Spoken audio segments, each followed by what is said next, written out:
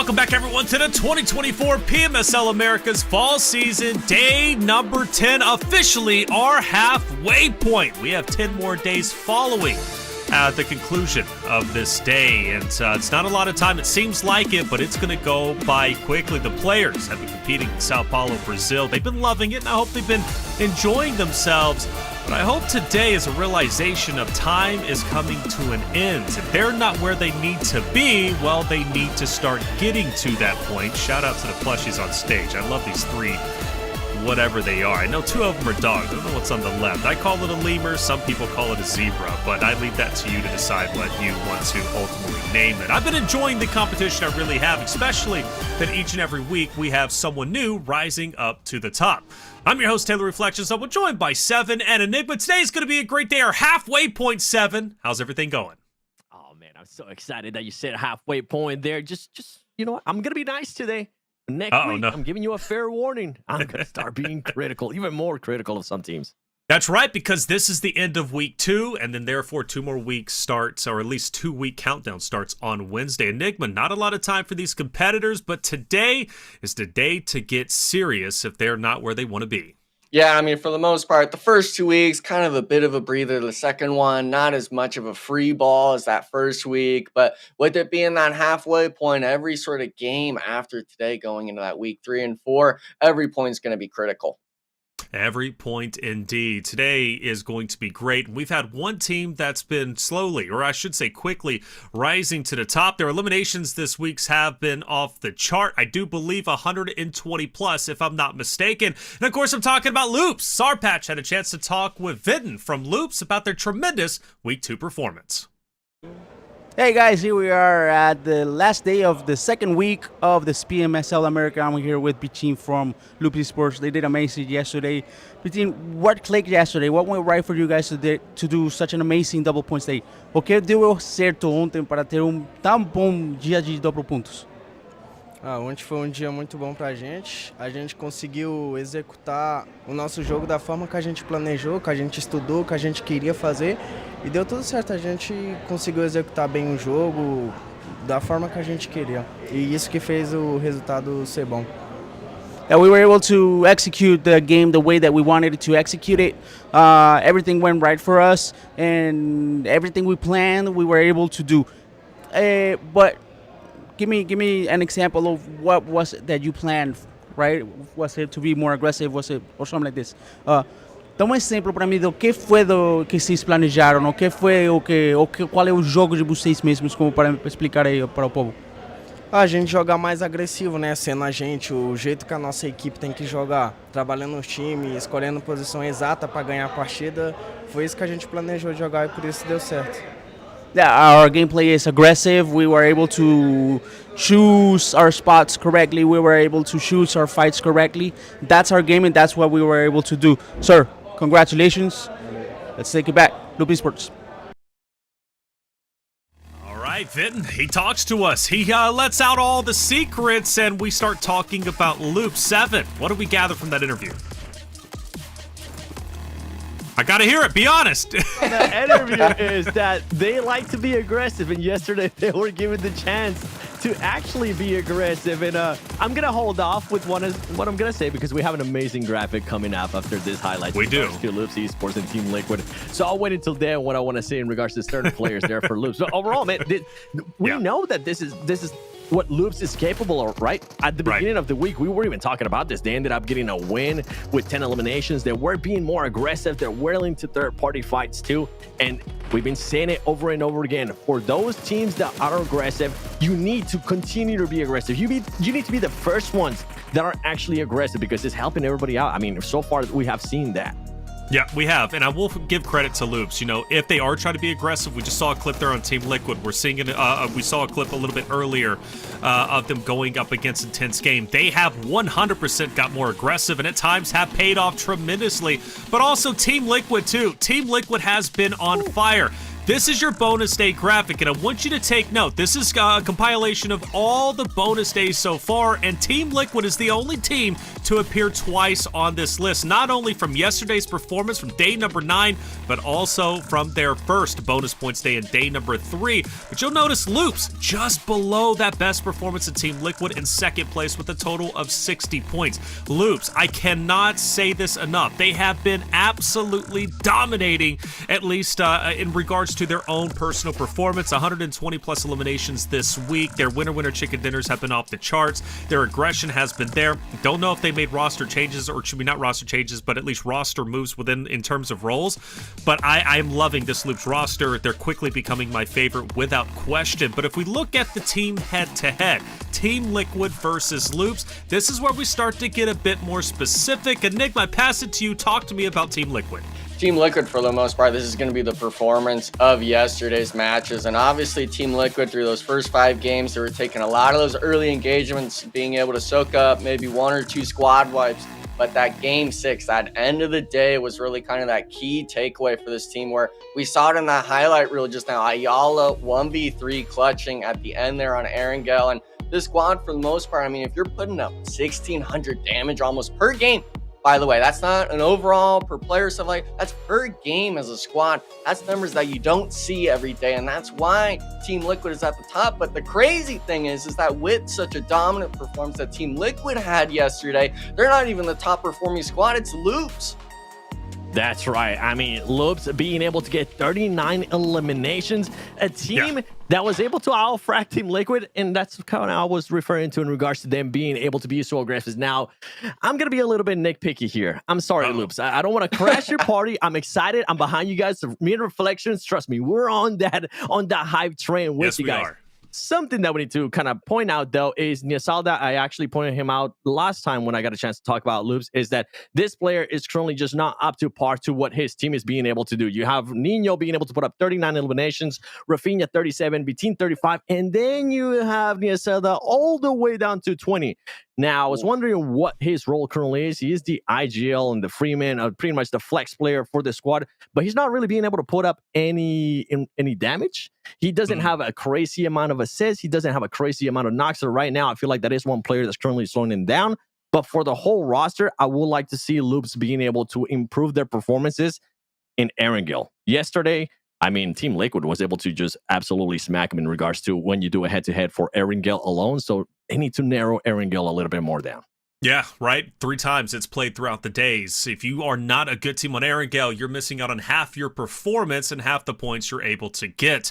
But as far as the points the teams are able to get, Team Liquid was the biggest talking point yesterday. They slayed out. They were incredible, and it makes sense why they are currently in first place, and at times having more than double the bonus points of other rosters. At 594 points, that puts them 6 away from 600. Their lead over Team Queso is 120 or so. We're talking about a tremendous performance, much reminiscent of their spring season performance. They haven't slowed down one bit. They're looking to get first place here and take the majority of the money. Now, granted, we do notice Team Queso, they moved up to second place. Very happy with that, but Influence Rage, they've been holding on and cruising to where they're currently at. I do still question, will they finish in the top 5 by the end of day 20? They're cruising a little bit too hard as far as I'm concerned. I want to see a bit more from them. Their slays are there, but their placings aren't.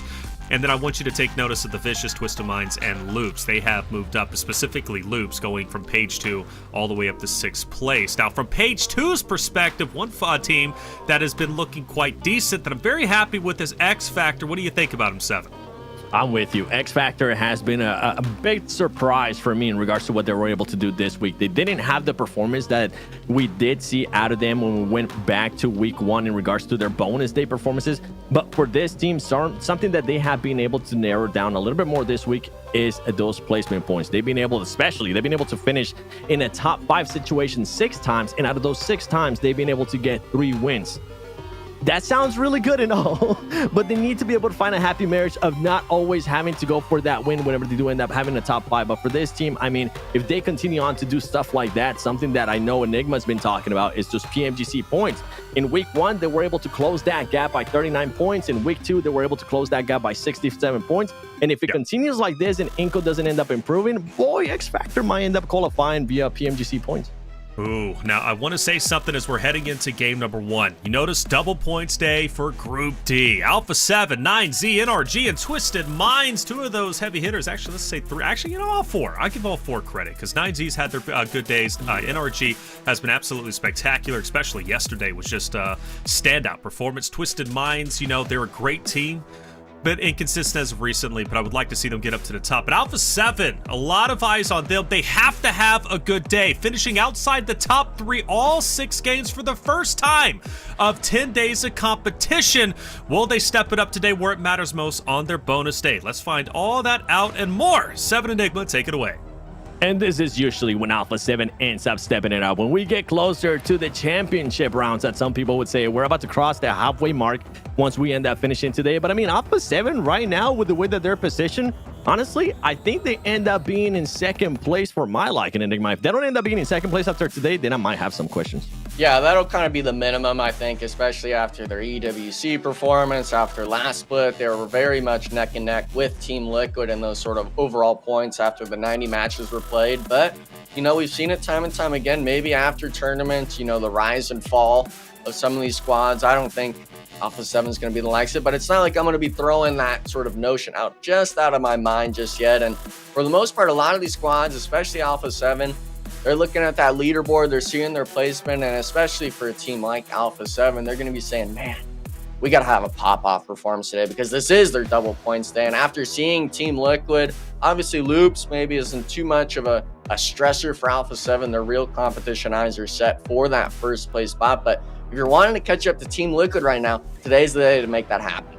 Yeah, especially on bonus points, right? And I feel like they're currently in the same position that they were come week 1 towards their bonus point day. They were about 100 and something points off the mark. And then on the bonus point day, they were able to get, I think it was 106 points total for them. So we know that they're capable of. And I would be honestly absolutely shocked if this team does not end up getting the second place finish, considering that it is their bonus points, considering that all the teams above them right now are not in any of those bonus points. Mark, they already got a chance to do theirs. They already got a chance to pretty much redo whatever they weren't able to do week 1. One thing I'm thinking about when I say that right away is Team Queso. I mean, Team Queso had a great performance this week in regards to being able to put up great numbers during their bonus points. A team I am looking forward to today, and we're currently looking at them, has to be NRG. They're currently in those bonus points. They're currently in 12. We've seen what Fate and the squad's been able to do for a bit there. For my liking, Enigma, it was mostly spec. We heard the interview with Fate saying, hey, we're able to switch up the IGL. Now I'm co-IGLing with spec.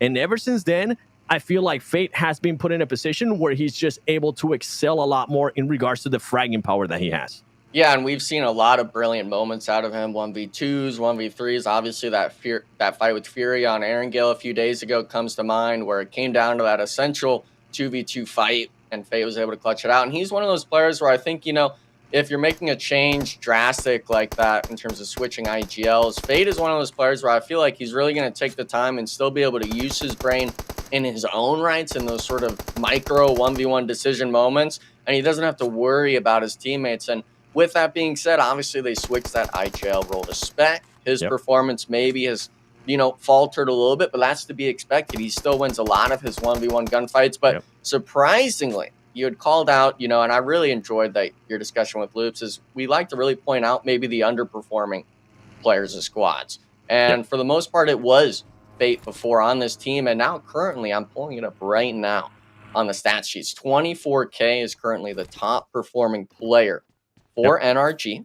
He's got 55 eliminations, but Fate has been able to shoot up the leaderboard and actually take that second place spot in terms of that squad ranking with 49. So him having just that sort of, I guess, I'm not even sure if it's a week of days they've been able to kind of make this change. I think it's only been 3 or 4 days he hasn't been IGL. He's been able to really start accumulating those eliminations, and hopefully this squad will be able to keep that sort of aggression factor going forward, because we know some teams lose confidence looking at the leaderboard. But for NRG, I think you and I are pretty hopeful that, especially today, that they'll be able to keep that aggression going forward. Oh, yeah. I mean, I want to see a great performance today because it is the bonus points for them, right? And we're going to have some time here. I mean, teams are currently trying to figure out what they're going to be doing. We're going to have the circles and all that stuff coming up. But to kind of expand a little bit more on those stats that you were providing there for Fate in regards to him currently having 49 eliminations, if we just go based on week 2, on this week, since they made those changes,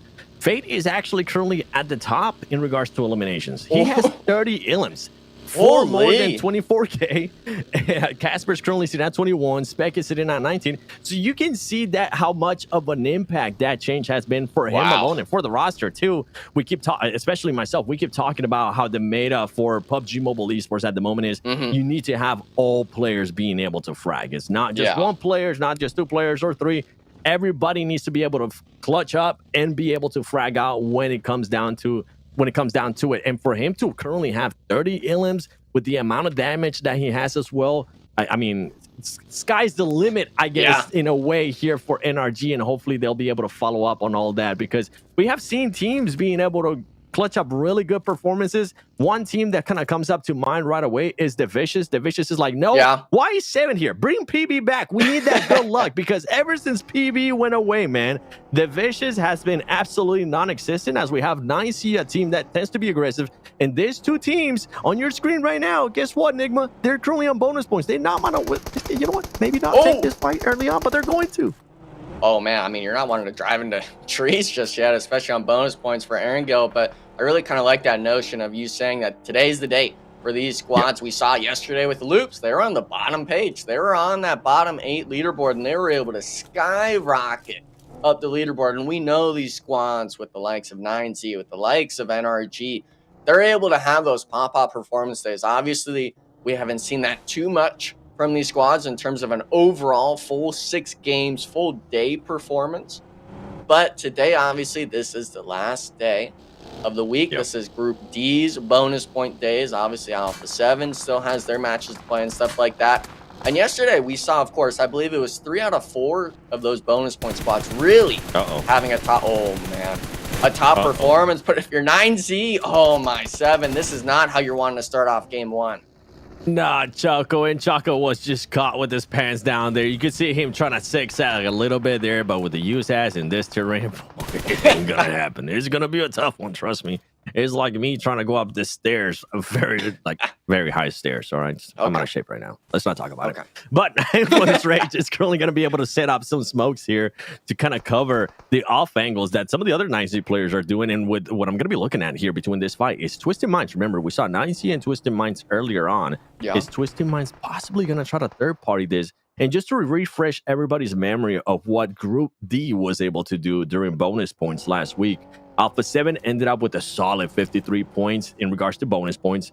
9C with 47. 9C actually had a stellar performance, and I feel like that's when they kind of were able to showcase their true potential. NRG, on the other hand, they were very lackluster for my liking, as they only ended up with just 23 bonus points. And then Twisted Minds also had a great performance. I mean, this group was the group with the most points in regards to all the groups for bonus points. So I'm hoping that's going to be the case here again today, because I know how aggressive these teams can be. Yeah, and I mean, it's all about that aggression. And for the most part, I keep want to see that sort of leaderboard be able to shake up right on the last day of the week, because these squads, for the most part, obviously, if you're Team Liquid, you're not going to be stressing too much about you moving too far down that leaderboard. You'll probably be dropping to second at most if possibly a team was to have some pop-off day today. But for these squads, I mean, when it comes to that top 5 that we really like to stress about for those PMGC slots, you're wanting to make sure that you're getting up there. If it's a 30, 40, maybe even a 50-point gap between you and that next squad,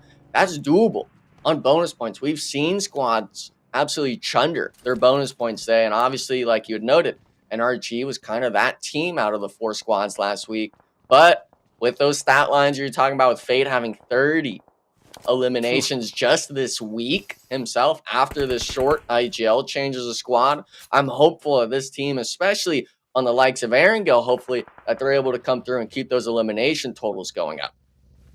What do you think? And kind of don't want to put you on the spot here, but I don't want it to be super accurate, right? I just kind of want you to put in your mindset. If you were an NRG, you're currently having the performance you're having, right?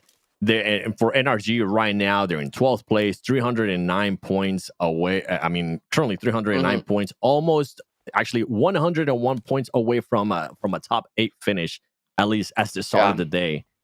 do you think this team, what's their positioning, right? What's their goal for the end of today? Do they want to be within the top 8, or what would it be if you were in that team? I think you got to look at that top 8 range. You got to make sure you're right up on the cusp of it. Obviously, we're talking, you said 101 point total. Maybe it'll be a little bit more than that, but that's going to be you getting a 50, maybe 60 point day, doubling that to make it 110, 120.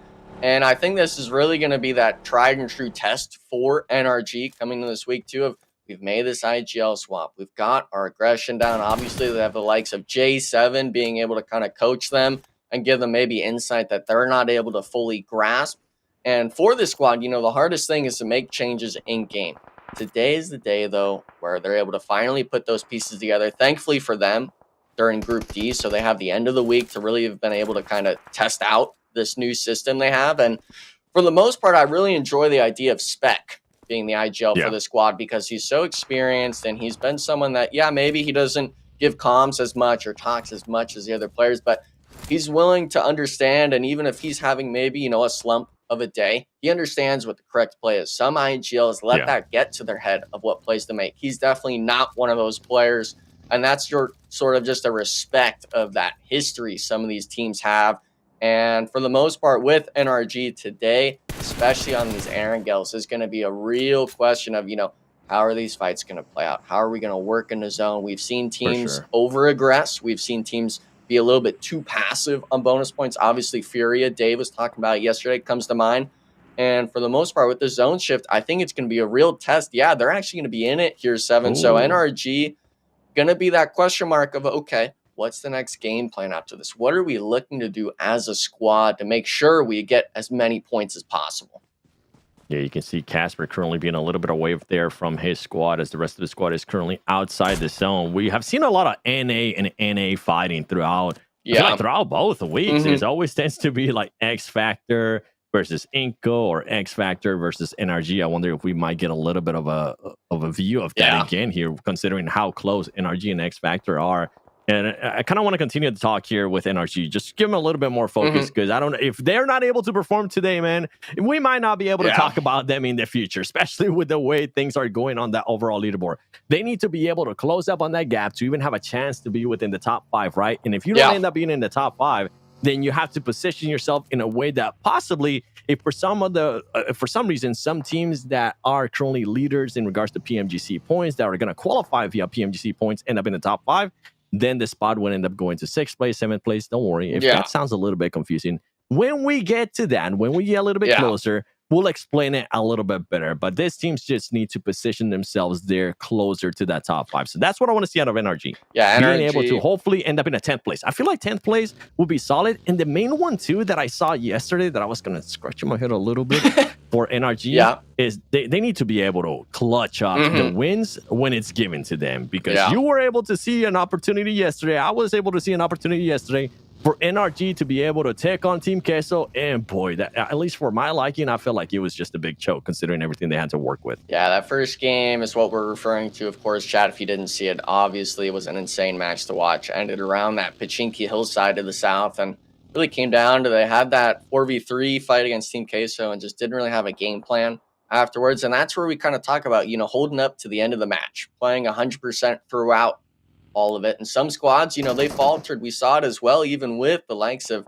Team Liquid yesterday. They were able to capitalize on that final match and clutch out a 1v3 from over-aggression from some of these teams. So you got to be focused. You got to be coming into these matches prepared and ready, not only in those 6 games, but throughout all of it if you make it to the end game. So these squads now, 7, they're starting to get some action going on. This is going to be on the north side of Mansion, looking like Loops getting the better end of the Vicious. And actually looks like Loops have already accumulated quite a few elimination points here, starting off strong for game 1. Yeah, I think Loops was able to get all those elims there from the Vicious. And the Vicious, once again, man, I'm telling you, they're saying, PV, where are you? Because we need you back here.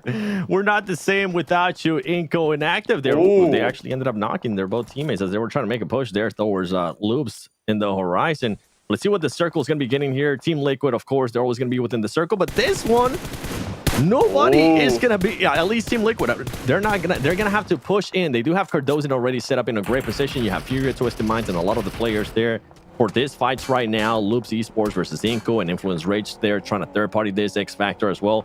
they need to start focusing on a little bit more on this circle, because boy, this is going to be a tough circle for a lot of teams, as Loops right now just trying to find a way in. NRG trying to see if they can possibly find a situation where they can maybe stop the Loops train, the hype train that me and Reflections have been trying to get people to join for the longest time, it feels like.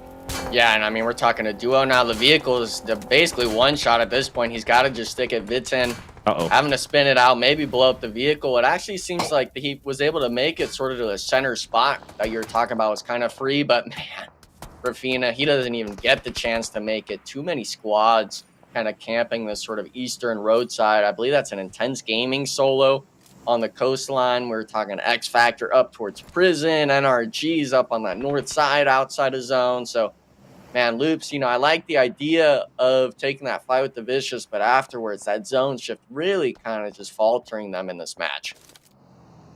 Yeah, it doesn't go the way for everybody, especially with how Loops was positioned. X Factor, a team that was trying to get into the action there earlier, and guess what? Now we're going to be switching to Alpha7 versus Team K. So Alpha7, a team currently that definitely needs the points. We're talking about how they're currently in their bonus day. They don't want to end up losing Rebel, as Rebel is the one with the most eliminations for this roster at the moment. McGrellin, good to see that McGrellin already has one elimination. Mafioso is currently nasty, being able to get those off angles, being able to be that anchor for the squad when he's needed to be. And if I'm not mistaken, I think he might be the player with the most damage, at least for week 2 for Alpha7.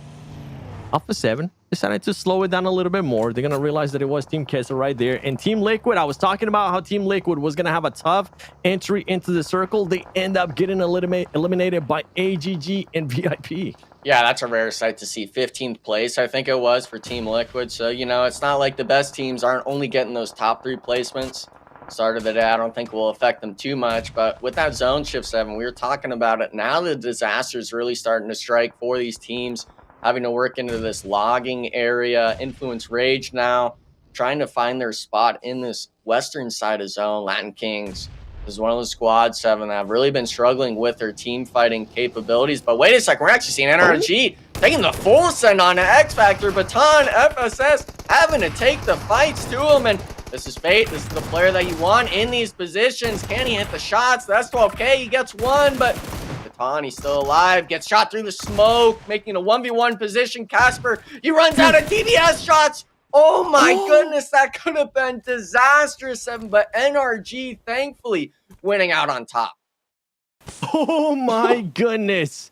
Oh my goodness, NRG. I mentioned it. I kind of feel bad too, because I said I think we're gonna end up getting some NA versus NA once again, and boy did we end up getting it right there. As NRG Casper there, you hear the click. Yeah. That is the worst. That is like nightmare stuff right there when it happens into a 1v1 situation. Also, we're talking about how Team Liquid ended up getting eliminated. If I'm Alpha7 right now, I'm so happy. By the way, if Alpha7 Mafioso, this is what I'm talking about. Look how Mafioso, where he's currently at, away from his team. It can work out so well for this squad, or it can go in a horrible way. I'm just hoping that in that situation right there, Mafioso doesn't end up overextending or just kind of exposing his position way too much like he sometimes tends to do, and that's why he gets eliminated first for his squad every now and then. Influence Rage being able to have all their fourth right now in a great position too, trying to find their way into the circle. Meanwhile, VIP, a team that definitely needs points as well, trying to find their way into the circle as well, and it's going to be an easy one, especially if they want to fight against Influence Rage with the high ground that they currently have. Yeah, VIP, luckily they have 1 elimination, all 4 players live, but they've been pretty slow and quiet on this northern side, just below Shelter. They opted not to kind of wrap around that X Factor NRG fight. They haven't really cleaned up any players when it comes to that Influence Rage squad making the rotation in. So VIP, you're going to have to start realizing that the shots are going to need to connect. But Twisted Minds, one of our bonus points seems Rataboy being able to connect some shots, not finding the knock. But Latin Kings, this is one of those teams where if you're Twisted Minds, you should have the confidence of going up against this squad. And hopefully, yeah, we're seeing it right now, trying to get these elimination points under your belt. 3 potentially here, making that 6 total, 7 if they're able to get all the points here. Yeah, they need to be careful too. They need to not get too hyped up. As that a nade from Federal being able to come in and just knock down that player from Latin King. And this is what I want to see out of Twisted Minds. Are they gonna want to take care of Latin Kings? Because if they do, they're gonna have a lot of space and a lot of peace of mind to work with as the other team very near behind them pretty much. It's going to be 9C. Here we go. What's going to happen? Is any grenade going to... I don't think they're going to go for the push. They decided to slow it down, which honestly, if I'm looking at their positioning right now, I'm not mad at it because they are the ones that are closer towards the center of the circle. They have a lot of terrain to work with. They have a lot of buildings to work with as well. And Lightning Kings, ultimately, depending on where the circle ends up going, they're so close to the edge that more than likely they're the ones that are going to have to push in. So Twisted Minds, for my liking, playing it smart right there, slowing it down and not forcing anything. If it wasn't their bonus day, I think we might have seen a push there from them, though. Yeah, I mean, obviously in that situation, they're going to play just that 1% more passive. But Twisted Minds, man, with this position, they're going to recognize that, hey, all these teams, even if it shifts off of us, we'll have the easiest time getting to that next zone shift. And with the likes of Latin Kings, I would have liked to have maybe seen them go for that thirst just a little bit more, not going for the full wipe on a squad, but we've been able to see time and time again just how dire some of these elimination thirsts are. And it looks like Intense Game being able to catch one on the VIP Esports, the full send onto the duo of Intense Game Remix, being down to just 1 HP off of Molly. I'm trying to find the shots for his teammate. It looks like the rest of the Avengers are pulling up for VIP Esports Remix. We'll be able to get the heal off. Has the potential for the Ayala cosplay. Possibly getting one, getting two here, 7. Intense Game Remix. This is one of those teams that's desperately needing points. Luckily, being able to pick up 2 out of 3 on the VIP. They're going to be happy with that. And I mean, VIP just had absolutely zero scouting done. As we saw them earlier trying to fight Influence Rage, they were going to have to push out. And here we go. Wow. Look at this circle that we're going to be working with. So many teams out of it, too. Twisted Minds is barely going to be in. And I feel like that's why earlier they decided not to push up. Influence Rage just barely outside. That one player from VIP now positioning himself at least inside the circle. But I'm going to be looking at Alpha7. We saw, at least in the elimination feed, a little bit of Alpha7. Oh, that's not good. NRG getting eliminated there. But at least 4 elims. They don't end up being empty-handed. But Alpha7 is going to have to push against AGG. And if I'm not mistaken, I think on the elimination feed, I saw Alpha7 being able to actually eliminate some of those players there from AGG. But the big question mark that I kind of pointed out earlier was Mafioso going to be able to stay alive with that insane off angle that he had? And the answer is no, and that's just going to make it a little bit harder there for Alpha7. I think you just caster curse him a lot, because every time you call it out, 7, every time we get that 30-second clip away from them, we come back and he's gone. You're down to a trio. So I think maybe you gotta just, I know you like Alpha7 a lot, stuff like that, obviously Team Liquid as well, but every time you talk about, especially Mafioso, he gets eliminated somehow. So I'm going to need you to cut the act down a little bit here, 7, but team that still is able to... Is it caster cursing or is it great prediction, though? Because I kind of felt like it was going to happen. Well, I mean, they used to call me a wizard back in the day with that stuff, so I think we'll call you the mad scientist, maybe. I'm not sure. Nostradamus? Hey, yo, hold on. Let's slow down a bit, all right? Oh, that Molotov is actually going to end up hitting there on the 9C Pedrinho, the last player of Team Queso, making a push up here. And I don't know what happened there, but somehow that player is still alive under a vehicle, barely alive. He's going to switch it around. Pedrinho being able to turn up the clutch factor against Big Milo, and somehow... Oh my gosh, somehow he survived that. I think the vehicle off the nade from Milo just shifted it on top of him and somehow it didn't knock him, but man, seat swap, he got from under the vehicle into the driver's side and then outside the passenger seat with the Bison 180. Definitely don't see that too often. I really just feel bad for Team K. So you almost are never going to see that. He's never going to recreate that in the next 99 tries. So unfortunate stuff for them. But one thing that I was kind of worried about, 7, is with all that fighting on the north not being a clean fight, it left a lot of these solos to be left to their demise on the north side. It looks like Influence Rage realized that they're starting to spread their wings out here, trying to take control of the hillside. And a lot of these teams now, we can see on the battle tracker, what is that? 3 solos remaining in this zone coming into stage 6.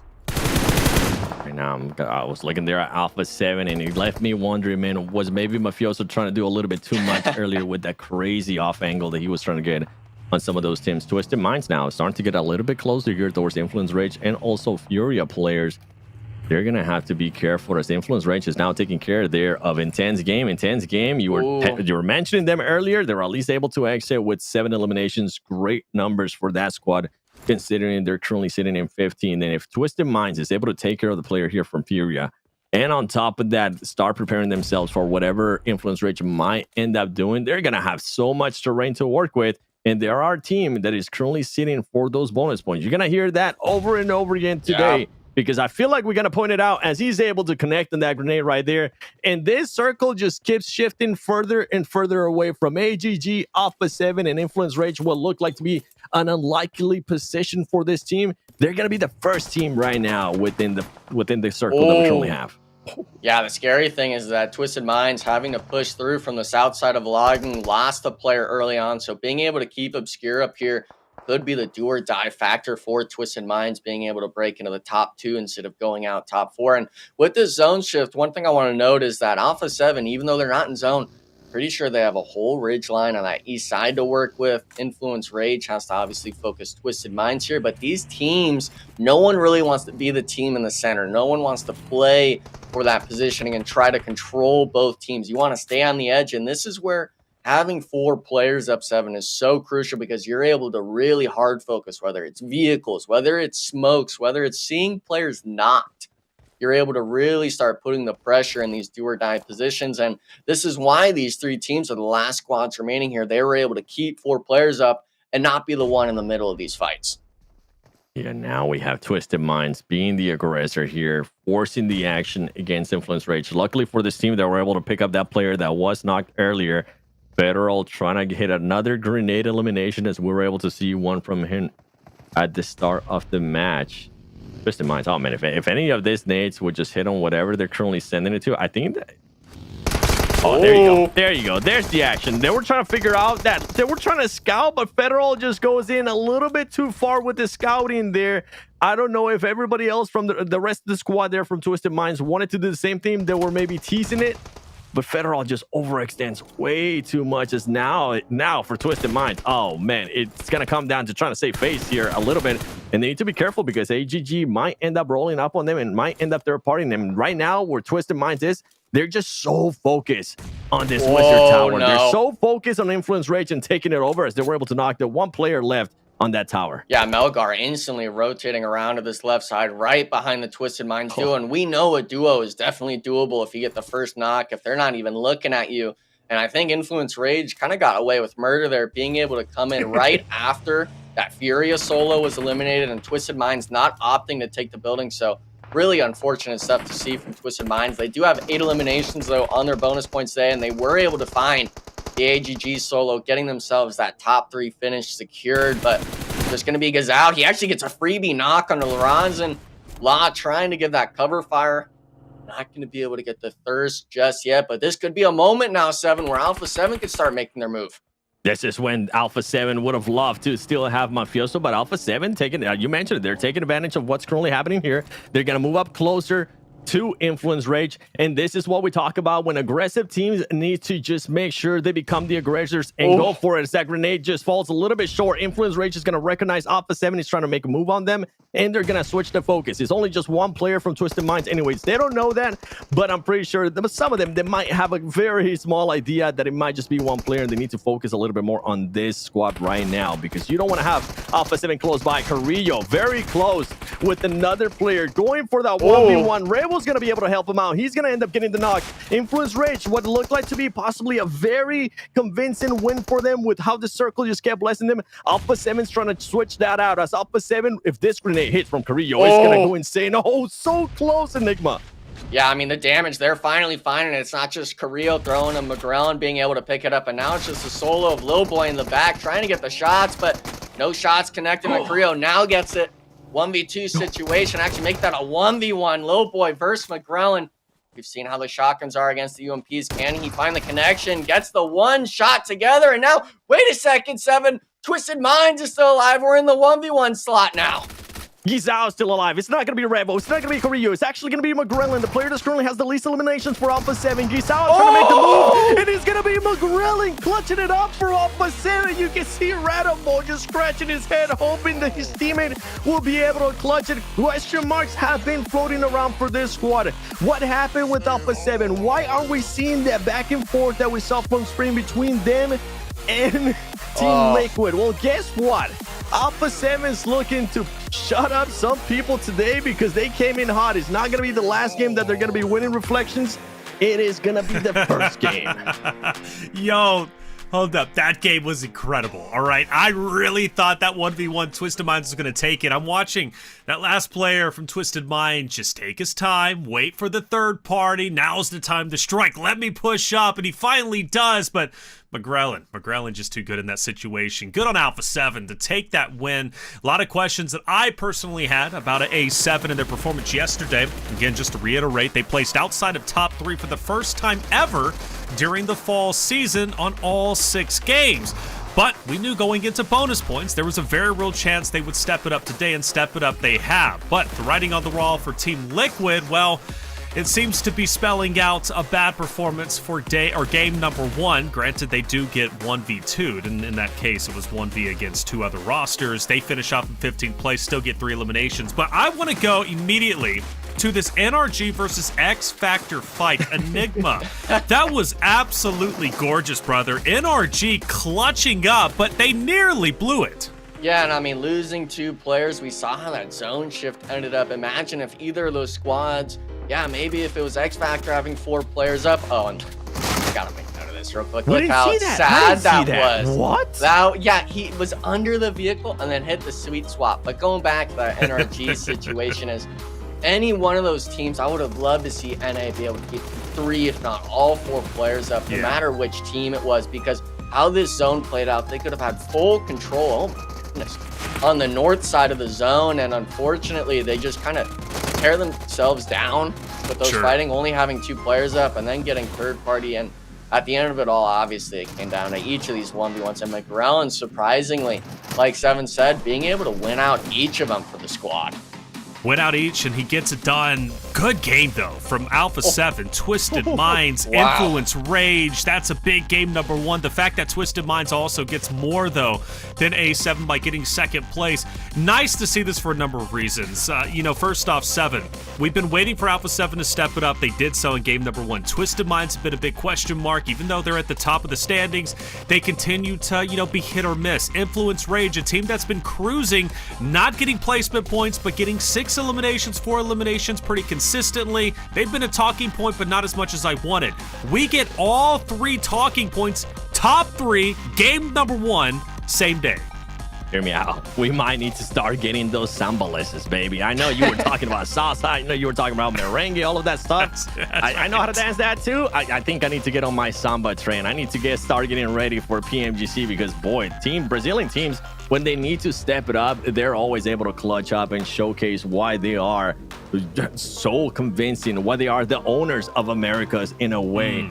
But we got to go back to this, man. I gotta go back to that NA versus NRG versus X Factor. I feel like the rotations, the way that these 2 teams play, just forces them to get into more fights in certain situations. I'm hoping that it ends up changing for week 3. Well, it seems like they have the same playing style, because, again, that joke of NA versus NA violence, it's a real thing. It's been happening almost every single map, and more of a discussion on that in a bit. Alpha7 will jump up to 2nd place. Now things start to get real. Got a lot of ground to cover, though, don't they? They have 107 points before they catch up to Team Liquid. The question is, can they make that monumental effort happen by the end of game number 6 today? And that's absolutely a possibility. Twisted Minds will also jump up, though, to 5th place, and I think they can make a tremendous impact on the overall standings, given the fact that their game number 1, 30 bonus points. Huge for Twisted Minds as a whole. For the other rosters, well, they'll jump down a little bit, but that's to be expected. They're not on their double points. But Enigma, Alpha7, Twisted Minds making big moves. Yeah, each of these teams have a game plan in mind coming today, how they want to end week 2. Obviously, Alpha7 either wants to pass Team Liquid on their bonus points, which is a bit of a stretch. So, of course, we're talking 100-point difference between 1st and 2nd, but making that maybe a 50, even 40-point margin between 1st and 2nd. Twisted Minds as well, wanting to break possibly that 500 mark if they're able to keep those points coming to them. But since we're talking about 2 of the teams for Group Day, we got to make note of the other 2 teams on the bottom 8 here. 7 Worlds especially, I kind of want to get your insight of it. 9Z and NRG, man. This is the day where you got to start looking at those point totals. Oh, yeah, you have to. I mean, we're talking about NRG being able to close the gap there on 8th place. 9C as well. They need to start closing that gap. They need to start positioning themselves after the halfway point. Trust me, a lot of the other teams that are towards the top, they're not going to be slowing down. They're going to continue to improve. They're going to continue to get better. And the longer they leave this gap growing and growing, it's going to become so much harder to even get closer to the top 8. And I do want to point out X Factor 28 points away from breaking to the front page. But after that game number 1, they're going to have to step it up in game number 2. They cannot allow NRG to get the best of them in back-to-back games. That's not even counting game number 4, where Inco met against them during Ruins yesterday and wiped them out instantly within 20 seconds. X Factor, I'm putting the pressure on you today to perform like you have in the past, more specifically 2 days ago, with your 2 winner chicken dinners. That's 1 game done on Erangel. Game number 2 to go. It's going to be on Miramar. We're going to take a quick break. When we come back, Miramar coming your way. Ruxa, pega da direita. Bora. Pega da direita. Cai, velho.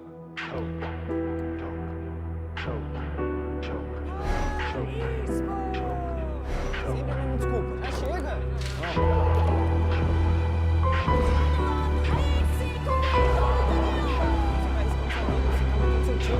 Chega disso,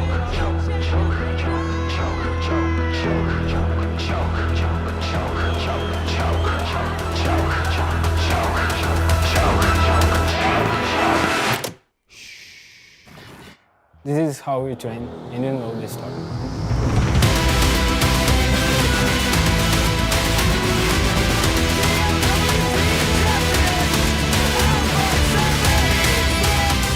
Anyone can be the one. We know it, you know it. Play Ultimate Royale. We are waiting for you.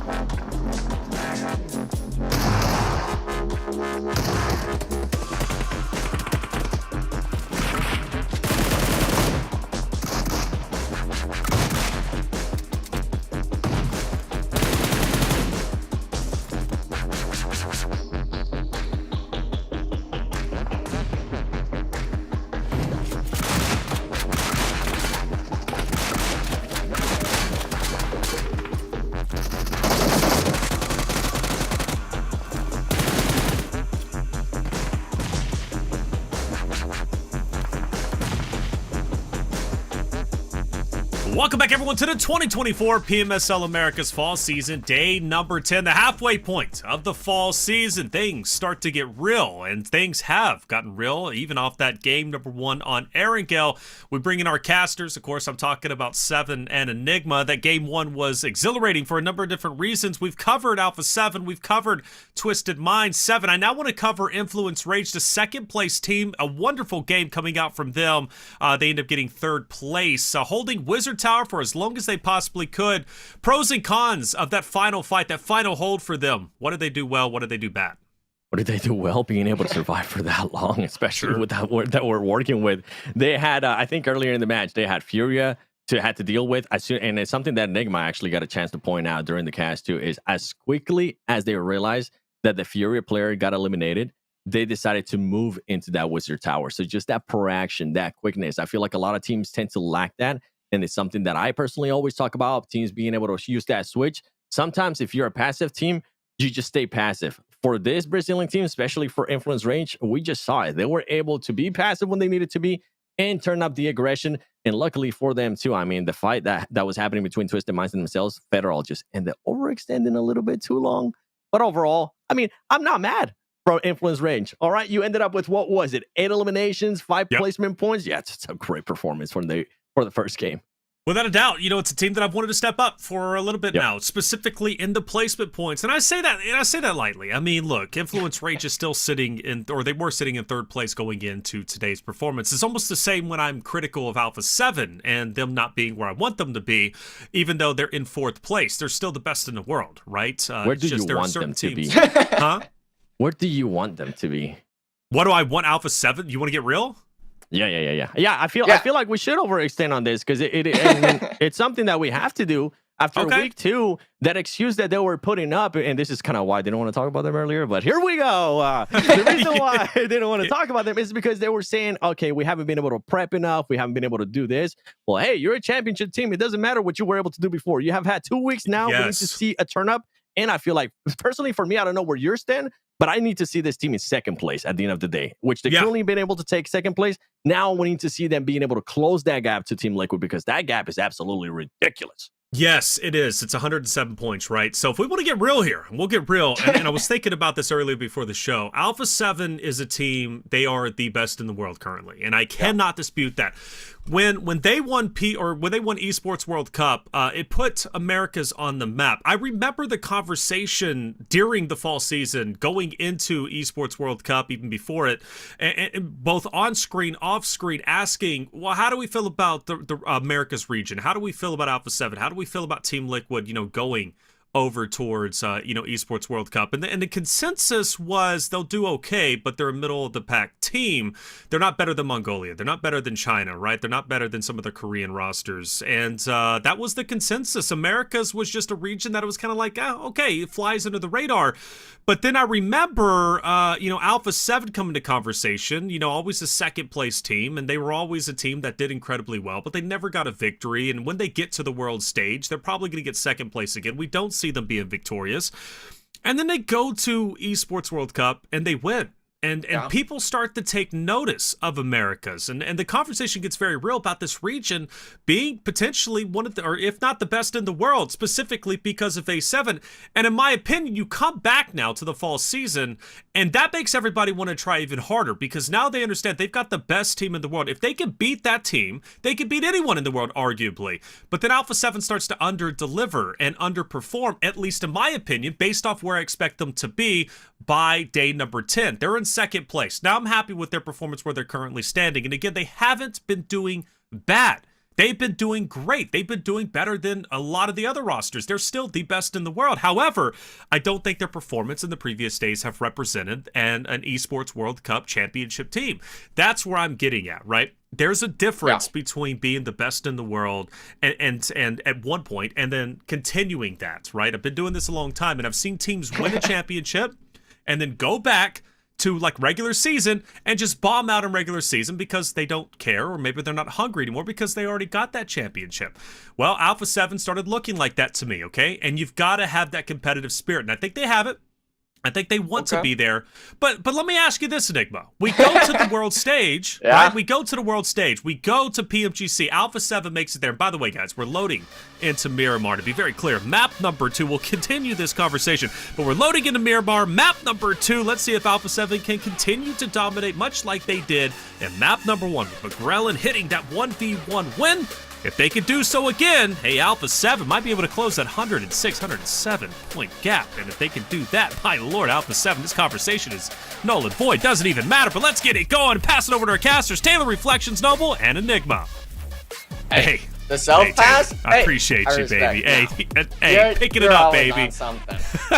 Always on something, Taylor. I swear to God. Well, but let me finish this, and I want to pass this to you, right? With Alpha7 and the way they've been performing this season, Okay.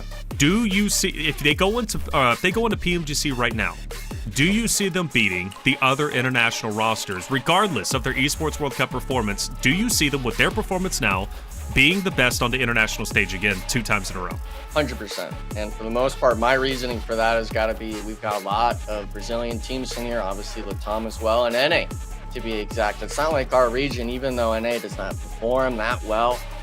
These 3 regions combined together typically have the best gun skill out of the world, I feel like. Obviously, Japan gets thrown in there in terms of their mechanical skill that those players like to invest time in.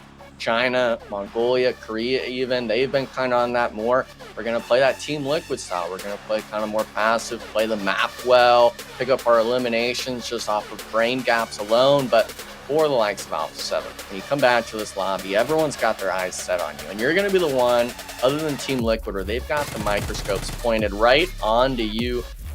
But it seems right now, Taylor, I'm not even sure we're going to be able to finish this discussion throughout this match because we're already having a fight-off drop with Influence Rage versus Furia of all teams. Yeah, it's a big one, isn't it? You've got 2 top 5 rosters ready to fight it out, and Silence is already set up, ready to take down at least one.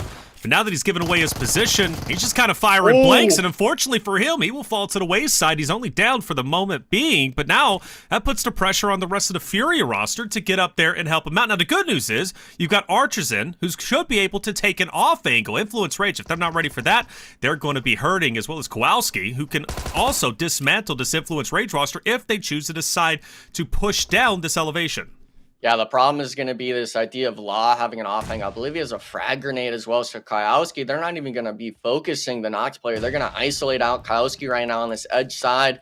What's right, Law? He has the Tommy gun, so something decent to take this fight with, but his teammates are trying to rotate around. We've seen a lot of these squads, Taylor, where they take these early 1v1s and it's not them playing as a team. They leave it up to chance and ultimately lose their life, but it seems like Lorenzen, he actually pushed down onto the solo, trying to apply pressure on that other side of the map. But these teams, man, they're trying to get the shots in. And with it being so early on, off drop, Taylor, they don't even have armor on some of their players. And take note, this fight is for the entirety of Puerto Paris, so whoever wins this gets all the loot that they could possibly imagine to push out for the next zone, and they've got a little bit of gap to cover. They've got some, at least, range that they've got to travel, but they're going to be fine. Kowalski caught out. He now has to try and escape, but Influence Rage, they're going to take advantage of it. They're going to put him into the dirt. And now Furia is in the danger zone. Archgen forced to try and clutch up, which he does in a 1v1, but the job's not done. He's got 3 members ahead of him. He's got Augusta, who's going to be just up top. This is a doable situation, but it's not going to be easy. Yeah, you got to find the right angles. The UMPs are kind of the choice guns for a lot of these players, but getting caught out on the cross. Luckily, Augusta does get good damage down and in on one of the Influence Rage players, but with all the players they have, look at that, just playing on the ridge. Actually, getting the one there. Augusta forcing the 1v2 slot, pushes forward, but clutching it up. Luckily, only losing 1 player on the Influence Rage roster. This team, man, these early engagements, they've got it all. So the only criticism that I have of Furia in that spot is they obviously had the low ground, but that's fine. That happens. Influence Rage had to push into them. But I felt, especially with the last 2 players, the one who was on the outside of the building, not on second story, I think he got just a little bit too antsy. He should have just held what he got. He was outside. Maybe reposition himself, get an off angle. Instead, he spots a player through the gap who's trying to get onto his side. And instead of just pausing and waiting for that player to expose himself, he goes to get aggressive and push that player himself. I think there was an opportunity to pause in that spot, wait for the player to expose himself around the angle, and then take them down. But aside from that, the player who's up top right on that second story, I think he did a great job. He did exactly what he needed to do. Overall, good fight from Furia. They get one of Influence Rage members, but unfortunately for Furia, they are out early, and the questions will remain about their longevity during the fall season, and will they finish in the top 5? At least for this game, they won't. Yeah, for top 5, what is that? A 5-point gap between one of the bonus point teams, that being Twisted Minds. We're seeing Loops as well, who had a pop-up performance yesterday. Today, I believe they actually had 6 or 7 eliminations on that first errand go, not picking up any placement points. But Furia, you're looking around, you kind of elbow to ovo in that 6th to 8th place position and saying, hey, man, we're kind of fumbling this. We're moving down more and more, and you hate to see it. But one team that has been on fire, especially when it comes to these fights, Taylor, Team Queso, taking the initiative to Loops of all teams, picking up a freebie off rip in the stage first zone. Loops, a team that's been just accelerating up the standings. They've been doing an incredible job. The fact that they're face-offing against Team Queso in the moment is cause for concern. Look, Team Queso's a great roster. They've been highly consistent, or they've been trying to be more consistent over time. The fact that they did make it into top 5 once again was it spoke volumes about what this roster can be and what they have been, at least from their week 1 performance. But Loops is a team that you cannot take lightly. Team Queso, if they want to make this push, they've got to do it carefully, or else they could get wiped. Yeah, always that aspect of, not wanting to lose the player early on. You're trying to play this sort of centralized position in these zones, and having a player really just kind of caught out like that and actually exposed for being solo. You could tell Team Queso understood the assignment of, hey, there's one player in this building. We need to get ultra aggressive on this before the team's able to assemble around and give support. And we're already seeing it right now. That's not the only team in Los Leones. We're talking AGG's holding that north side, Intense Games centered up, Twisted Minds even just to the east. So you got to realize, especially with these POIs that are centralized in this first zone, a lot of these teams have been opting to play those buildings early on, especially if they don't land anywhere close. Man, these hardcover POIs are going to be tough to deal with for any roster on the outside looking in, right? Those who have to break into what could be the central zone surrounding, as you mentioned, Twisted Mind, 9Z, Navy SEALs, AGG, the list goes on and on. For those rosters that I'm talking about having to break in, we're looking at Inco, we're looking at VIP, Team Liquid on the northern side, Alpha7 also being some late goers in terms of getting outside of Papa Blue, moving down. They started on El Pozo just up ahead. X Factor also has to come in NRG. So you've got all these rosters who have to break into these hardcover POIs that are already established by rosters that have been doing a great job. You as a competitor, Enigma, how do you go about that if you're, for example, Alpha7, Team Liquid, who have to break into center zone? What's the strat? Do you just full send it? Do you take your time? Do you play the edge of zone like the play style of Alpha7, right? They do it so successfully.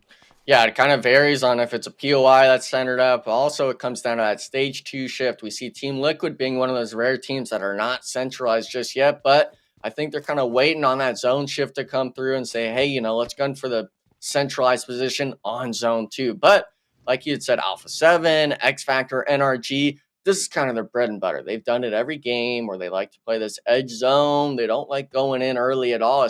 Even when they get the zone, it seems they still like kind of playing on that edge spot in some of these POIs. But for the most part, these teams, it's really going to come down to how these zone shifts happen and if you're really able to adapt and overcome and possibly even recognize how these teams hold. Because when it comes to certain parts on the map, Taylor, you understand it as much as I do.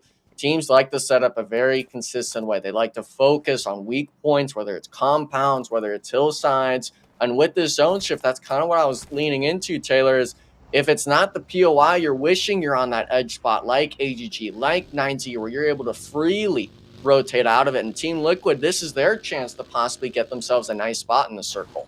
They could. They're going to be on the northern position. It's not going to be the most crowded, but honestly, that's okay because you look at the southern portion, right, and it is lit up with teams. VIP trying to escape in the buggy. Cunha's going to be just fine in the moment. I look and see where he's trying. I think at the moment he's just trying to scout out any safe areas. The problem is, though, if he goes to his right, he's got Inco. If he goes to his left, he's got Team Liquid. There really is no safe locations, and we got a lot of people in vehicles. I'm expecting maybe a bit of a fight here up top, especially with Myth going down. Now VIP's got to make a decision, right? Do they try to go and help him out? And for Navy SEALs, they're also in an engagement. 9Z, they're getting scrappy. Petrino, he's pushing in, and Petrino, he's got him weak. He's got to make the push, and he does so, but he's taking down himself. And now you got Navy SEALs, 9Z in this massive engagement. Cinetexa, I believe one of the last players up, has to try and go big in the moment. But Navy SEALs, will they be able to clutch up themselves? And the question is, can these revives successfully go off? Seems like they'll at least get one, but I believe that's Twisted Minds coming in for the third party. 9Z trying to just clean this up for as many points as possible. That's one of our bonus point squads where they're wanting at least every elimination under their belt. And Latin Kings, man, it's really come down to this one player being 1 HP, but the shotgun every single time Taylor comes through, and he gets both of them. Latin Kings wiping out 9Z at this compound. Twisted Minds as well, Taylor. They chose not to push down here. It was a matter of aggression. Aggression sometimes turns into recklessness. And for 9Z, it turned into recklessness. They just waited too long. The revs, or the revives, were able to come through. Navy SEALs, they had the manpower to shut down 9Z once they pushed through that doorway. Unfortunate, right? Because 9Z today, they're on their double points, and that's a game you do not want to let go. They were going to have a second chance at Miramar in game number 5, but now they're going to have to sit to the wayside and, well, kind of look at what everybody else is doing, take notes, and try to get better on their second Miramar attempt today. Yeah, one thing I kind of want to make note of as well, it's kind of a reminiscent of that fight with Furia between Influence Rage off rip, was just this idea of, when it comes to these player disadvantages, when you have that in your brain of, okay, you know, this is a 2v2 spot, this is a 2v3 spot, when you're at that player disadvantage, when you're on the back foot, a lot of players really like being that playmaker. They like turning the tides and being able to get that knock to clean it up. So with Furia's fight, obviously you're talking about that player outside the building. That was kind of that key note in that fight. And then with that engagement between 9Z in the compound, it's just a matter of they got too worried about the knocks upstairs. They didn't go and continue pushing, and ultimately it allowed them to be, like you said, reckless and losing all of their players in it. As far as AGG goes, they've had a tremendous, or they had a tremendous day yesterday. I know you're their biggest fanboy, right? You support them tremendously. They've been stepping it up when it comes to the standings. You're looking for that jersey still, obviously. As far as their positioning goes, they don't have a lot of teams at least next to them directly, but with that high ground, they're going to be able to scout out VIP, Team Liquid, Inco, which could definitely benefit them. And as I look at Team Liquid, they could actually be quite annoyed by AGG's positioning, specifically Ayala, as he moves out with Cardozan. So the question is, will AGG's positioning affect Team Liquid all that much? And at this point, I don't know, but we'll have to figure that out. For Team Liquid setting up currently center zone, this is what they like to do, and they do it quite well. Team Liquid had a bad game number 1. This game, I think they want to play it, go back to the bread and butter and play it a bit slower, take central positioning, lock that down, and, well, wait until the other teams are forced into them.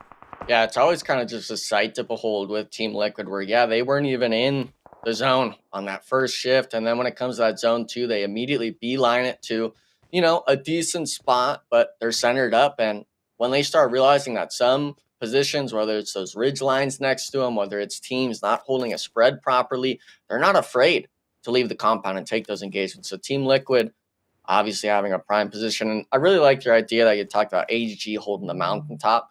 Team Liquid had already been thinking of that. They didn't push up it. They're positioning their vehicles not to lose tires from this AGG squad. And it really sets up both teams to be able to make their next rotation in. But on this northwestern edge, you were talking about an Inco Gaming who really has had a struggle kind of finding themselves in some of these circles early on, losing players early on. Luckily for them, Taylor, they still have 4 up. A couple of warning shots won't amount to much. I do pay attention, or I am paying attention more to the southern zone now, as Alpha7, NRG, X Factor getting relatively close to each other. NRG and A7 might have an engagement relatively soon. They're both trying to get into the zone, play the edge keeper if they can. And I believe NRG is about to pop off with A7, so that's one that we definitely want to look out for. Fate, the guy who's been really clutching up for his roster, he had a great moment last game. Fate continues to just excel as an individual. He was the IGL at one point. Spec takes that over, releases the chains, and, well, it seems to be paying off even in this fight as one player is going to fall. Notice, though, that was Influence Rage who actually took him down, so you maybe have another player or another team moving in, but either way, Alpha7, they can't really think about that at the moment. They've got to focus on NRG just ahead of them. McGrellin, the hero of game number 1, forced by himself now to try and stay up as long as possible. Through the smoke and confusion, McGrellin tries to take a second to heal up, but unfortunately for him, now he has to join his roster. NRG might be disengaging, but the question is, why not keep the aggression? Capitalize off of that down, push into A7, and make them feel punished.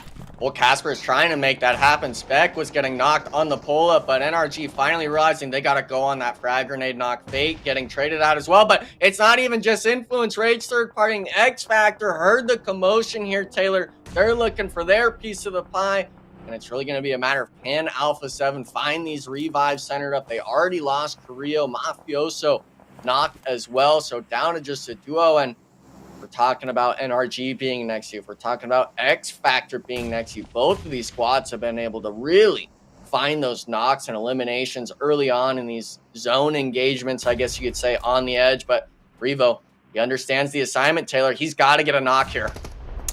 And he wants it. He goes in. Is he going to be successful? He's not. He's dropped down. Now, if I'm X Factor, I know NRG's ahead of us, right? I know Alpha7's still here, but I want to pounce on this. I've got all 4 members up. We've got the man advantage. McGrellin puts some great damage into FSS. He'll drop him, but ultimately X Factor will eliminate Alpha7 in 13th place. A big win, given the fact that Alpha7 just won game number 1 a little bit ago. Now you've got NRG 24K, the last remaining member from NRG who's, well, excuse me, the one of 3 who have to try and make an impact. And I think for him, honestly, he wants X Factor just to leave him alone, right? He just wants to live. He wants to survive and get a better positioning later on. Casper, though, with him in 24K, I don't know, Enigma. Is it too far-fetched to think these 2 players might push up to X Factor?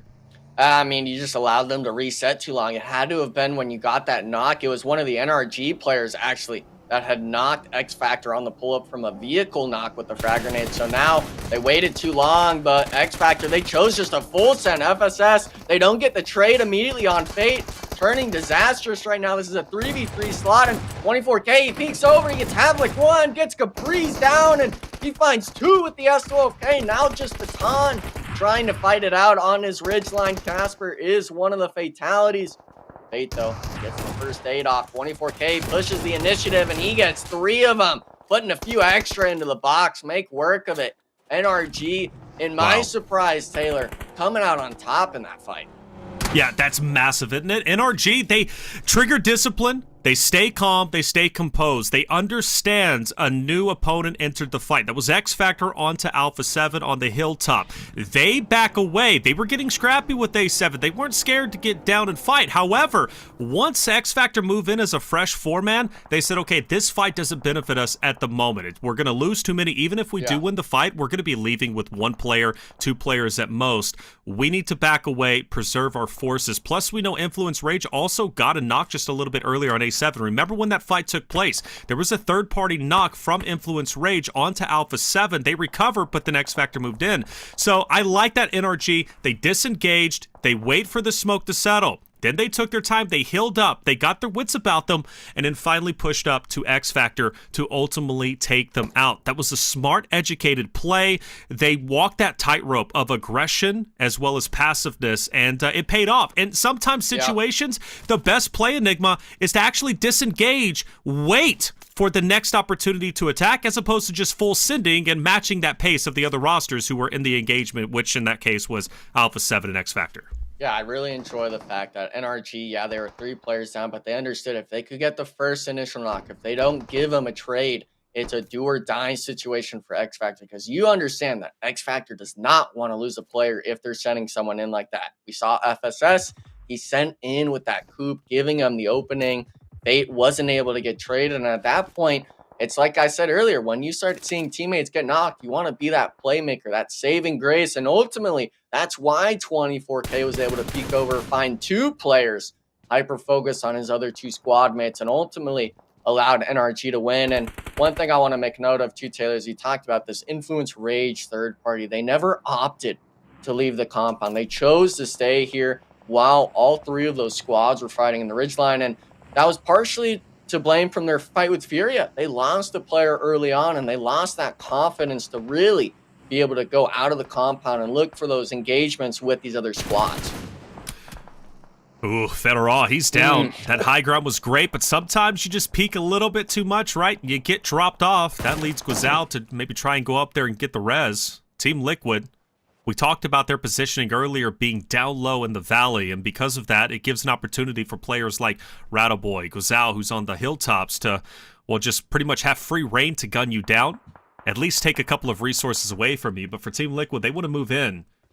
And center zone at the moment is kind of free if you could just get into the middle of the mountain. Now, the question is, can you take down Twisted Minds in the meantime? Is there a chance?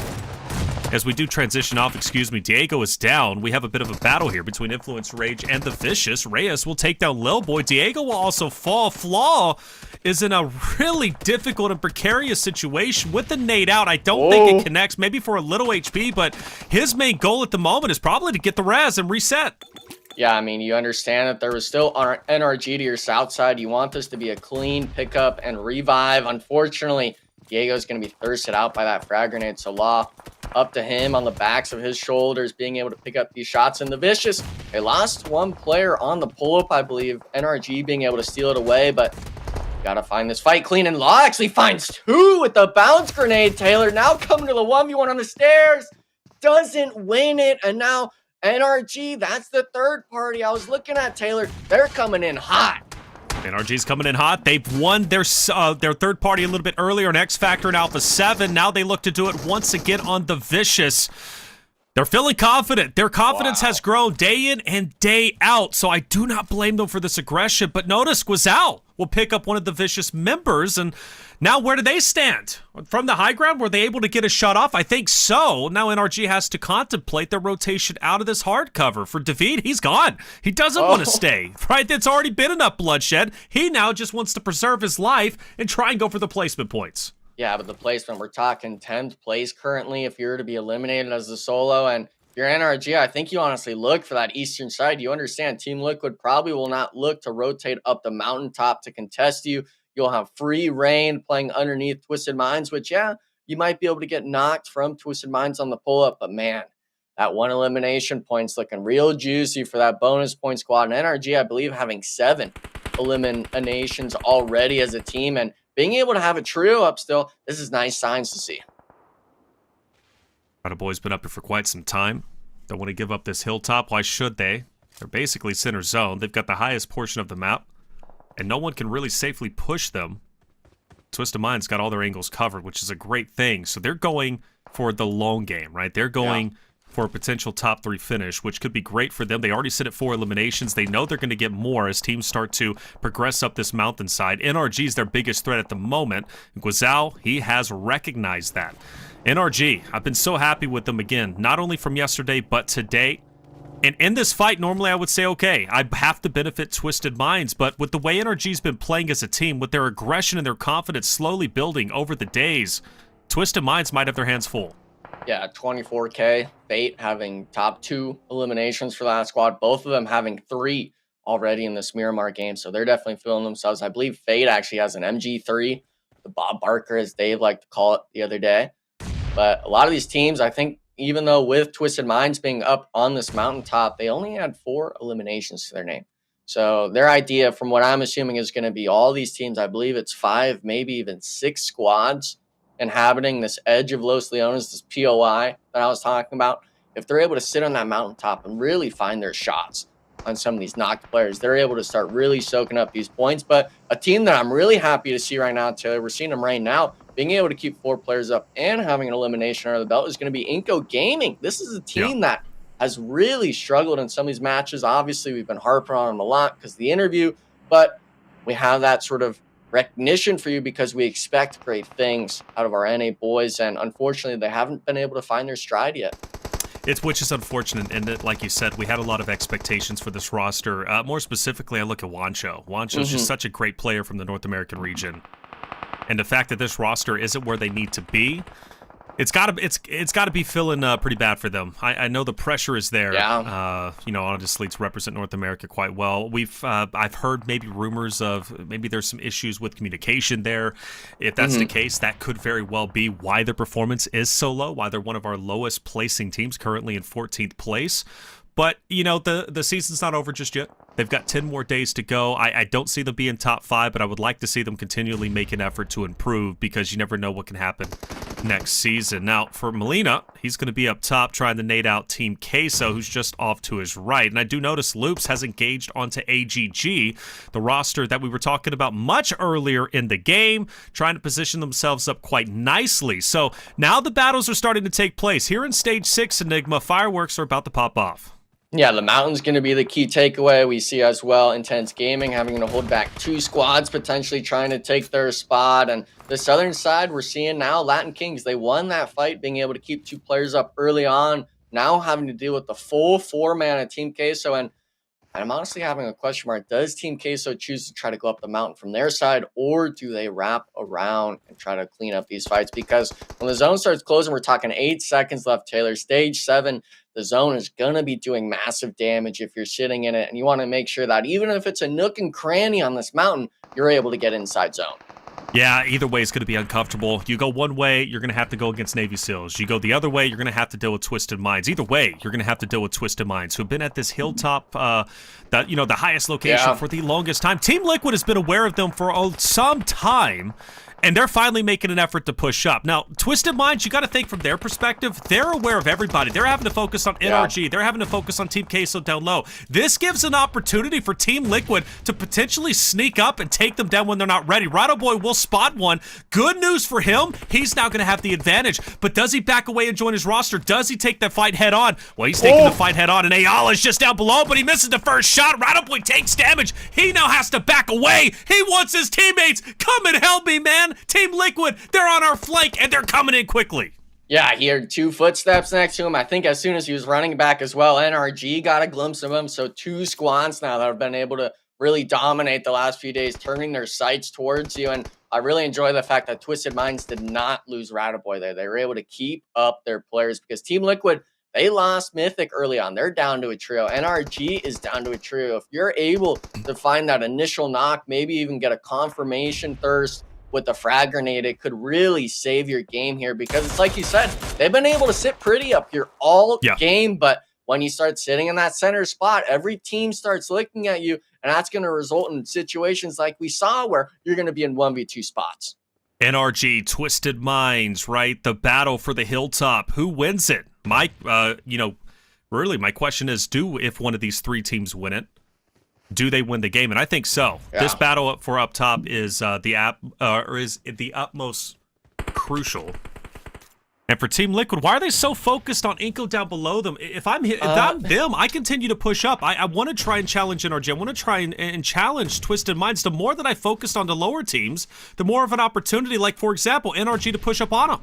Well, the scary thing is from Team Liquid's perspective, they want to make sure that they're able to accumulate. Maybe they see the zone and say, hey, Inco Gaming is not able to stay in their building. That could be free elimination points. Or maybe they have the idea of playing underneath Twisted Minds. This still is going to be Stage 8.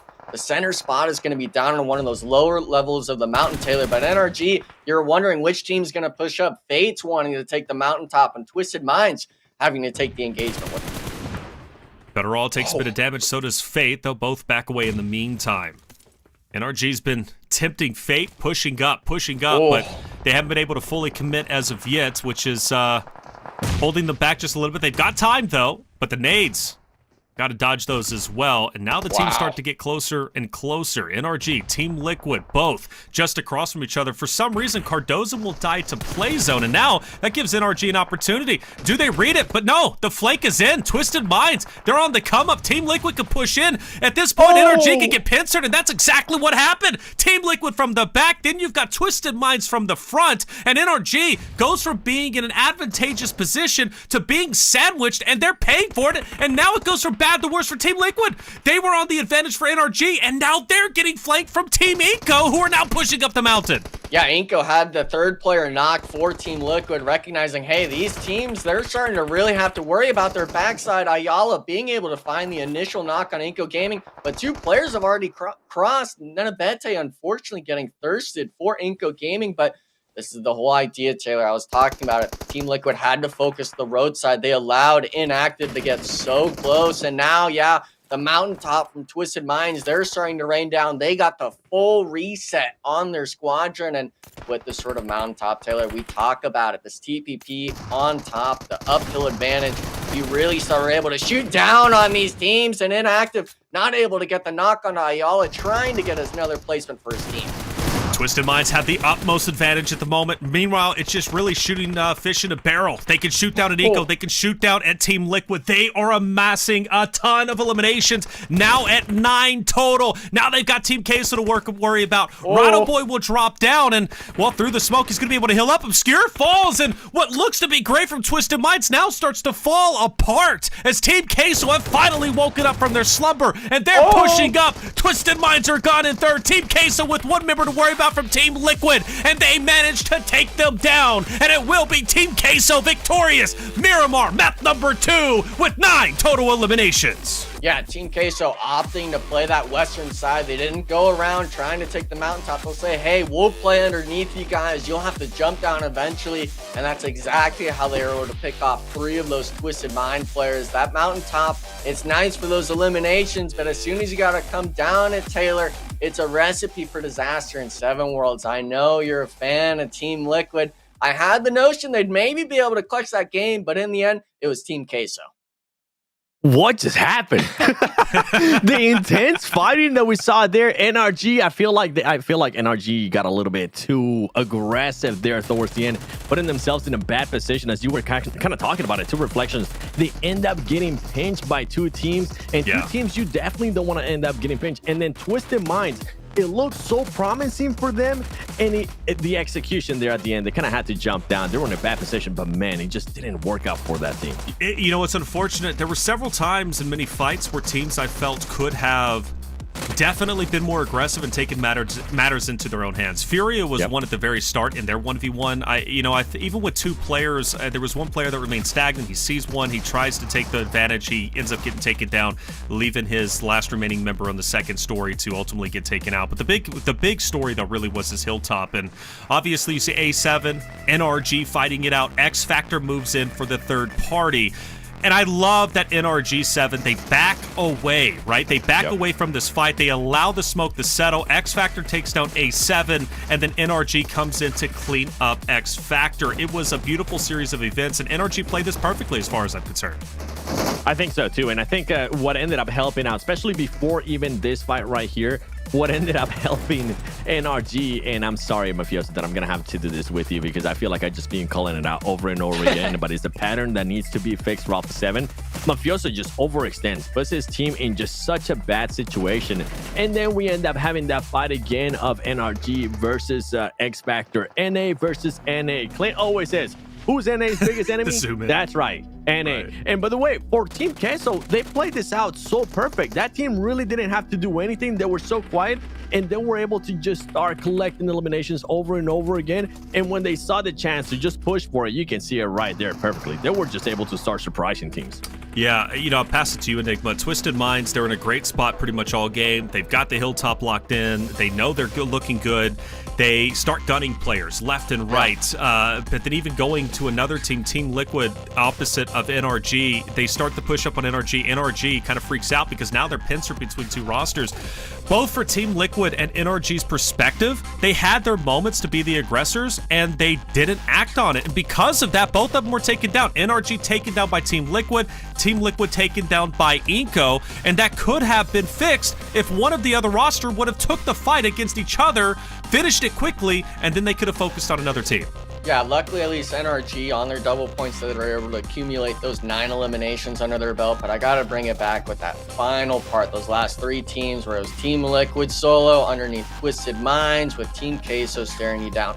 if Twisted Minds was able to clear out that Team Liquid solo under that cliffside, I feel they would have been more confident getting down off the mountaintop, because at the end of it all, they really got gunned out while falling in the air. They didn't even have a chance to shoot their guns. So Team Queso being able to recognize the lack of opportunity Twisted Minds had up at the very end. And a lot of these squads, even here, we could talk about it. You know, we saw Latin Kings potentially being able to push up the mountain. Another missed opportunity for a lot of these teams in this bottom 8. Yeah, it's really sad too, because there's so many great names who finished off on the second page. Alpha7 obviously being one of them, but because of that, they will drop down. Team Queso will move up and secure second place once again. They refuse to let that second place go, 7. They're a resilient team, and through their good effort and their consistencies on the back half of week 2 seems to be paying off. And that's the main one too, the consistency. And also you can see their Team Liquid just being able to cross the 600-point mark, extending the gap. A gap that Alpha7's looking to close today, considering there is their bonus points. But man, after that win that we saw in Erangel, I was really hyped up. But it just comes down to some putting themselves in situations to do a little bit better, and then certain things from that team like Mafioso were extending a little bit too much and putting themselves in just a bad situation. Another thing I'm looking at though is Twisted Minds. I mean, sure. Twisted Minds right now with 471 points. And on that last game as well, not even just for Twisted Minds, the one thing that comes to mind that's also on those bonus points, as I'm seeing the little fire emote next to the D, is going to be 9C. The choke that happened versus Latin Kings, man. I kept scratching my head. I kind of feel bad for our producer because I was probably screaming in his ear and he had no idea who was screaming in his ear. I was just, why would you even, Enigma, why would you even send just player by player there when you have the man advantage? It's mostly just they had Twisted Minds shooting him, and then it's just a chicken with his head cut off. They're wondering, what the heck do we do? We got to just clean up this fight, and that's where you see these inexperienced squads come in and really start having that panic in the first floor of the building. And at the end of it, we're talking 2 1v1s at the end. The player on Latin Kings was 1 HP. All it takes, though, is that one shotgun, that DBS shot to connect, and that's ultimately why in this match, NRG, they're able to perform well there. I believe netting themselves 22 on the match results. They were able to pass up 9Z on that mirror mark. Yeah, you know, NRG, just again, to harp on them a little bit more, you can tell by the way they're playing from yesterday, today, their confidence is so solid. 7, NRG, again, just so many pop-up plays. They make the roster change, or they make the individual role changes, right? Fate, Spec, and they really haven't been the same meek team that they were at the very start, or I should say the start of week number 2. Towards the tail end of week 2, they've just been unstoppable. Oh, they have been. And I think a lot of it has to do with that main change that they made for the roster, right? We've been talking about it, I kind of hinted at it earlier too. With Fate being able to be co-IGL, not really having to have so much pressure on his shoulders in regards to him having to do a lot of the carry.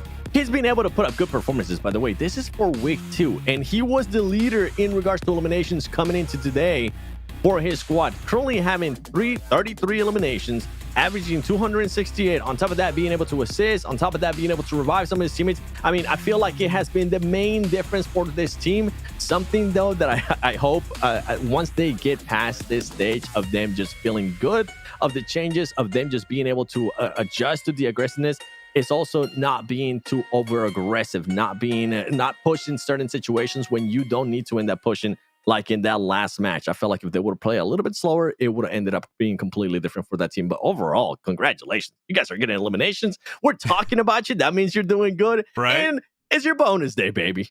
That's right. NRG looking great. That's exciting for North America. X Factor, they've had their time to shine. NRG's time to shine is here and now. Not only yesterday, but today. And for their double points, making that top page would be monumental. It's going to take a lot of effort, but the opportunity is absolutely still there. Well, 2 games done, 4 more to go. And coming up, we're hopping back into Erangel for the second time of the day, where Alpha7 took their victory. Can they return to glory? We'll find that out shortly. But Sarpatch had a chance to sit down with Carrillo from Alpha7 after their Game 1 winner chicken dinner. Let's hear what Carrillo had to say. All right, guys, here we are with the GOAT himself, Carrillo. Carrillo, yesterday was a really strange stage. You guys didn't win a match, which is very strange. And so what is it that you tell each other to come back here in a double points day? Very important for you guys to, do what you need to do. O que vocês falam quando, depois de ontem, que foi dia ruim, para chegar aqui e fazer os pontos que você precisa fazer? Bom, a gente conversou bastante sobre ontem, a gente foi muito mal. E hoje não tem segredo, a gente tinha que chegar aqui e ser agressivo. Apesar de não ter conseguido uma queda tão boa assim, foram apenas 8 kills.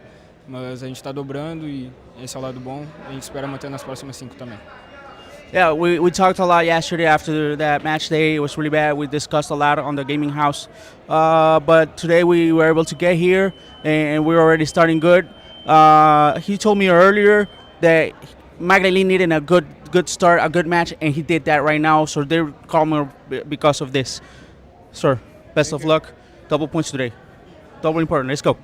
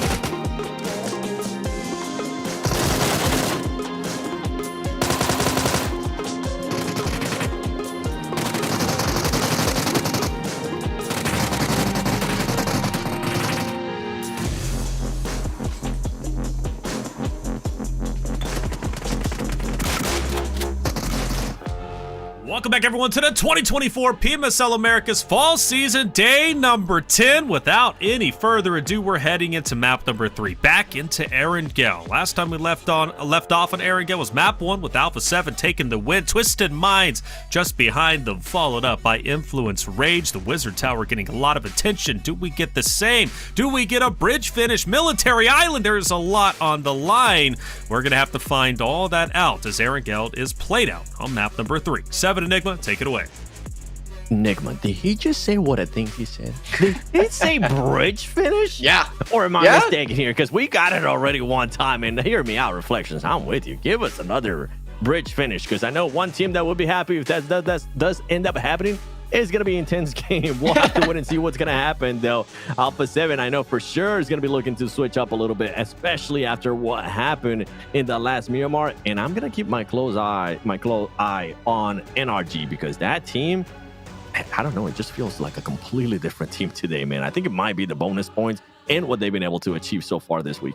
Yeah, it's mostly you just kind of get that feeling, that itch, maybe that butterfly in your stomach. I'm not sure kind of what feeling you're getting. But for this squad right now, I kind of was thinking of it yesterday when it came to Team Liquid and Loops. They're kind of due for when you start seeing them really get that motor going. Yeah, they're not winning every game. Maybe they're not getting that top 3. But NRG today, it's feeling like today's going to be their day where they're going to be able to get a win, another one for the NA side of things on their bonus points, and hopefully be able to really start closing this point gap. And with this zone finish, we were talking 7. Taylor was noting it. Okay, we had the bridge finish. We've had Millie base. We've even had Stalbert. I'm still waiting on a Zarky finish. Okay, I'm wanting it in the POI. I want it all the way in the corner. I want all these teams to suffer having to make that rotation. Who are you? Yeah, I'm a madman. Okay. I thought I was toxic. All right. I like where you're going with this. We just might become best friends if you keep that kind of toxicity up. Because one team that I know would enjoy, and I hate that I have to say their name again, would enjoy his arc finish would be Alpha7. Now, with that circle that we did get a chance to see there, I want to see how fast X Factor is going to be rotating. I know sometimes whenever we do get this northern circles, they tend to rotate a little bit faster, sometimes a little bit slower. So I kind of want to see what side of X Factor will be getting here, as well as Team Queso, NRG. I mean, there's just so many question marks. And for Team Queso, continue on that consistency that we've been seeing out of you. Now being able to get that chicken dinner that we just saw in Miramar, if I'm not mistaken, they for sure have had multiple wins already in Miramar today. So I know that team is going to be looking for that 5th match of the day. But before we even get there, look at Baton. Baton's just chilling with the little scooter. He's like, yeah, you want a rotation? I got you. Oh, wait, there's a rock right there that I didn't see, even though it's right in front of my face. Hey, they're taking their sweet time, 7, okay? They're letting the grass grow. They're watching the paint dry, whatever stuff you want to really think of. I know production was thinking of for Taylor and his guys getting some sort of grass camera going on just to mess with them. But for X Factor, for these zones, I don't think they're going to be stressing too much rotating. They'll definitely be coming through that northern side around towards Severny. They might even loop through Stalber if they recognize no one really landed there. But for a lot of these teams, especially with these zones, because, we play 120 total matches. We're coming up to that 60 mark after today we've played. And we see a lot of repeat zone 1 through 3s, whether it's through this eastern side around Milta, whether it's up in the shooting range area, or even around Mount Everest. These teams really like to take either the same pathing or maybe hold the same spots in these circles. So for X Factor, this is kind of, another day in the office. It's just a matter of, can you perform when you need to? Because in my eyes today, so far, 7, we've had NA on NA violence against NRG, but they're over 2 against them. And that's going to be the bonus point squad today coming in. So if you're X Factor, I think you got to maybe take a little bit of a step back and say, hey, NRG, it's not like we're giving it to you in a lot of these fights. So let's just try to steer clear of them, maybe for a game or 2, and try to fight another team. Because when you go back-to-back games where you're getting wiped out by the same team, especially from your same region, you're really starting to rub the grain the wrong way, in my opinion. And you got to really be able to, especially if your X Factor, including those PMGC points with them trying to pass Inco down the line, every match matters. And with this being the halfway point, we're 50% of the way done with the tournament. This is the time now where you got to be able to keep increasing that point gap between you and the next NA team. Yeah, and as we get closer here to week 3 and week 4, I mean, for X Factor, I've been mentioning how I'm going to start becoming a little bit more critical of certain teams that I think might end up being at PMGC League stage. That's Loops Esports. I mean, this team was able to do so good yesterday. Today, they haven't had the best days, and usually they don't tend to perform that well in Erangel in comparison to what we saw earlier at the beginning of the day when we're comparing them with Team Liquid. But what I was going to say for X Factor, man, I was giving them a little bit of praise of what they were able to do, how they've been able to actually get a little bit more placement points and all of that stuff. You can see landing keys. Okay. You know what? I'll go back to X Factor. Remind me about it, because I feel, am I getting deja vu right now? Are we just seeing Latin Kings versus 9C again in Water City? Bro, we see this fight so many times that I'm surprised that 9C was surprised there to see Latin Kings and ends up getting 2 of their players eliminated. Oh, no. We got to get a tally counter. Like, someone pull out a whiteboard or something on the production side of it, because this is, 5 or 6, where it's just Latin Kings versus 9Z. And it's always either this garage compound on this edge side, or it's in that deep center spot where we see the last 2 9Z players. And Loops, they recognize this. They're not even looking for the potential third party. And if you're Latin Kings, I understand, Latin Kings, they've lost a lot of these fights, probably 4 out of 5 times. the 9Z. So if you're able to really kind of get one back in blood, it would be nice. But if you're going to be giving them a free knock 7, that's not the way you want to start it off. Yeah, not how you want to start off, especially with how far away he is from his squad right now. And right now, Lightning Kings is trying to get this car unstocked, taking a little bit too long. There you go. It costs one player to get off that vehicle to even do anything. Here we go. They're going to be looking to turn up that push. They know that there's only going to be 2 players left from 9C. We'll see who is going to end up winning that, as 9C needs to just be able to finish that player. They're taking a little bit too long. Mivion is going to be taking on some shots to Aragod. We've seen Aragod being able to clutch up before, and he is going to be clutching there against Lightning Kings. They're going to be looking to secure that elimination, and they do just that. And what it could have been an easy positioning here for Lightning Kings. It goes to show why this team is currently in last place, just losing players in situations that other teams usually would not lose players in.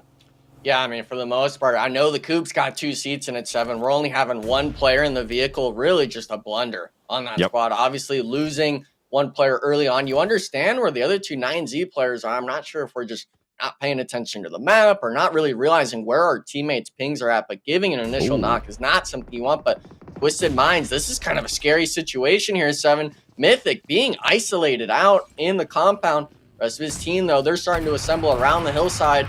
He's got to be able to find the first knock, though. The PBS is out. 1 comes up, but he hasn't found the shots just yet. Chief being knocked outside the compound. Mythic still on the standalone, but his toes are showing. Give it to him. Twisted Minds pick up 2 on the first place squad, 7, and Team Liquid forced to back up. Twisted Mindset, you got some toes? We'll take them, baby. He was able to find that angle, and now Team Liquid, okay, I'm sorry. I'm not sure if it's a caster curse or something, but I was kind of praising you just now about how usually you do so well in Erangel. Having to struggle here as they're going to only have 2 players, but I mean, if there was ever a team that you can count on in being able to clutch up some more extra points, with the way that Team Liquid has been playing, that team should be able to do it. They tend to find a way to just find a position in the center of the circle and just wait it out for everybody else and then find the action when they need to go. We're getting a bit of a stalemate too between Lightning Kings and 9C. Going back to what I was trying to say in regards to X Factor, as I saw them being able to get knocked on the elimination feed. For X Factor, man, they need to find a happy marriage in regards to placement points and eliminations. Week 1, it was eliminations, and it kind of fell down a little bit more as Team Queso was able to find an angle on 9C, and 9C is just going to have 1 player left. They thought that we're going to only be dealing there with Lightning Kings. It's not going to be happening. It's Erangel. Everybody wants a piece of the action, but for X Factor, the biggest question mark for me was having such an amazing week 1 bonus day. This week, they didn't have that, and I feel like after today, we're going to get a true look at what X Factor is going to be looking like in this season. And it's kind of scary, man, because if we have an NA team, and this is something we talked about it last time too, Enigma, as Team Quesos now is just continuing to pepper 9C. If we have an NA team kind of going to PMGC, I hope it's a good NA team. But you know what? We'll go back to that because I feel like this fight might actually end up happening. You got the Vicious, you got 9C, you got Lightning Kings, you got so many teams that need points too, and 9C is definitely one of those because they're on the bonus day. Yeah, the Vicious, they had a bit of a struggle in some of these matches, a really good pop-out performance in their bonus points day, but now having to find some eliminations, hopefully to their name, actually spread out a bit on this bridge side, but that's not going to be the only spot. Team Liquid, man, really not being able to find a spot in these zones. Cardozan getting caught out, I believe now. Is that just a solo for Team Liquid, or is that a full wipe on the squad?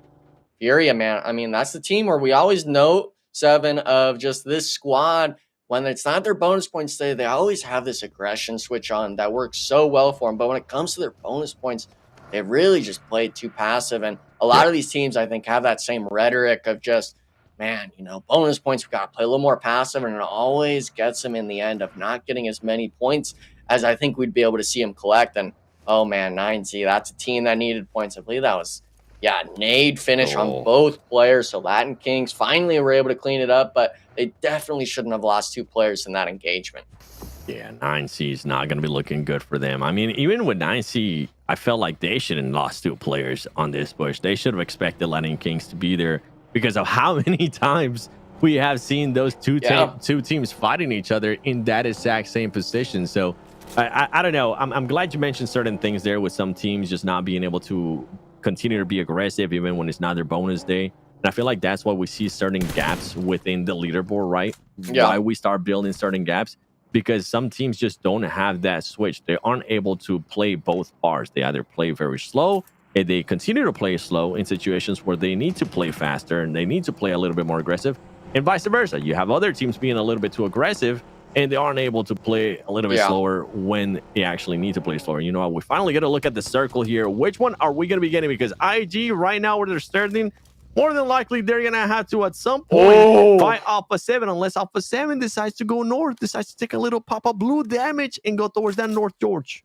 Yeah, imagine if Team Liquid had 4 players up here, right? They would be able to have full control of this north side. Twisted Minds, though, they're looking for their engagement. It looks like the Furia compound that just holds the bridge side. And a lot of these teams, especially the likes of Alpha7, yeah, they're making the rotation. They're going to hedge their bets on the north side. A lot of these teams realizing with a zone shift like that, 7, there's going to be a lot of that zone in play that's free for the taking, especially around that center part of the river. Yeah, I mean, there's going to be so many good positions here. If you're able to actually find a great position, Furia, I feel like this position can be good. Yeah. Especially because they don't really have to worry about another team kind of overlooking on them at the moment with what we're currently working with. Ayala, the last player standing there from Team Liquid, finds a little shack here and barely survives. I was getting flashbacks there of, I think, the first time we got a chance to cast, there was a player that was trying to find a shack, and as soon as he opened that door, he was about to get in and ends up getting eliminated.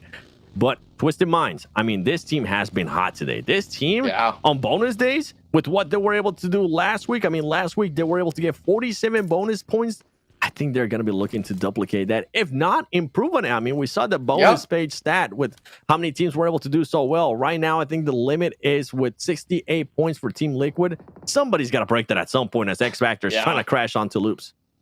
Yeah, this is going to be on the far south side with the zone shift. All those squads fighting around Watertown. They left a lot of the space open for the likes of Lutz to be able to rotate around. But X Factor, this is the team where even last game we saw them looking for these engagements on the edge of zone. And with this hillside 7, they're definitely feeling confident. It's just a matter of, can they recognize one of the Loops players playing that off angle on the mountain? But they haven't committed fully just yet, really trying to bait out the angles. And this is where it kind of comes down to Loops. Can you recognize when that push is actually going to happen?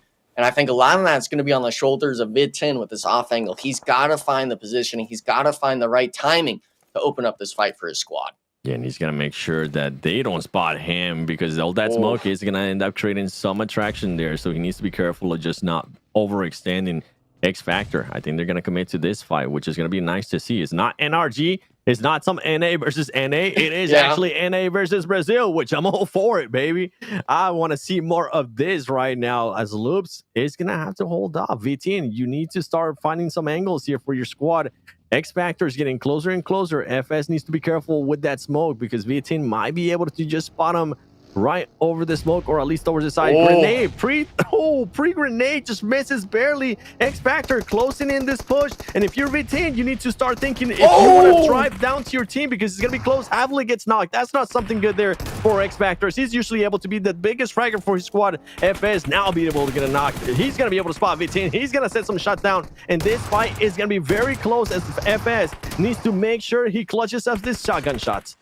Yeah, I mean, it's a 1v1 situation. He's got to get that knock for his team, but unfortunately, it looks like Team Queso's here in the commotion. You've got to clean this up fast, and X Factor somehow getting the wipe here, 7, but you're down to just 2 up on their feet. Baton still not being revived. Team Queso, this is the team. They're able to sit nice and pretty in ruins. Now, finally, hearing all this commotion go down, they're looking for the wipe, and man, look at this. Instantly spreading around the ridgeline that X Factor was holding, pulling up onto the mountainside. They are not going to let X Factor get away with this. Yeah, X Factor currently on the fence. On top of that, they got Big Milo there, being able to get that off angle. X Factor, for them to get out of this is going to be very tough. Even though one player, at least FS, I think it was FS, he's going to be able to find an exit there, as Team Queso was just not able to fully secure that compound, or at least the surrounding of it. When we saw this circle, I'm impressed, man. I actually wish that Team Liquid would have had all the 4 players, because of what you mentioned. I feel like the positioning and the area that this team would have ended up covering with what they had to work with at the start of this circle would have been absolutely insane. For Alpha7, they did the smart play there too. They were able to kind of push towards the north, as you got Twisted Minds finding Inco. Gonna be able to find one shot here. Make it 2. Federal, this is the reason why you're currently on this squad. This is the reason why he's still on the roster, even though they want to keep on benching him. He can clutch up in big situations. And boys, that a big situation, that's going to be an extra 2 points for his team. Every point matters. And I mean, I really feel sorry for Inco because on that battle tracker on the right side, they have 7 eliminations already to their name, 7. So for that squad, they're really feeling it. But those buggies, time and time again, especially if you're on the backside, you are just a sitting duck for players to shoot you. And I'm really surprised that they were able to find the driver as well pulling in. So really just nice stuff coming out of that squad. Unfortunately, though, you know, Inco Gaming, this was maybe their game to really kind of kick it into second gear and being halted at the starting line essentially for him. And one team that, you know, had a bit of a stall here in this game 7, Ayala for Team Liquid, still being able to kind of just rat it out here. But I'm hoping at some point, Twisted Minds, they start working forward. Yeah, actually looks like they're going to be pre-smoking as well. I think, yeah, they're not going to let Ayala sit pretty here any longer. He's got 8 frag grenades, but too many angles, I think, to see. And, yeah, he runs out of it. Actually, 1 HP, hugging the backside of the shack, but it's always the inevitable 7. We know he's going to go down eventually, and just a matter if he's going to maybe get a placement or not. And the thing, too, for Ayala there is that, sadly for him, he's going up against a very aggressive team like Twisted Minds. Twisted Minds was wanting to take care of him, and there you go. Team Liquid ends up getting eliminated in 11th place with 0 eliminations. Inco, you were talking about it. You want to see a little bit more? Inco, to be fair, in this position where they're currently in, I mean, we saw what happened with 2 other players. Federal just absolutely popped off and hit some nasty shots, but at least at the moment, they're able to save face a little bit, being able to clutch up 8 eliminations for that roster. Yeah, the eliminations, it's always a nice sign, but it's not like we're seeing that every game out of them. Today, though, Inco has performed decently well in my mind. I'm seeing a lot of, you know, I guess movements around the map that I enjoy seeing. These engagements, unfortunately, not just coming out on top, but we're going to see a bit of the zone shift peak. This is going to be 50-50 around the water side. These George Bull crates is something really to take focus of. And one position that I really enjoy seeing right now, 7, is going to be one of our bonus point squads, NRG. They have control of the crane. They have control of 2 sections of those George Bull crates. Can they hold on to it? And if they're able to, 7, I could see them really start dominating and raining down terror on this coastline. I mean, we already saw how aggressive they were able to be earlier. They're going to be able to get some shots there. Actually, it's going to be AGG. AGG is going to beat them to the shots, and they're going to make sure they secure that elimination as Remix for IG gets eliminated. And IG, man, that team definitely needs some points, but it's going to be such a tough push for this team because of what you were mentioning. Not only do you have NRG over there, you have AGG. On top of that, you have Team Queso. And guess what? On the other side of that river, it's Alpha7. Absolutely nowhere to go. And if you're going to be crashing into anywhere, I hope they end up crashing to Furia, because Furia, I think, only has 1 player there. As we're going to be switching now to Furia. McGrellin trying to find an angle. McGrellin was actually able to swim across. And I enjoy this play that they're currently doing within this river. I just hope none of these players end up getting picked up. And it ended up happening. Intense game did end up crushing there into Furia as Inco Gaming gets eliminated, but they're able to get 9 eliminations. And Alpha7 needs to be careful. You were talking about earlier how NRG was being on top of those crates, or at least they have control of the crates. NRG could somehow, if possible, find the angles for this squad. Rebel just shooting fish in the pond at this point, as he has Furia and IG close to him. Pick and choose. Who do you want to shoot at first? Oh, you know what? If you want to, just throw some grenades their way, Rebel. Hey, that's some splash damage right there. We can see Ayuya down to just 1 HP. Revo is finally getting shot a bit more in the back, but I mean, look at this. Just 1 player dominance on this side of the coastline. Twisted Minds can't do anything about it. And if I'm in Tense Game, they held that compound right on the edge of circle. I honestly picture them either staying there or working that coastline a bit better, but instead they just decided to full send it. Oh, man. 7, you say it every single time. McGrellin, first knock for this Alpha7 roster. I believe he will possibly be able to get reset, but actually looks like Twisted Minds, they're starting to get a little bit more active on their north side. Alpha7 needs to be careful in this situation. Yeah, Alpha7 could end up getting pinched again, and they could end up in a situation of what we saw in Miramar, right? When X Factor and NRG was with them. Well, guess what? Now you got even more aggressive teams. You got a team that definitely wants those points. which is going to be Twisted Minds. And Twisted Minds recognizes this, and they're going to start getting a little bit closer to this. Intense Games ends up getting eliminated as Twisted Minds has now taken the compound north of where Alpha7 was. I'm actually surprised that Alpha7 decided to concede so much. They're just expecting the circle to end up going towards crates, and if it doesn't end up going towards crates, at least they'll have some rich lines to work with here. But it's going to be a tough one because Twisted Minds right now, they're feeling it. With 6 eliminations, with what Federal was able to do earlier, they're definitely feeling it. Influence Rage gets eliminated. 8th place with 3 elims. Yeah, Alpha7, I think the big key takeaway is they're the opposite of their bonus points today. They don't want to be playing passive. This sort of water spot is them being allowed to kind of farm those teams like Intense Game, like Furia, that tried to send it into the water. So they conceded all that north side looking for as many elimination points as possible. And with them being able to keep 4 players up, I understand just how difficult this water side position is. Look, they're having to basically play 2 and 2, 1 squad on each side. And in the late game, you're really going to start getting sent. But if any squad 7 could really pull off this spread on the river, it's definitely Alpha7.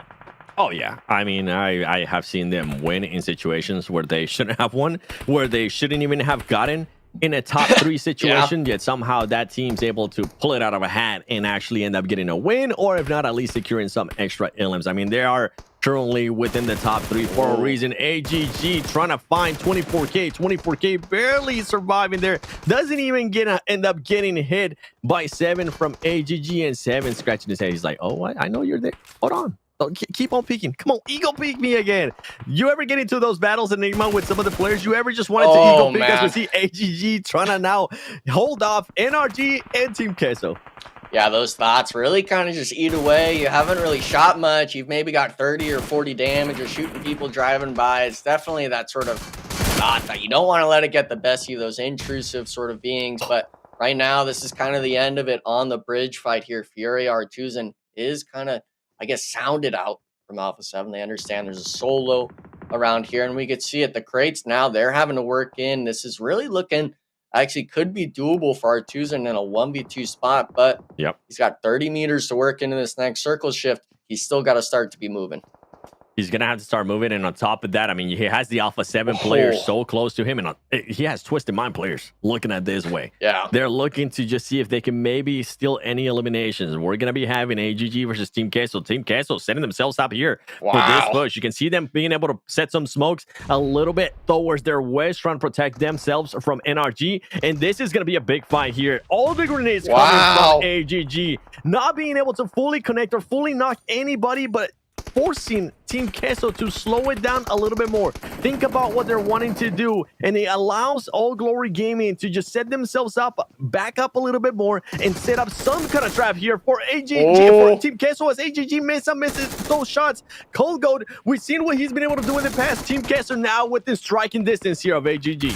Yeah, they're working in it. They're trying to play the smokes to their advantage, really isolate Rivas, gets the one almost. Melgar being caught in the back, so Team Queso keeping it this 3v3 fight, trying to take the initiative in the crates, but there's always a nook and cranny here, 7. There's always that open crate potentially you might forget about. And now we're seeing it as well. I believe the third party from NRG's nades coming out. Big Milo on the tall order for the Team Queso squad, having to find some shots with 7 man. Gets the gun swap, but catches one player out. A bit of a saving grace for AGG. They get the reset as well. All 4 players remaining. Team Queso, what looked like a promising push, finally being halted in their tracks. And NRG, they did lose 2 players on this pull-up. But AGG, man, this is your chance. If you're able to work it right, you can definitely start securing some points.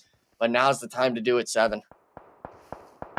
It is. I mean, and thing too, something to mention too for NRG was that their push was abruptly stopped there by Twisted Minds all the way from the other side of the taking some shots and knocking some of their players down. So not exactly what NRG wanted to see, but hey, you lose Casper, you're able to pick up Faye, you're able to save some more time, and AGG, I mean, they didn't end up losing that many players. Team Queso was actually the one that ended up getting hurt the most by only now having Milo alive.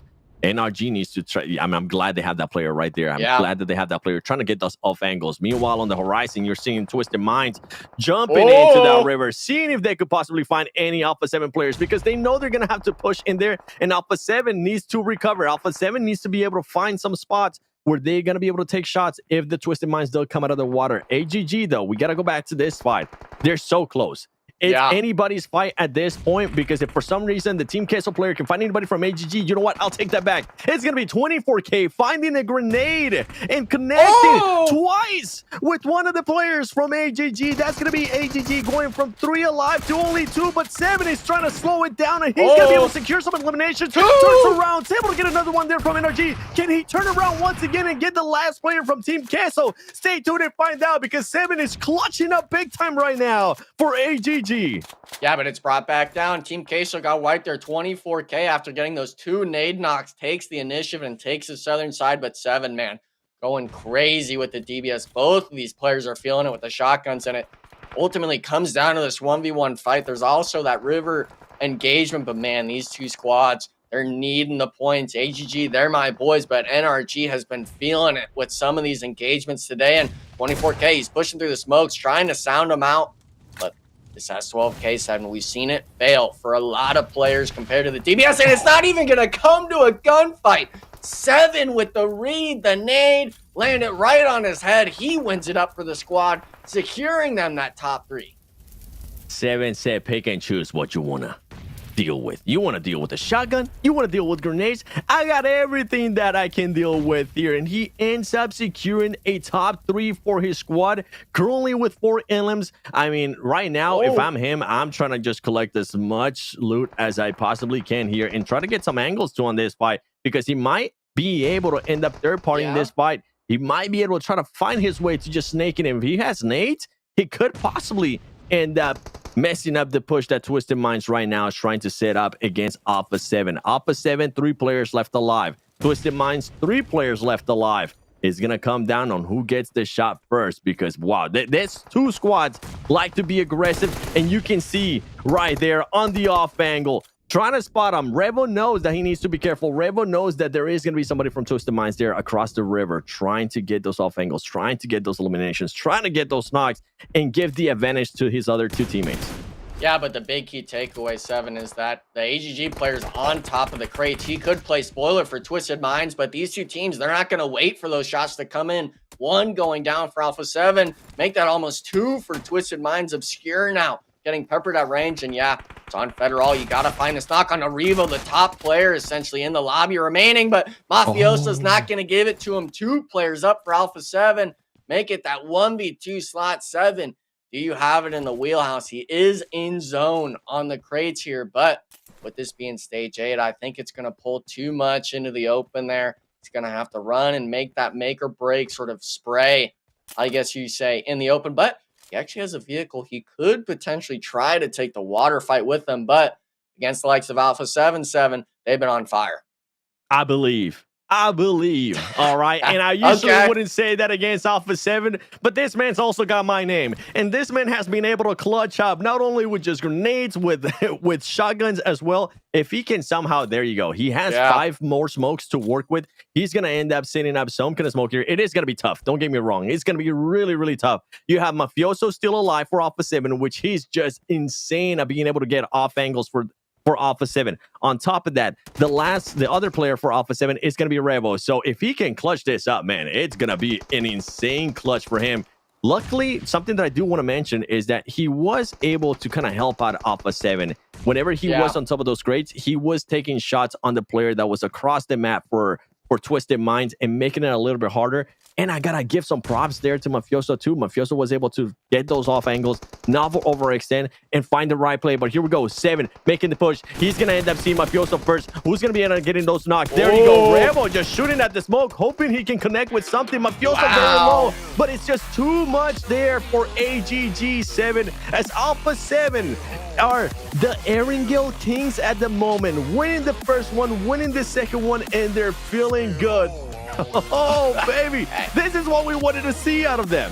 Yeah, and I mean, you can always show emotion, especially if you're the reigning champs coming back-to-back on Erangel, getting the wins. And the big key takeaway there is, 7, he was able to get Mafioso down to 1 HP. But if you got the Ridgeline, Taylor, there's no point in peeking. You got a second teammate. He's able to get that job done. Nice. 7 was just too strong in their position. But man, was I rooting for AGG, especially after his 1v3 over in cargo containers, bro. Come on. 7 was looking good. AGG's had a great day. They really have. And again, we owe it to Enigma being on the desk, supporting AGG, much like PB with the Vicious. Everybody's got their favorite analyst / caster / whatever role they decide to play in PUBG Mobile. We kind of do a little bit of everything, don't we? But hey, great game overall. One team that I want to highlight, we haven't talked about them in a little bit. We'll talk about them now. 7, talk to me about Inco. 9 eliminations. A great game despite their placing. Inco, I mean, I think it would have been a completely different story if they just didn't end up running into the mammoth that was Federal, being able to just clutch up all of those shots. Because, I mean, we saw it, Enigma. You saw it, I saw it, and we're like, wow, it would have been some... Oh, here we go. We get a chance to see it again. Wow. Insane. Line him up for him. That man hit every single shot. Dude, thought mammoths went extinct. Federal is one of them, all right? Keeping that whole species alive. Inco getting mowed down. That's all right, though. 9 eliminations still. Good job on their part. Twisted Minds just on your screen. Enigma, this team, Twisted Minds on their double points day. They are without a doubt not wasting it. They get 2nd place map 1, 3rd place in map 2 and 3. They've got many eliminations. I believe they're getting close to the 30 mark at this point. They should hit that by game number 4. Talk to me about Twisted Minds and what they're doing right. I mean, they're just taking all these engagements correctly. They're playing it out with their teammates. Now, obviously, at the end there, it came down to that 3v3 along the river. You're going to lose some engagements at some point. But, man, everything before that, when it came to that Team Liquid fight, picking off the player in the shack, when it came to recognizing Alpha7 was playing in the river, having that whole north side of themselves really allowed them to just fan out and kind of just abuse everyone in their angles. 7 was even noting it, that push from NRG onto AGG. They lost 2 players on the pull-up just from the Twisted Minds solo off angle. So that team right now, they're applying so much pressure in these lobbies, and a lot of these teams, they can't handle it. Can't handle it indeed. Man, again, AGG 7, shout out to you. That was such a good performance. Alpha7 with 40 points. This is huge. They've had such a good day. And it's even compounded by the fact, 7, that Team Liquid get a big goose egg, right, from map number 3. So everything Alpha7 just scored is pure profit to catching up to the number 1 spot. And that's where we want to see them reflections. I mean, you went into the monologue earlier that I absolutely agree with you, and I'm glad you did it because I feel like I'm the only one. I'm usually the one that has to put situations like that for Alpha7. Right. So thanks for taking that heavy load off my shoulders there. I really like it. But 40 points for this team. I mean, we were questioning, Enigma, if they were actually going to be able to survive with the position that they were, with Twisted Minds being able to be in the position that they were as well. But you asked, who's going to be the one? If there's ever a team to do it, it would be Alpha7, and they came out on top. And 40 points? Come on, man. Yeah, and I mean, Twisted Minds as well. They were the other double point squad, I believe, securing themselves 28. So both those teams, even though they were both on that north side, kind of the zone the whole game, they were able to just sponge up all the eliminations. But we didn't even get the elimination total right for Inco. They actually finished with 10 to their name. So a nice sign of life to see from them. I'm not sure which squads they were able to kind of focus down, but Inco Gaming, man, if they could have just made that rotation and not just run into Federal of all players, that maybe could have been a great game for them. Furia and Loops, they're going to continue to trade places. I mean, their scores are just so close together, and both of them are performing decently well. But Twisted Minds is a big mover on this list. They jump up to 4th place. Team Queso next in their line of sights. They should be able to pass them up given one more game. The question, though, Alpha7, will they get caught by Twisted Minds in their consistent performance, or will Alpha7 go for the bigger dog of Team Liquid to catch up to their 600-plus score, sitting at 610? Hey, top 8, it's highly competitive. Obviously, now at the halfway point 7, the teams realize top 5, it's up for grabs, and every team wants to go for it. Oh, every team wants to go for it, especially Alpha7. They want to start creating a gap there to 3rd place, and they were able to do it with that game. Now, can they actually follow it up? Or are we going to be seeing in Sandhawk what we saw out of them in Miramar, where things just didn't work out, where they ended up getting pinched and they weren't able to collect as many points as we would want to see them being able to collect? And then for other teams that they might not be going well, or they might want to be able to improve, I'm looking at you, 9C. End up using the madness on Sandhawk in your favor, because you guys definitely need the points. I mean, right now, so far today, you guys have only ended up scoring 6 more bonus points than what you did last time. I mean, last time they ended up with 47. Right now they have 53. If the math is right, 3-3, that's 6. Yeah, that's not gonna be cutting it for us, 9Z. Not enough, right? Speaking of bonus points, let's take a look at that graphic one more time, 7, and start to break down the top 5 throughout really all bonus points days. We mentioned Team Liquid, they've got it on there twice, but Loops, they were the big earners sitting in second. But who else stands out to you on this list? Alpha7 with 53. Now, the reason why they stand out on this list and the reason why I wanted to show this graphic is because so far today, after 3 matches, they have been averaging about 10 or 11 points their way. Today, they have gotten 35 points so far. We still got 3 more matches to go. We could be seeing Alpha7 possibly clutching up and closing in on those gaps and maybe end up with a new record. I'd like to see it. It's going to be tough, though, because 68 points, boy, Team Liquid, they definitely popped off that day. Hey, a couple more winner chicken dinners plus some eliminations to boot. Alpha7 could very well do that. There's still 3 more games to go today, and everybody is playing on point. I'm really enjoying the clutches, the potential clutches, and the new faces start to join into the top 3 or even top 5 at this point in time. Hey, chat, I hope you're enjoying everything you're watching, and if you are, we want your feedback to make PMSL Americas even better. Check out the link below and fill out our quick survey. It only take you just a little bit. Share your thoughts on the broadcast, talent, and the event overall. It makes a big difference. Help us bring you the best gaming experience possible. And as far as NRG goes, NRG's been pulling up and showing out. They've been looking great, and Sarpatch had a chance to talk with NRG's fate after their wonderful Day 10 performance. All right, guys, match 2 done. A good match for NRG now, double pointing. We did some good points with kills. That's important. That's good. You guys are being aggressive. You're getting third parties as well. So how are you feeling? Feeling pretty good. Honestly, I didn't think we were going to make it that far that match, but 24 Casper, they were able to clutch with XF as well as me. That was a pretty hard fight. I don't know how we really survived it, but we were able to make it work. And obviously we third partied the VC. Was it the VC fight? I don't remember exactly, but somewhere around there. Calm, not nervous right now. No. I mean, we're in double points day, so it's kind of important today to get some points and get back up in the leaderboard. I try not to really think about it, because if you think about it, you get more nervous. If anything, today is just a normal day for me. I'm not really gonna stress about it, so it's better to just stay calm, especially on those really pressure situations. You're just gonna mess up if you keep thinking about it. So it's a normal day for me. Let's go, NRG, man. Let's go. I believe in you guys. Let's go. Thank you.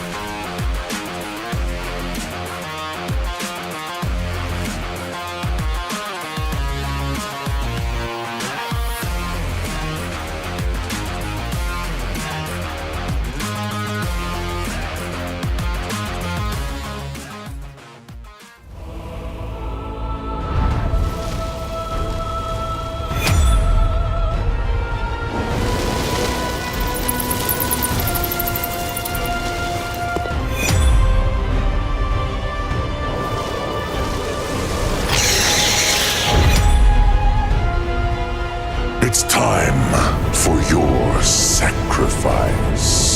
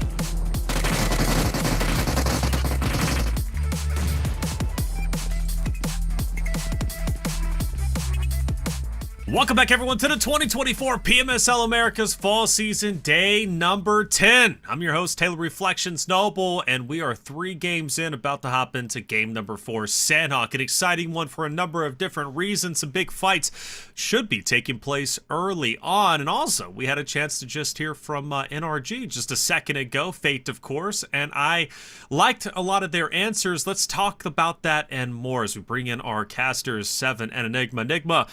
Fate saying, look, we just want to treat our bonus day treat today as just any other normal day. We don't want to try to overthink it. We don't want to do anything crazy. We want to play our game, which is great to hear because NRG is a team that I feel has been improving as the days have gone along. And I think a lot of that has to do with that mindset of go into every day, play your game, no pressure, no reason to get nervous. They know what they're doing. I think that's an easy mindset to keep, especially if you're able to isolate it. People are able to really kind of save mental of just, we've only had 1 out of 6 bad games. Maybe we've still got 3 left on the day. NRG especially, hopefully, obviously they're not having that week 1 mindset, but for week 2, if they're able to replicate some of these days, especially with Fate coming in clutch with some of these elimination counts he's able to put up, NRG is able to really kind of find their stride, but this is the halfway mark. This next match is going to be that 10 out of 20 for the Sandhawk counts. NRG needs to be able to capitalize in these situations, or unfortunately, I think we'll have to be counting them out after this. Ooh, scary thought this early I'm saying it. I'm throwing it out there now. Okay, counting them out this I'm with early. you, actually. No. I'm with him. I think one thing that I actually would love to see out of NRG, and it's something that I kind of was saying about X Factor, has to be, I would love to see NRG in a top 5 situation with all 4 player lives, especially with how aggressive they've been able to do. I feel like Fate could actually position himself in a way, and the rest of the squad could actually position themselves in a way where they would even be able to get more eliminations. Because, I mean, earlier in the day, they ended up 9th place, 4 eliminations, 11th place, 4 eliminations, 6th place, 9th eliminations. So you can see that team can frag out. We know that team can frag out. They're showing it. Fate is currently on form and showing the stats that I personally like to see out of him. So I just want to see a top 5 situation.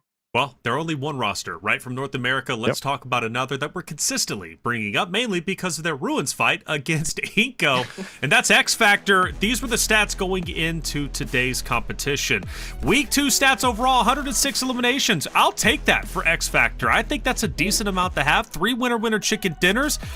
When we look at X Factor Enigma, in my opinion, this is the best performance we've had from them as of yet, right? It's only 2 weeks in, but week number 2 has been the standout week for this roster. I'm happy seeing that triple-digit elimination mark. This is before today's points are able to kind of be factored into this. And the damage itself per game, roughly averaging that 1,000, is always nice to see. That's 1 to 2 knocks going into it, but it's like 7 has kind of been reiterating, especially for all of our NA talent. It's just those placement points have not been there for our NA boys, and that's where the perfectly balanced mindset has to come in. Can you get those eliminations while moving forward into that late game?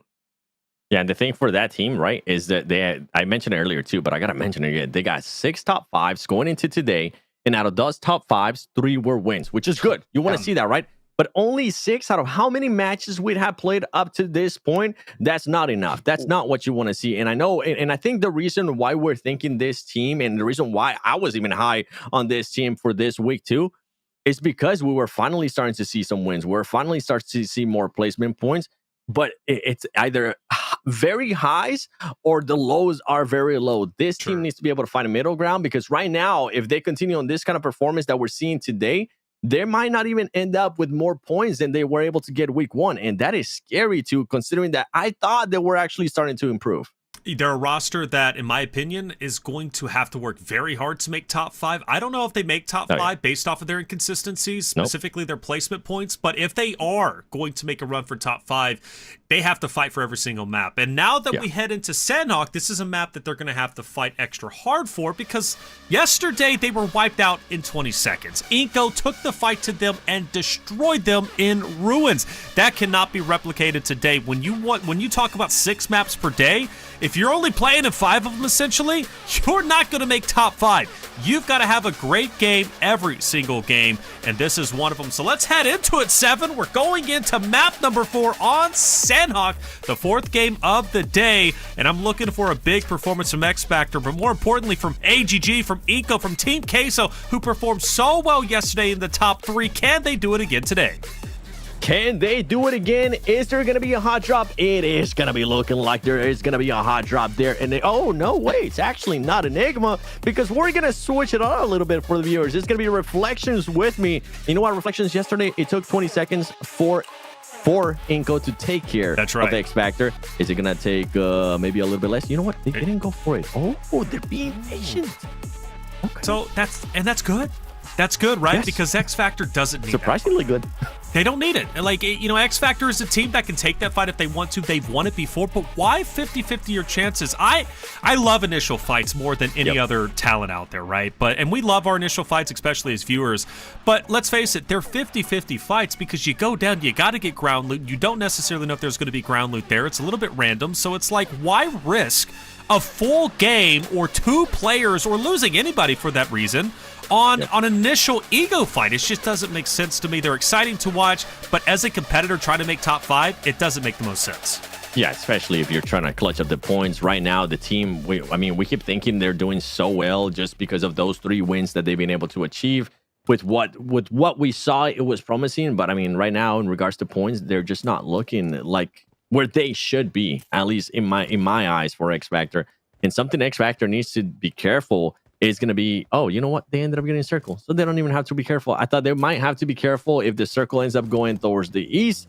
And on top of that, you have Inco and NRG close by. But with the way they're currently positioned, they're not really going to have to worry about any of that stuff. And if I'm in an NRG, I'm going to start thinking how I can get a little bit closer to that center of the circle, because this team, I said it, and I want to see it, a top 5 situation with all 4 players alive. Well, don't worry about that. They'll find their way to center zone, and when they do, they're most likely going to face off against either Inco or they're going to fight against X Factor. Those 3 teams, for some reason, they gravitate towards each other like magnets. They always find each other on the map, and I think it's a similar play style that North America just runs. And if you look at the map itself, all 3 teams are relatively within the same area. So I think Inco, X Factor, NRG will pounce on each other. The question is, when will that happen? Now, I do want to focus my attention over towards loops, at least a conversation. This is a map that they do exceedingly well on, and this is a zone that kind of benefits them, right? They can park the bus, they can hold down, I believe it's Paradise, which they do very well. When they do so, Loops has a great chance of running the end zone. This could be a great game for them too, based off the current zone. Yeah, I mean, they're going to have to be rotating out of Paradise. More than likely, they will try to maybe take over Boot Camp or go towards the North Island. We'll have to wait and see, as we are now starting to see Loops Esports here in Paradise Resort. But the circle's not going to be going their way. And I think I remember exactly what you were referring to whenever Loops was able to just take full control of Paradise Resort, maintain themselves. They didn't really have to rotate. They stayed there. They were able to get on roofs, find insane off angles for certain teams in third-party fights.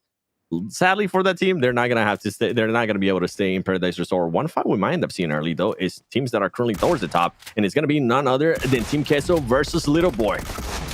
All right, Little Boy pops up, takes down 1 for TQ. Good on him for doing so. Now he can join the rest of his roster just to the right. For Team Queso, this is a big game for them. They need to step it up to continue to maintain their top 5. I feel like they've had their moments to shine today without question, especially that map number 2 on Miramar, where they ended up finishing with the winner chicken dinner, 9 total eliminations. I would love to see their Sandhawk perform well too. They are a team that historically has done decently well on Sandhawk. They've already got winner chicken dinners here. In fact, big numbers as well with 13 eliminations, but starting off a man down already is only good, or 2 men, excuse me, it's going to make their job even harder. But the good news is, 7, they do have Colgoat, right, who's been our elimination leader for quite some time. Maybe he can make some magic happen with Poppy Portro. Yeah, Colgoat, I don't know what he's on, man, but whenever the team does need him to end up clutching up, he's able to clutch up in a big way. I have to go back to like that fight yesterday. I think it was the first Erangel against NRG. He was able to do things that I didn't even think were possible in the situation that he was in. And not only that, NRG did end up throwing a little bit, but for him to take advantage of those little tiny details, those little tiny changes that the other team was able to do and fully excel at it. That's what you want to see. Intense game. This is a team that after this week, if they don't end up showing anything, right? If they don't end up showing that they can win certain fights, which they have shown it before, they were able to beat Alpha7 one time in an Erangel. But if they don't show more than that, if I'm one of the other teams, I'm gonna start picking on them, because this is exactly what's gonna happen here. Teams are gonna recognize where you end up going. They're gonna just assume that it's an intense game, and they're just gonna fight and push the action.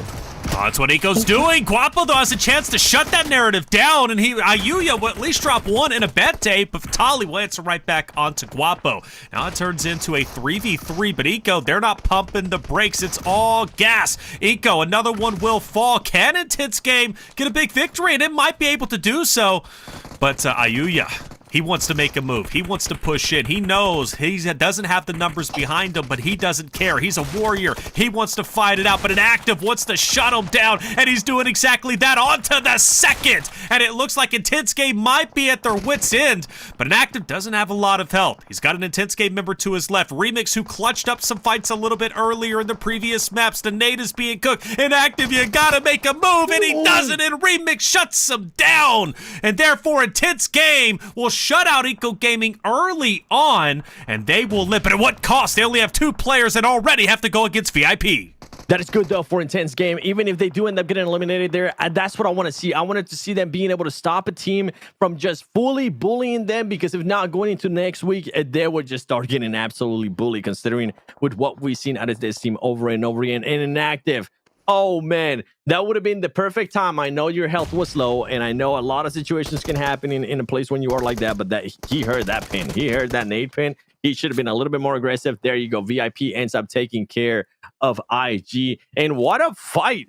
What a start of Sandhawk we end up getting here, is IG being able to defend a little bit there against Inco, and VIP, a team that also needs the points, ends up third party in this fight. And this is what Sandhawk is all about, just being able to third party, move around. You were wondering what Loops Esports was going to end up doing, and there you go. We get a chance to see perfectly what they're going to end up doing. They were able to take care of boot camp, and they're more than likely going to be looking to just overtake of that boot camp mountain. Oh man, they're going to have to, because that's going to be a very shifty circle. NRG, X Factor, boy, they're looking good right now. Looking great, right? I mean, they can stay low, play slow, and still almost guarantee themselves at least a top 5 if they play this correctly. For the meanwhile, all the other rosters who have to work their way in, like Loops, VIP, like you can look at Furia, Influence Rage, right? Team Queso, who's still all the way up in the north, they're going to have to work their way in. It's not going to be easy to cross that water with all the rosters trying to gatekeep them. But I am excited for NRG. I'm excited for X Factor. And honestly, 9Z too. 9Z's got center zone. The only team that they really have to worry about is Team Liquid at the moment, who looks to maybe begin a little scrappy, but I scratched that actually. Alpha7 will blast right through them. So 9Z's been spotted. Team Liquid knows where they're at. Alpha7 most likely knows where they're at. And let's not forget 9Z, they are on double points. They need a good game here more than anybody. Not only them, they need a good point. The Vicious also trying to get some points there as they're able to knock McGrellin. McGrellin, man, you heard Carrillo earlier said in an interview, McGrellin needed to start off hot. He was able to start off hot, but him and Mafioso always end up getting eliminated first for this roster, and he ends up putting the rest, Carrillo and Rebel, in just a bad situation. This is not what we wanted to see. We didn't want to see a play again of what happened earlier in Miramar for Alpha7, not being able to kind of follow up on their win, not being able to get any extra points, and on top of that, starting to go down there to the likes of 9C and some of the other teams close by. Alpha7 is going to be looking to just slow it down a little bit, seeing if they could possibly survive a little bit longer, because if they are, I mean, they are truly in a great spot. They are towards the center of the circle. If they forget, if the other teams forget about them, they could end up surprising teams like we just saw in that last game, AGG7 being able to surprise some of the other teams fighting against each other. Team Liquid, masters of position, and they've got a lot of free ground to roam. They can position themselves any way they want onto either Alpha7, who now only has 2 members. They can force their issue onto 9Z. Even if they wanted to, they can travel a little bit and they can try and challenge the Vicious. But for them, they're in the zone. They're not looking to get too antsy, and they just want to maybe see if an opportunity opens up. More specifically, like, let's say 9Z pushes from down low on their hard cover, pushes up in the Team Liquid, they'll gun them down. Alpha7, much the same. So for Team Liquid, they're in a great spot. I appreciate where they're at, and I hope they do as well. Now, on the opposite side, X Factor has managed to get a couple of pop shots of Furia across the water, who is now fighting against Papa Blue. And X Factor's most likely going to try and gatekeep them, not let them in. And if they do get in, Furia is still not going to feel too comfortable. Yeah, Furia is going to be playing with one man down, as X Factor was already able to find that one player from them.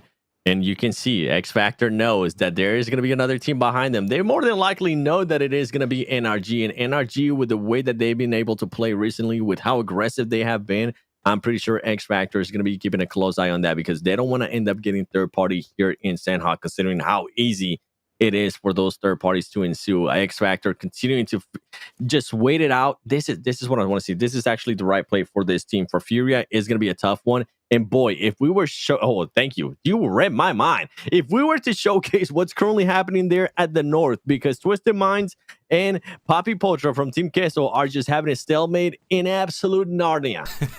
I was about to point that out, because I'm looking and I'm scrolling. I'm like, where? I know we have more rosters than this. And then it's like Twisted Minds, Team Queso. Why are we all the way up there still? And it's weird, because I think they got into an engagement early on, and Twisted Minds was able to take down 2 members of Team Queso. But Team Queso, they're just holding down the bridge. Twisted Minds might be running straight into the trap, and they will. Will the 2v4 pay off in the minds of Team Queso? Twisted Minds trying to fight back as much as possible. Kogel's still alive, but was it worth it? Was it worth it trying to stay in Papa Blue as long as you did?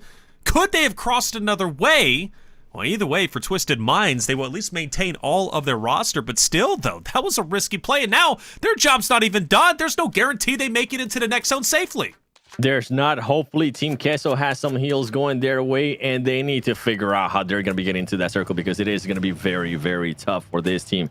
You mentioned it, though. They still have all 4 players alive. They're going to have to push in with 0 scouting. Now we have VIP Esports going against Influence Range. Influence Range earlier being able to lose a player to Alpha7, and now trying to hold off here with this fight between VIP. Right now, they're doing a good job at it, as grenades are currently being able to connect. Dev, they're trying to find a player from VIP. Try not to overextend. He needs to be careful. There you go. You're going to be able to confirm the elimination, but don't overextend yourself. Don't overexpose yourself, because anybody can third party you, especially in the position that you currently are at.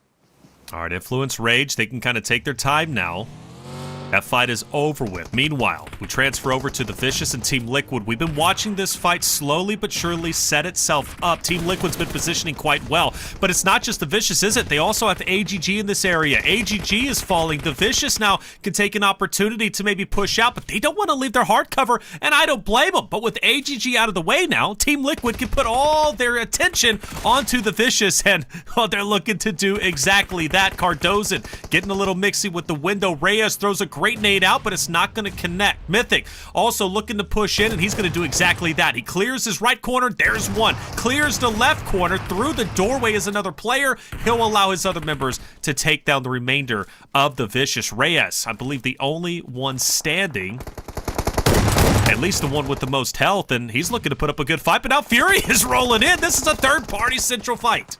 It is a third-party central fight, and this is why teams need to make sure they are able to execute this fight quickly. Reyes now trying to go back to David, deciding not to be super aggressive there, as they did end up getting a knock on one of the Team Liquid players. Decides to back off and seeing how Team Liquid is going to be repositioning themselves. On top of that, on the elimination feed, you have X Factor just taking care of Twisted Minds as Twisted Minds. Remember, earlier we saw a fight between them and Team Queso.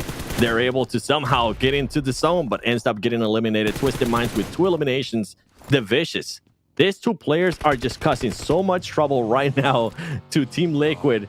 And are they going to commit to it? No, I think they're going to decide to back off a little bit more. I think they decided, you know what, let's play a little bit more towards the circle. Let's position ourselves a little bit better too, and see what we can do in regards to placement points, considering we only have 2 players. There you go. X Factor does end up losing 1 player. They do have 2 players knocked right now. And luckily for them, NRG is not looking to push any of this. So Vicious backs away. Now Loops is moving in onto Team Liquid. So now Loops wants that fight. So Team Liquid goes from AGG fighting also against the Vicious, and now they've got to go against Loops. Meanwhile, as you mentioned, X Factor and NRG, but I do not like where X Factor is currently at, because NRG has that high ground and X Factor has the low ground. They're going to get beamed, and Capri, he knows he needs to get out of there. Is it even worth it to try and get this res off? If you have more smokes, maybe, but Havlik seems to be worth it. They're going for it. NRG knows there's a down player, but again, how much do they want to commit? Do they want to overextend? And the answer is no. Now that you got Havlik back up, take the vehicle, get out of there. There's no reason to stay.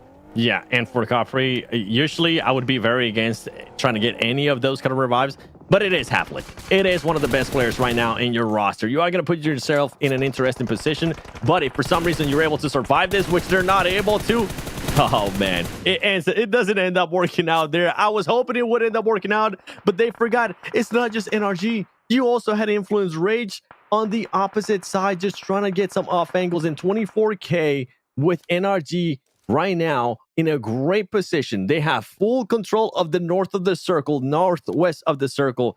They might give me what I was asking for. They might be the genies for me. They might give me a top 5 situation with 4 players alive.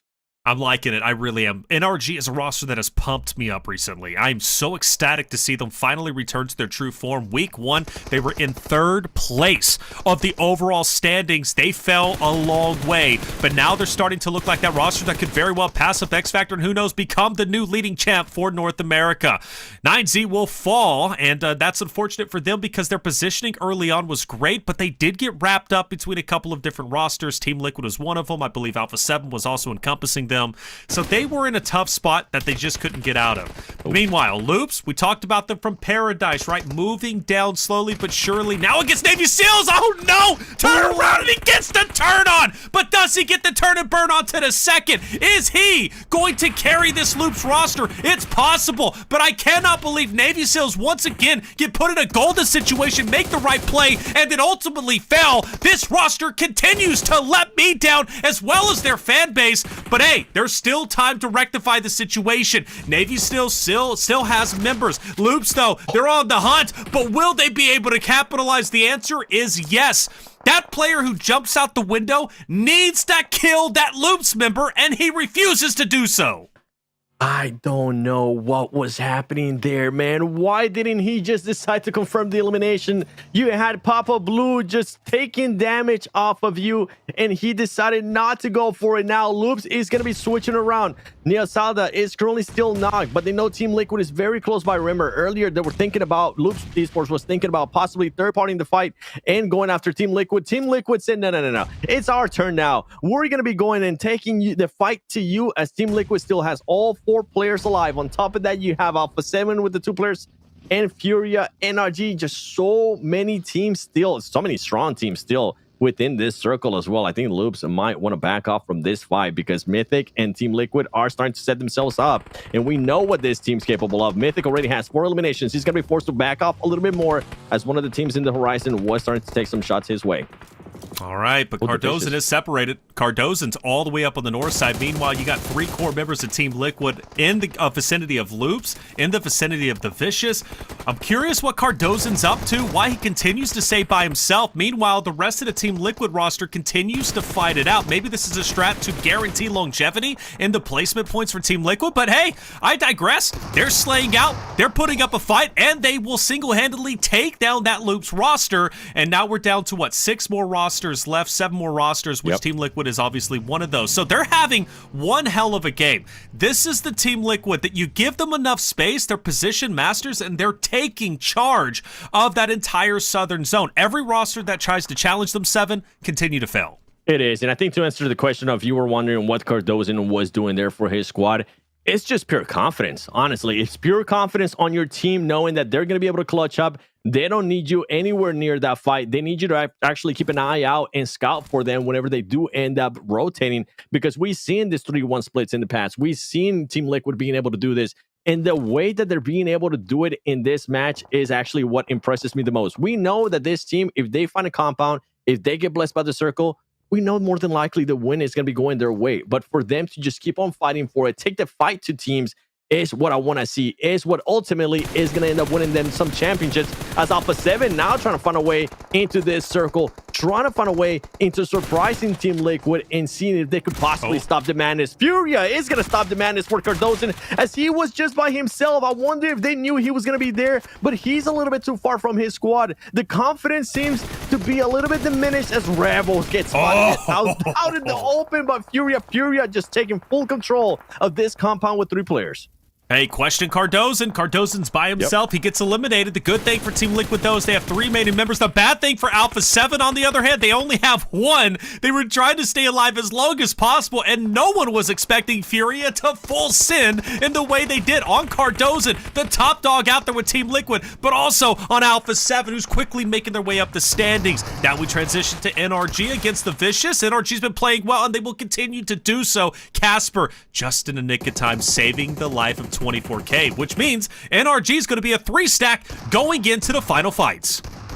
They are. Meanwhile, Carrillo's very close right now to Furia and Team Liquid. There you go, being able to take care of Alpha7. Now, Furia is going to be an interesting spot here, as Team Liquid has only 2 players. It's not going to be a 4. And on top of that, I was wondering what was going to happen with NRG. They are currently having only 3 players. This is going to be an interesting fight here. And there you go. That's what I was expecting to see at Team Liquid. I was wondering, how long are you going to stand around and not be a snake? Because right now, you more than likely need to be a snake and need to play a little bit more passive. See if possibly somehow this teams end up fighting each other, but it's not. That is not the Team Liquid way. Chief tries to stand up. He's going to end up getting knocked. Mythic trying to get an off angle here on one of the Fury players, and it is going to be a tough one. But if he is able to find an off angle, it might end up being 2 players. We saw earlier what Federal was able to do. I know it's a completely different team, but it is just a Brazilian way. But Furia just a little bit too strong here, and now it's going to be NRG versus Furia for the finish. A 3v3. Furia on one end, on the other, NRG, who has set themselves up since the very beginning. They controlled the left side of map, they were already within zone, and they have stayed there. They sit at 6 eliminations. Furia, though, their aggression pays off. They take down Cardozo, they take down Alpha7, and now they're looking to take down NRG, but Fate gets hugely aggressive. The car meta coming in. Silence has been ran over. He's not going to get back up. What proves to be risky absolutely pays off, and now you have 2 Furia members NRG has to deal with. A super risky play there from Faye, but it ends up working out, as now he's going to be switching the tables from a 3v3 to a 3v2, and Furia trying to figure out what NRG is going to be doing. They do have the high ground to work with, but sometimes it can be a little bit sketchy. Grenades are going to start coming in. Is that grenade going to hit? And boy, does it hit, as NRG has answered the question. What happens when this team gets into a top 5 situation? That's right. They end up with the win. End up with the win, and what a win it was from start to finish. NRG's positioning was great. Their aggression was perfect. Their ability to hold what they got was in. NRG, proud of the moment. Fate got left hanging. I actually hate to see that. Hopefully they'll tap him up afterwards, but man, for NRG, good stuff. And you couldn't even believe it. You said in chat, wait, in a win? That's exactly what we get.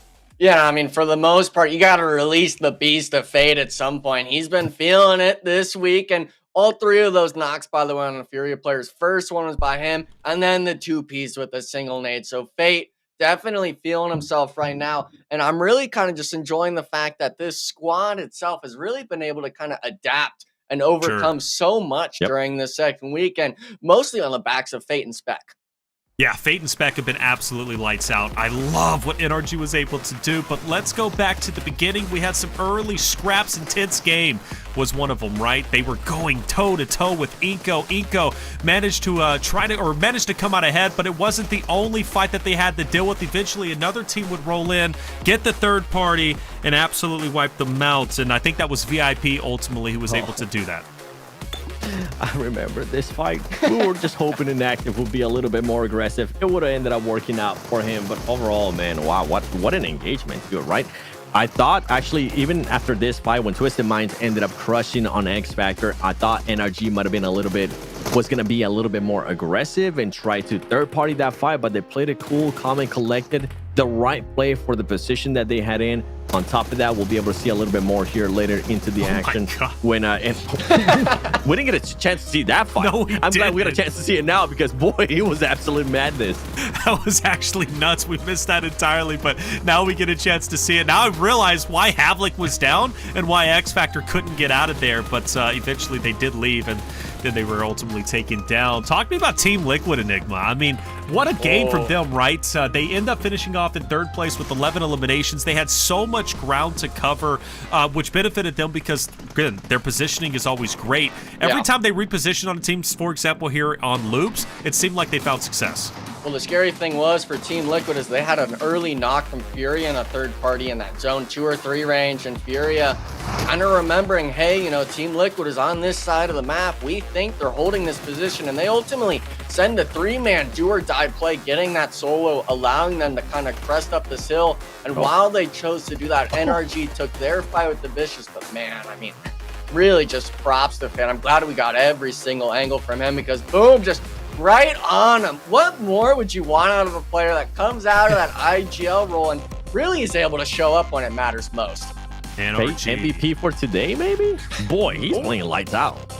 Maybe. MVP for today could definitely be a talking point. And, well, you've been hyping up NRG all day today, Seven, and rightly so. They've been playing very well. A 38-point game. They said it in the interview. We just want to play our game. We're not worried about bonus points. That makes us nervous. We're just going into it like a regular day, and it seems to be paying off with the winner chicken dinner, the first one for North America today. Yeah, and I think earlier when we saw Fate trying to give high fives, I don't think he was actually even at high fives. I think he was showing his teammates how cool, calm, and collected he was. Like, I'm no not shaky hands here, boys.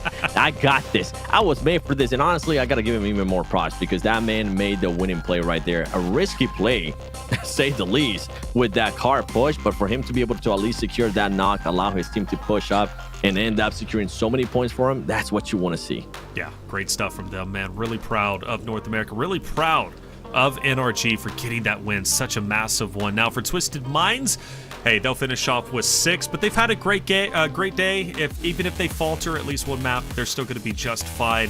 Team Liquid, off the back of their great game, they will go up to 626 points. Enigma, they said Alpha7's getting a little bit too close for our liking. We like our, close to 100-point lead. Let's try to maintain that. And, well, they take a little bit more of a lead over Alpha7, who get finished off earlier than they wanted because their numbers were reduced, and therefore they had to go back into survival mode, and ultimately were finished off by Furia.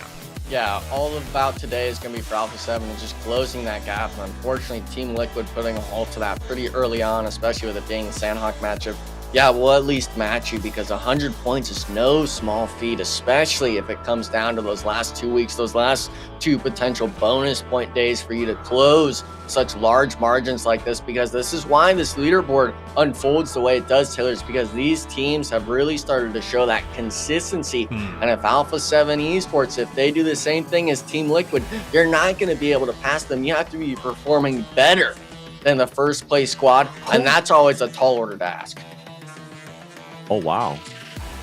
Boys, are you guys seeing what I'm seeing here? I'm seeing it. X Factor and NRG. NRG closes up that gap to X Factor, and they're only 2 points away from overtaking them. That's and it. I think we might have a new NA representation when we end up looking at this leaderboard after the next match, because NRG is looking good right now. Hey, this is the way I look at it, okay? X Factor's had just the same opportunities as NRG to represent North America as the best team, okay? NRG at one point was the best, then X Factor took over, and NRG's looking to take the podium once again, maybe even make the top page by the end of the day.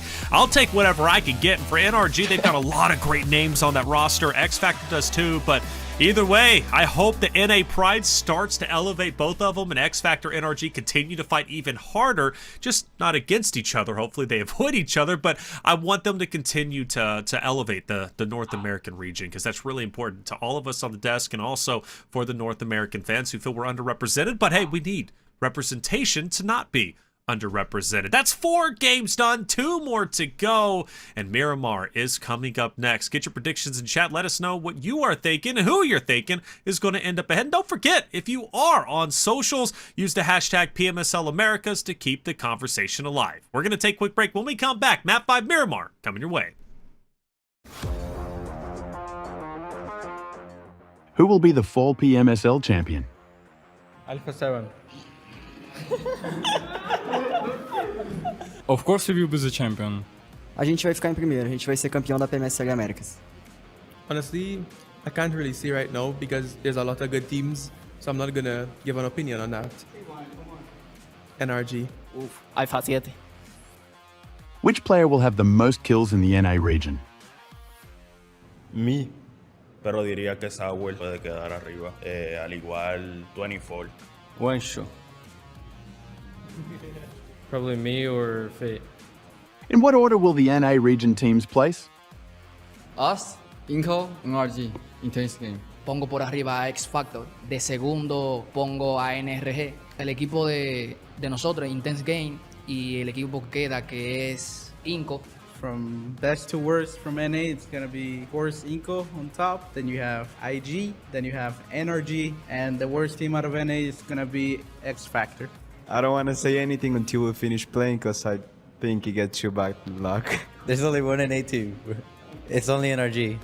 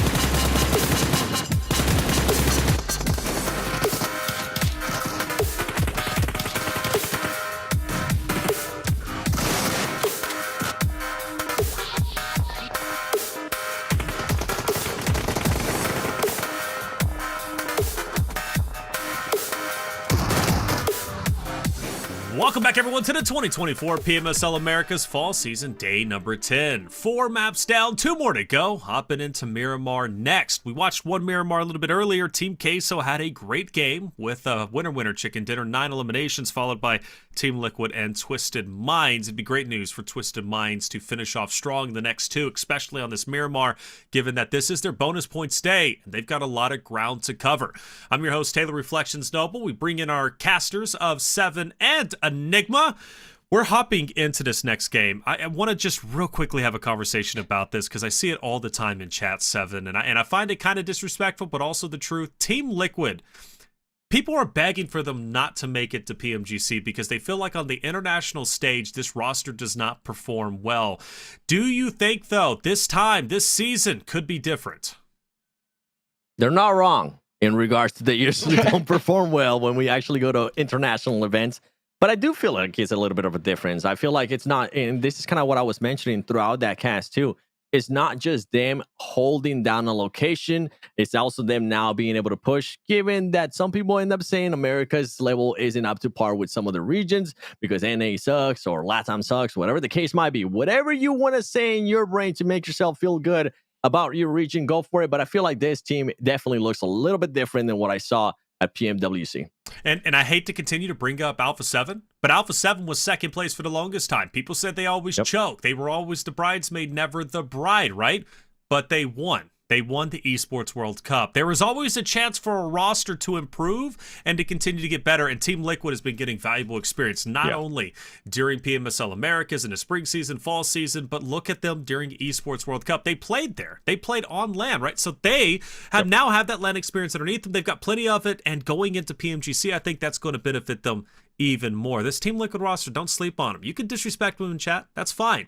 But I think they're going to be just fine going into the world stage if they make it. I'm getting ahead of myself. Granted, they could blow their 100+ lead, right? But hey, who knows? You know, who knows? Here it is. Map number 5. We're heading back into Miramar. I'm excited for this one for a number of different reasons. More importantly, to see Twisted Minds hopefully do a little bit better than they did in Map 2, which they already did phenomenal. 9 eliminations, 3rd place. Can they have a banger game number 5 to solidify themselves as one of the top bonus points team? Well, let's find all that out and more as we head into it. 7 Enigma, take it away. Or is it going to be Team Queso again, trying to clutch up some wins here in Miramar? And you know what? Can Team Liquid choke the lead that they have right now? If there was any other team, if I haven't seen what Team Liquid has had to offer so far up to this tournament, I would maybe say yeah. But right now, they're just looking so good, Enigma. Oh, yeah, no. Team Liquid, I don't know what kind of coping gas Taylor's on or what, you know, kind of making that storyline. But yeah, for America's, they'll be fine. Whether it's them in top 5 or whether I think maybe the only choke, quote unquote choke I could see is if Alpha7 passes them and takes those PMGC point slot totals, because from what I recall, they were roughly within 50 points of each other coming in from last tournament and EWC and stuff. So still definitely a possibility for that squad. But man, coming back to that discussion of that world stage, obviously Team Liquid, I know you'll agree with it as well. Not the greatest performance last year when it came to PMGC and stuff like that. They wanted to perform a lot better as a squad. And this time around, you know, when it comes to this Alpha7 discussion, it's really weird when it comes to this global stage kind of initiative of their second place, Everyone wants to act like first place was that much better than second one. That's usually not the case. There's a reason why they were second place. So they're kind of due for that sort of fight to happen. But oh my goodness, I don't know what the heck just happened. But Remix, man, you just got put in the dirt by an SKS 7. This is yeah, no, he didn't even have an auto there. He hit him once in the head, and Remix just got put down. So this squad intense game, they're really just, I mean, man, them and Latin Kings just really just struggling at the bottom here. Yeah. Yeah. Let's just leave it at that, because I don't want to go into those teams. They're already down. I don't want to put them down even more. But you know what? I'm kind of with some viewers as well in regards to, I'm not in regards with them in regards to, I don't want to see Team Liquid in an international event, but I am with them in regards to they just haven't been able to perform the way we kind of see them perform here when we play Americas. It feels like it's a completely different team at times when we're at international events. It feels like sometimes they get a little bit too much into their head. They try to switch up strats.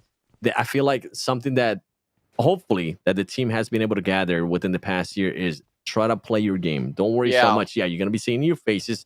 You're going to be seeing new styles too. You might end up seeing teams that are actually playing a little bit slower than what you're used to, or a little bit faster than what you're used to. Just need to be able to adjust. And I feel like that's why I always push Team Liquid to be in certain situations, because I'm judging this team differently. I'm not going to judge Team Liquid the same way I judge the Vicious, or that I judge 9C, or that I judge Latin Kings. No, it's not even close. I'm going to be more nitpicky at how they're taking their time and to do a rotation, at how they're thinking about executing a certain fight. And if it goes a wrong way, even if they lose one player, but they end up winning and it sets them up for the end of the game, I'm going to praise them for that. Or vice versa. If they end up winning the fight, but they lose one player and I know it's going to be hurting them at the end of the game, I'm going to let them know that. And I feel like for this team, They just need to narrow down those little tiny things that make a big difference when we go into international events. And it's that you need to be able to adjust even more when we are there, when we are PMGC finals, when we're at PMGC league stage. League stage, at least you get a whole month to work with. But when you are at the finals, you only get 3 days. Yeah. And that's kind of that idea with Team Liquid of, we've got that long format at the start. Maybe they can get a feel for some of the teams that'll be competing in that finals portion if they're able to break through to that portion of PMGC. But Team Liquid, man, I mean, even today, we were surprised seeing them going out so early on that second Erangel. And that's kind of the trouble with this team, is that disaster of success is when you get in those rougher spots in the matches, it's very far and few of if you actually are going to be able to really test yourself and point out mistakes that you maybe have, because obviously some of their engagements are taken. Maybe it's against some of our weaker teams in this America's lobby. But when it's against the strong squads like Alpha7, like Loops in that Sandhawk game, for example, they're able to really come in and kind of really try to test themselves and limit testing in these matches. But you've seen it time and time again. I mean, you've been on the desk virtually every year, 7, for PMGC and stuff like that. All these global international events, you can just tell right away that the lobby state is completely different than this. Oh, yeah. There's levels to this game, and that's the reason why I never wanted to be a pro player, because I am absolutely potato. I might have the brains for it, but hear me out. My thumbs cannot move a certain ways that you guys' thumbs can move. I can only do a certain claw. Okay, I'm getting old here, boy. Hey, I mean, use gyro, per se, you know. You can use your thumbs if you want. It's not like you're having to do some crazy spider. What happens if you got to sneeze, though, bro? Like, what do you do if you got to sneeze mid-fight? Well, now we're really getting nitpicky with it, 7. I don't know if they're really going to be sneezing. This is situations that think about it, nigga. Come on. This is why I don't use gyro, bro. I get allergies. Yeah, but I got to sneeze. But can't you feel it coming a bit? Like, you kind of put yourself in a safe spot, like hide behind a rock. Now, I get maybe your teammate might start smelling a little funny on stage. What but if your nose is itching? You gotta scratch it? Like, you got your shoulder? I don't know what to say to you, 7. There's no pleasing you at this point. Bro, I talk a lot with my hands, all right? I mean, sometimes I feel like I'm Italian, all right? Yeah, okay. So I would be absolutely screwed if I try to use gyro. I'll give it a try, though. Okay. I'll give it a try. I'll report back to you, not next week. Give me like a whole year. So in a year, remind me. We'll get you dialed in on stage at some point, 7. Maybe against one of the likes of Latin Kings or Team Queso, because right now they're taking the fight. Milos, he was ratting it out in the compound here, 7. He gets found out, but Team Queso, they're full committing to this fight. Colgoat actually finding a freebie onto 1, make it the thirst, evening up the fight for Team Queso immediately. Colgoat just be like, I'll do it myself. And he is going to do it himself, as he's going to be making it 3 players of Latin Kings. And you know what? If I'm the rest of Team Queso, I'm like, just give the chance. See if he could maybe clutch up and just get the whole squad, because that would be nasty. For Team Queso, this should be an easy cleanup for this team, as they're going to be getting the off angle. And there you go. Okay. You got a little bit scared there, not going to lie. But, okay. I was talking about earlier in regards to Team Liquid, if they end up losing a player in a certain situation. This is a situation for Team Queso, a team that more than likely is going to end up at PMGC league stage. They cannot end up losing a player, especially not against the last place team at the moment with Latin Kings. Yeah, especially so early on. We're not talking it's a prime spot in zone. They ended up having the player alone at that compound. That's the whole reason why they drove to that sort of spot on the map. And I mean, even with that fight, you've got to find a way to have your team rotate faster, even because in the international stage, that solo player gets flushed out immediately, and then they're working the ridge line that Team Queso would be pulling up to. They're not like Latin Kings where they're going to stay in the buildings. They're going to immediately recognize the fault in their setup as soon as they push that player. And ultimately, that's kind of the hard part, is you being able to recognize, even though this was a good play from us, we picked up 4 elims. Unfortunately, we lost 1. How would a better team, how would the best teams in the world play this situation? And that's the hardest thing to come to. Oh, it is, honestly, because as much as you want to think about that, especially you know this, when you're in a game, you don't even have the brain capacity to think about that. You're thinking about what your next rotation is going to be. You're thinking about what some of the other teams might be doing, that that they're usually in a closer area. You know what? Let's focus a little bit more on the circle, because I want to be toxic. Please go bottom right. Bottom right. Dang it. Dang it. The island or the field? Those are probably the two bro. toxic I wanted the spots. island. Well, I what wanted about the on the island. top right there? Kind of like to the right of Oh? Inco. That would have been kind of gnarly. Unfortunately, been it's nice, going to too. be boring. Gonna have the boring circle. No. Yeah, What you no, I'm mean? saying We boring. might end Come up. on. Hold on. Is this? I think it is. We might end up getting an urban finish here, if I'm not mistaken. I gotta go back and watch that because if we do, that would be nice. Yeah, The absolute stand-ups that we're gonna be seeing. Yeah, I mean the urban finishes, especially around here. I mean, couldn't even tell you where this is at on the map at this point. Influence Rage finding their spot to call home immediately, and this is going to be on the north side of that zone. LSR going to be to their east. Yep. But oh man, this squad, the Vicious, they've had a lot of brilliant moments, but it's going to be on the likes of Reyes to find that initial knock onto Influence Rage. And both these teams, actually looks like a third team coming in now as well, calling themselves home here, 7. A lot of teams opting for this part of the map early on. They are, and I'm actually surprised that we're gonna end up seeing a lot of these teams here. I'm even trying to locate them on my map feed as well of where they currently are because I was getting a little bit shifted in regards to where X Factor was doing. I know we were talking about X Factor earlier and what we want to see out of them. Okay, let's see. Vicious. You know what, Vicious? VIP. Just relax a little bit. Don't poke the bear. If you're Influence Rage, you're just waiting. Yeah. You're waiting for somebody to do something. You're waiting for the Vicious to get a little bit antsy and VIP to get a little bit antsy. And as soon as you get a knock, you're just going to see a full-on push out of that team.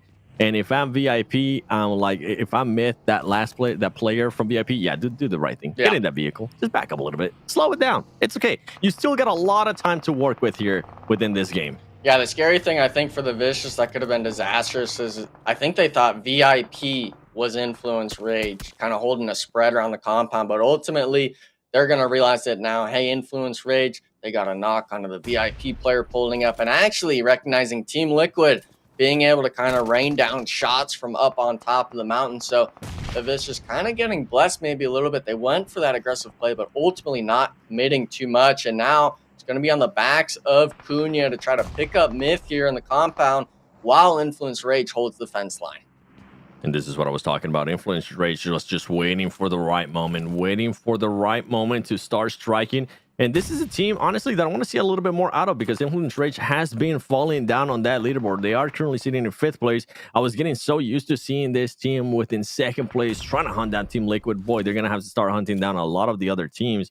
We're going to be getting a new circle here. Alpha7 currently towards the north. X Factor, you heard me talking about them, and Inco as well.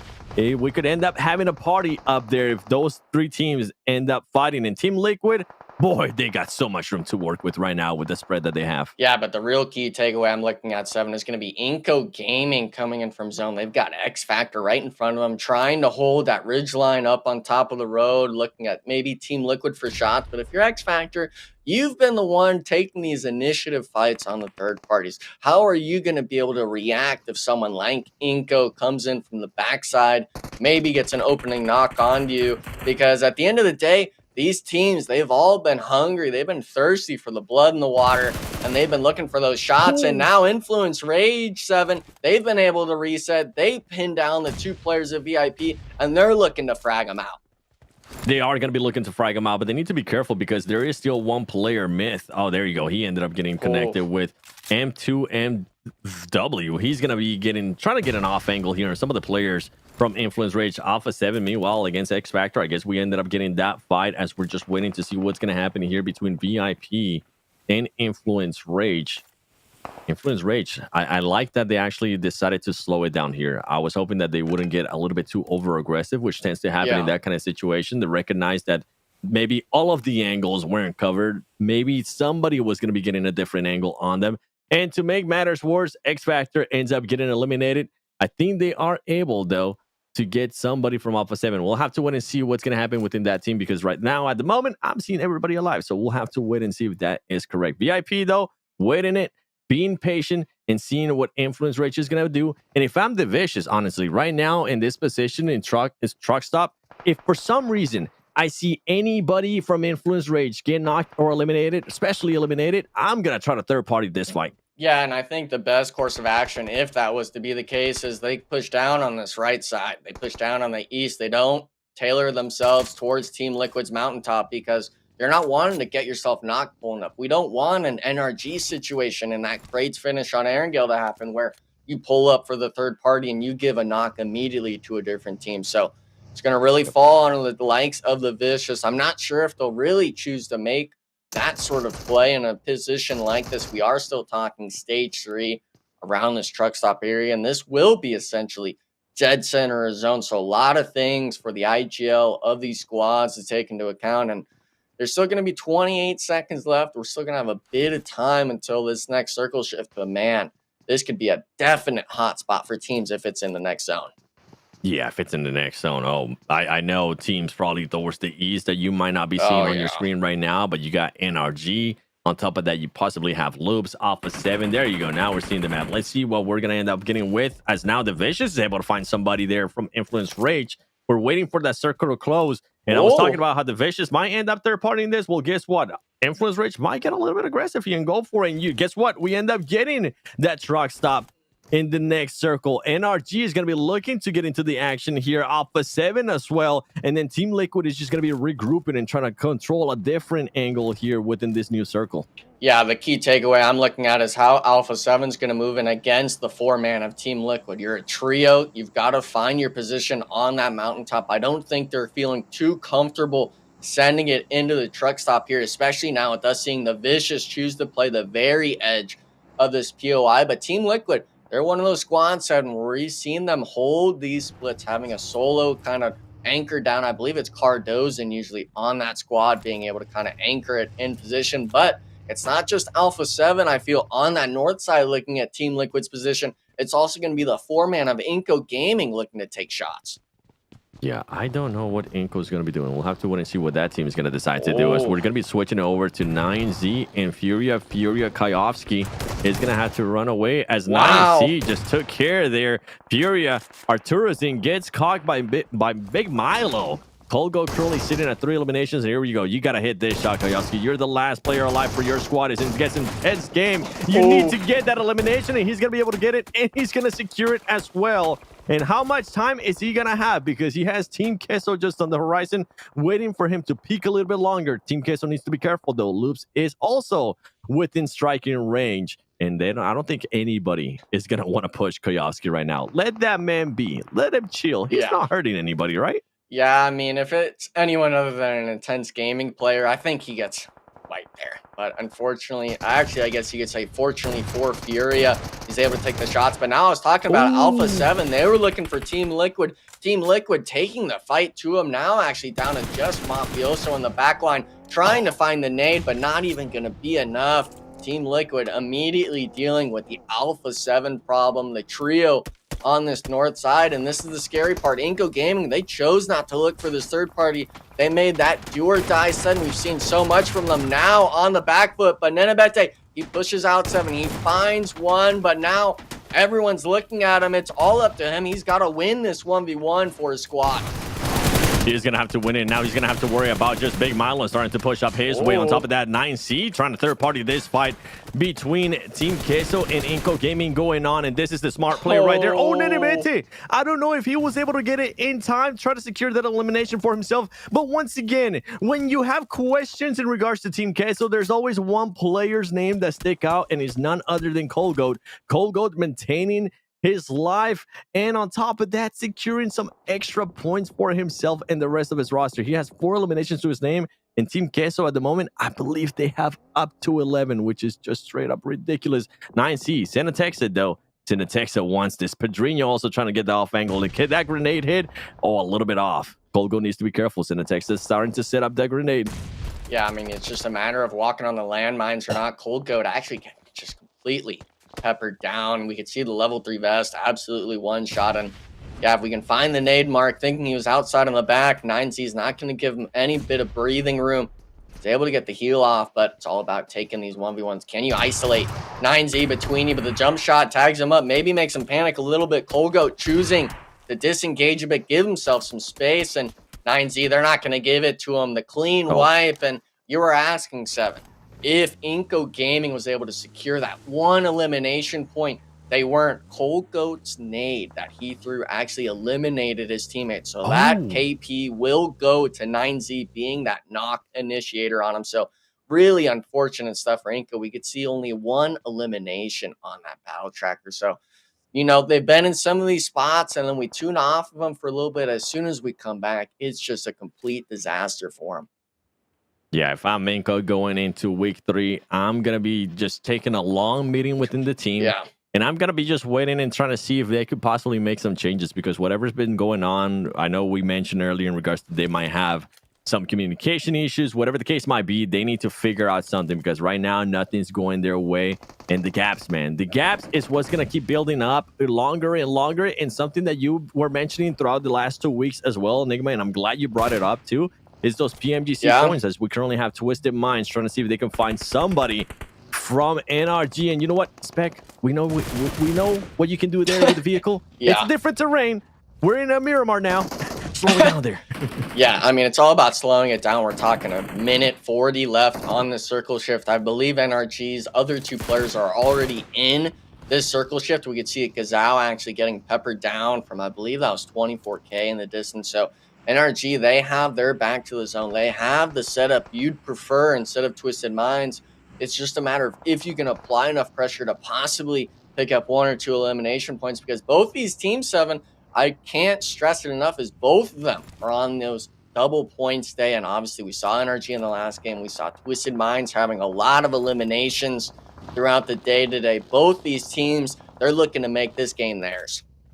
They are trying to make them theirs. And I'm currently seeing that Casper and 24K currently not just full health. So somebody must have been taking some shots on them and slowing them down. A team that needs to figure something out right now. I feel like when we end up seeing AGG is always 7, as he's going to be driving away from Twisted Minds, and he's just going to try to find a possible place to secure some placement points for his squad, as the rest of his squad is going to be eliminated here by Twisted Minds. Loops as well on the horizon. I mean, Nino trying to get some nades there on Rada Boy. Rada Boy just moving just in time, and here comes the push from Federal. Federal feeling frisky, feeling like he's going to be able to clutch it up. He's going to be able to clutch up at least 1 knock, but his teammate is just not close enough to get into that fight, as they're having to fend off NRG. NRG now being the aggressors here, Enigma. Yeah, Casper, he's immediately pulled up the nade in hand. He's not even able to peek over this ridge line with Spec pushing the initiative forward. And Twisted Minds, they had the right play, but unfortunately just getting capitalized off that timing. And yeah, Fate with the off angle, immediately putting Twisted Minds' dreams into the sand. Loops as well. They were actually able to keep, I believe that's at least 3 players, maybe make it 4 alive on that south side. And we do see the zone shift. All these teams on the south, and even in that POI on the east, they got to inch in ever so closer to the circle shift 7. But Team Liquid, they're not taking action right now. They're looking for 9C. Oh, they are looking for 9C, and 9C being able to find a knock there on Ayala. He's going to be able to get picked up from his team now. Mythic and the rest of his squad trying to find some off angles here. They know they currently have the advantage. And here you go. We're going to be able to spot him. Cinetexa is going to end up knocking Mythic. Meanwhile, Chief is going to be able to revive his player just in time. Mythic does end up getting eliminated. That's going to end up hurting Team Liquid. Running out of bullets there with the OP90. And it doesn't end up working out. It's falling apart here for Team Liquid. A team that's usually so strong in these situations. And that's why you have viewers sometimes question what can happen if this team makes it to the PMGC League stage, if they make it to the finals, because in situations like that, sometimes they do tend to choke. Team Liquid had everything going their way, but they ran into a veteran squad. They ran into a squad that sometimes likes to pop off, and 9C now having to fend off as Loops Esports is looking at third party after that fight. Yeah, 9C, this is a double points day as well for him. That is such a huge win for him. Even though they lose 1 player, they pick up the eliminations on the edge. As long as they're able to just find their footing here on the mountain, try to get that reset, maybe use the vehicle to rotate in, they could definitely secure themselves a few much-needed placement points. But, man, it doesn't seem like Loops is going to stop here, 7. Picking up the initial thirst on a Choco, knocked, I believe, by an AGG player on the outside. And actually looks like the Vicious, they're not waiting either. They're looking for the third party, and Loops is saying goodbye. We'll turn around. We'll play our spot. This north side is all yours for the Vicious. It is going to be the Vicious that just becomes a little bit more aggressive. Is it going to end up working out, though? Because 9C right now is feeling themselves. It's just going to be Pedrinho. There you go. Brudos and being able to find that last player from 9C. But I got to give some props there to 9C. They haven't had one of the best days. They haven't had one of the best weeks, to be completely honest. But they do end up exiting with at least 9 eliminations and some placement points. Loops is going to be thinking about it. Loops is going to be setting up a trap here for the Vicious. But the Vicious... Oh, Loops didn't do it in the right time. The timing was just a bit off, as the Vicious is going to be able to pick up one of the players. But now Loops and NRG getting into the party here. I've been wanting to see more top 5 situations for NRG. They're getting very close to it, and they currently have 3 players left alive. Yeah, Loops got that immediate re-knock onto one of the players of the Vicious. Unfortunately, though, just taking too long to capitalize on the knocks. And now NRG, they recognize, hey, this squad's a bit split. Fate, another off-angle knock. He is just in the right spot every match, these Game 7. Thankfully for him, able to get another elimination, making this a trio for Loops. And AGG, wait, he's getting sent. He gets just one of the Vicious, but man, these squads, they're really struggling to take out these solos. The Vicious just decides, you know what, let's go back to what we know best. Let's just try to be that aggressor that we have been before. Right now, Fate, I mean, this player is just absolutely excelling for his squad. Currently 2 eliminations. We'll see what he's going to be able to do as we do end up getting the new circle. And absolutely nobody, I mean, nobody is inside the circle, Enigma. Yeah, but I mean, I'm loving Influence's Rage's idea. They had that 3-man early on in the truck stop. They're finally dealing with the VIP solo, which in our eyes shouldn't be able to really thirst out any of these Influence Rage players. And a lot of these squads, thankfully for them, they were able to kind of hunker down in these positions, picking up a few placement points for them. But man, this could be a really big game for someone like NRG, who, by the way, I believe had 20 points over X Factor in those placement points. They were still behind them, but bonus points will come true. Influence Rage finally able to clean it up, giving themselves enough time to work in the circle. And now, yeah, here we go. The main factor of the match, I feel, NRG Fate. I mean, he's just walking up and feeling it right now. Loops just under no control of this situation. Loop just ends up losing so many players here to NRG, and NRG, you mentioned it. I mean, Fate is definitely feeling it. He's trying to connect with that grenade. Is he going to be able to? They need to be careful, though, because the Vicious is trying to be a little bit more aggressive. If the Vicious can find some high ground, it's going to be tough. And you can see the Vicious is the one that actually ends up getting Rafinha eliminated there. Loops gets a 4th place finish with 6 eliminations, and the Vicious right now looking to use this high ground to their advantage, and it might end up working their way, but they need to be careful and not getting too aggressive, because they still have great teams along the likes of Influence Rage and NRG trying to get this win. And if I'm completely honest, Vicious should be able to win this, but with what we've seen today, I don't know, Enigma. Yeah, I mean, the Vicious, at least for this game, they're able to keep 4 players up. The only squad in the lobby with 4 players, and I think they're playing this extremely well. If they're able to pressure Influence Rage, because they have the better high ground position compared to NRG. If you're able to force Influence Rage into NRG's position, you're able to go for that third party onto both squads and ultimately maybe securing up to those 6 eliminations. But NRG, it looks like they had 24K get eliminated, trying to wrap around, I think, towards Influence Rage. So just getting caught out. And this is going to be stage 7. We're going to see one more circle shift after this. I feel the Vicious will be just fine on it, unless it's something crazy. Yep. They've got their position. But, man, NRG, Influence Rage, we saw it on that overhead just now. Really needing to just make those, what seems to be 30 meters, seems like a tall task to ask. Yeah, and I think for NRG, this is going to be a tough one too, especially with the terrain that they're currently working with. They're not going to really have that much cover, and the Vicious can possibly just end up picking and choosing who they want to fight. I mean, you've got the Influence Rage on their horizon right now. They're going to be outside the circle. It is going to be a tough entry for them, as they are currently still 26 meters out. Influence Rage has to worry about the Vicious, and on top of that, you have to worry about NRG. And NRG right now is just trying to figure out how could they possibly try to infiltrate this circle with the Vicious, just waiting patiently, trying to get those off angles. You just saw it. Every single time Spec puts his head out, trying to spot anybody, he just gets shots at. Same with Fade. They have to be so careful in this kind of situation. I mean, yeah, I'm not even sure if any of the NRG players have helmets still. We're seeing a lot of tags on these players, and I think if you're NRG, you're looking for that second place finish. You're not planning on the win. You got to put all your eggs in the basket of we've got to live as long as possible. And it looks like Influence Rage, they're trying to pressure Spec. He's forward quite a bit. It's going to really be on Fate to try to secure the second place slot for the squad because the Vicious, they're starting to get active. Actually, they're kind of getting tagged up on Influence Rage here. The zone timer is ticking, and this is where the pressure builds up. Yup, Spec, a free knock on the one, and he's got good distance in between the other two players, enough for the nade with him being on the high ground. He's got to find it, though. Might hit, no damage. Influence Rage too far down the hill, 7. They got to make it happen now. They are going to try to make it happen. I mean, Spec knows exactly where they're at. That's what he's going to end up throwing. That also, Fate finally finding that off angle he's been wanting to find on the Vicious. Could that be the opening that this team needs? Because they want to find a position to get inside. The Vicious getting a little bit too exposed here as more players are going to start going down in what looked to be so unlikely here for NRG or for Influence Rage. It's at least giving you a glimpse of hope. But there you go. The thing is that the Vicious has way too many people at the moment. Spec still trying to stay alive. You mentioned how he wanted to at least be able to secure a second place. Dev now is trying to push up. He's the last player currently standing for Influence Rage.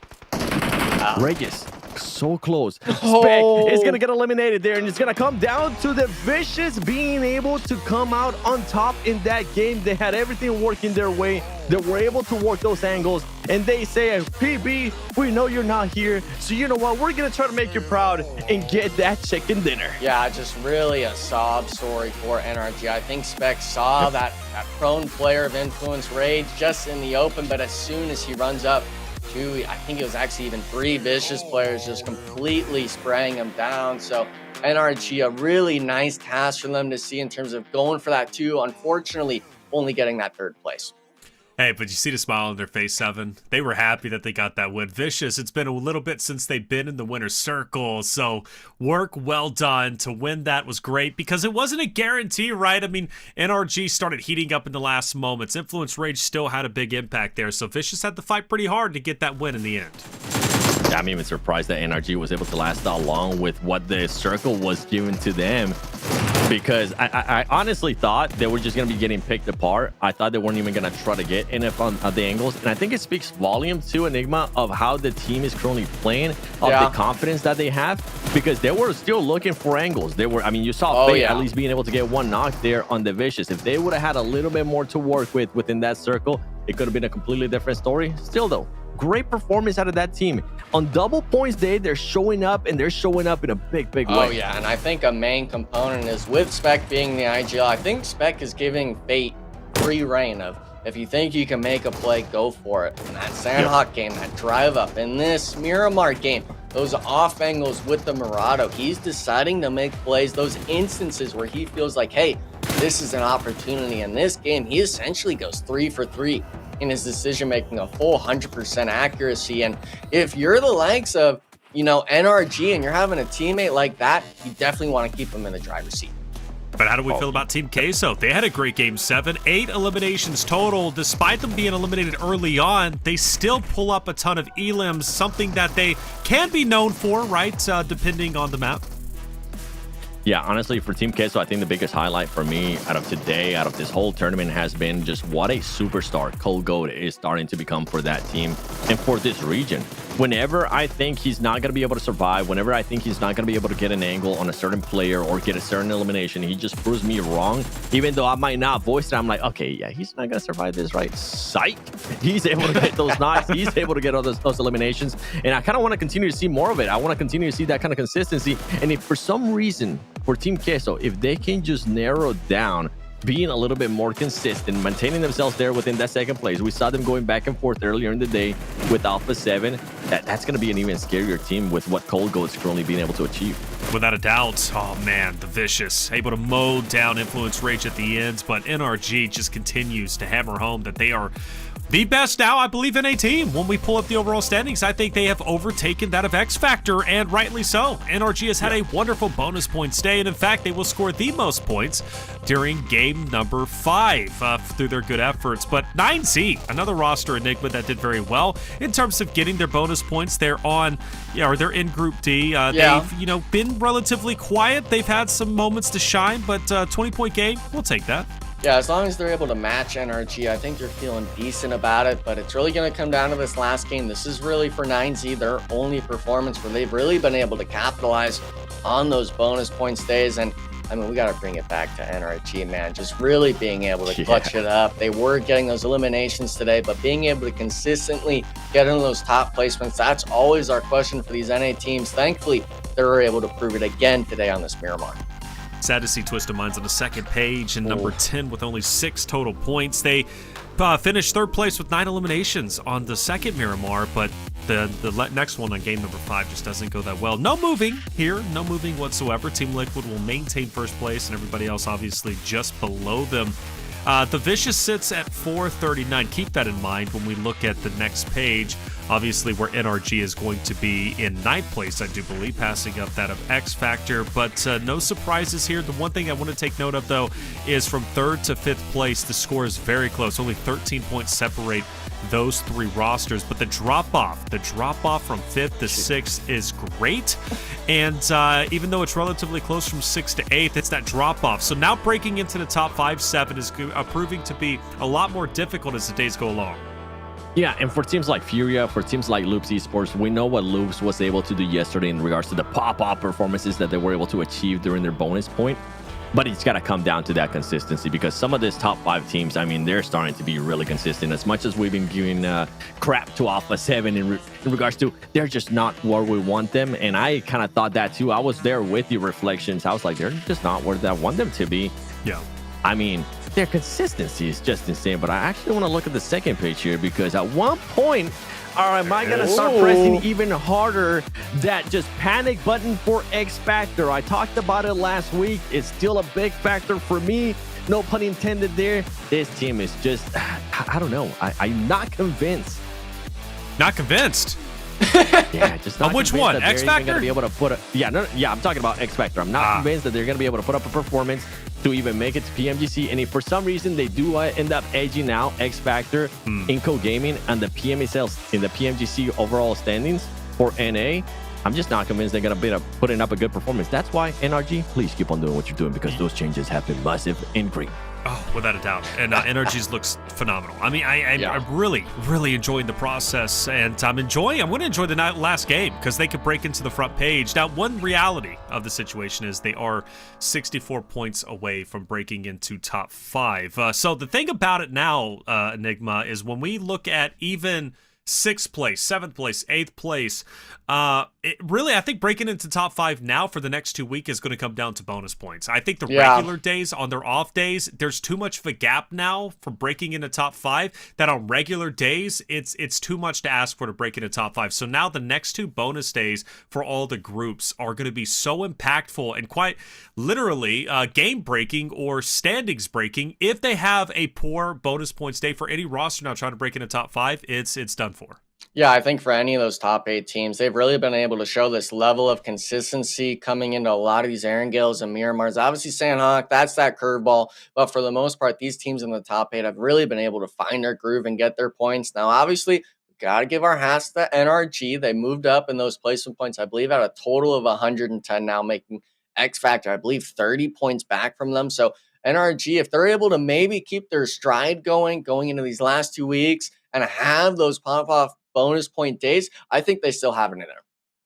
Well, we'll see, right? They're definitely making a good run and a good argument why they can be top 5. Speaking of which, they had a great game number 4. They got the victory, and they did it in style. Sarpatch had a chance to catch up with NRG Spec after their massive game 4 win on Sandhawk. Let's hear what Spec had to say.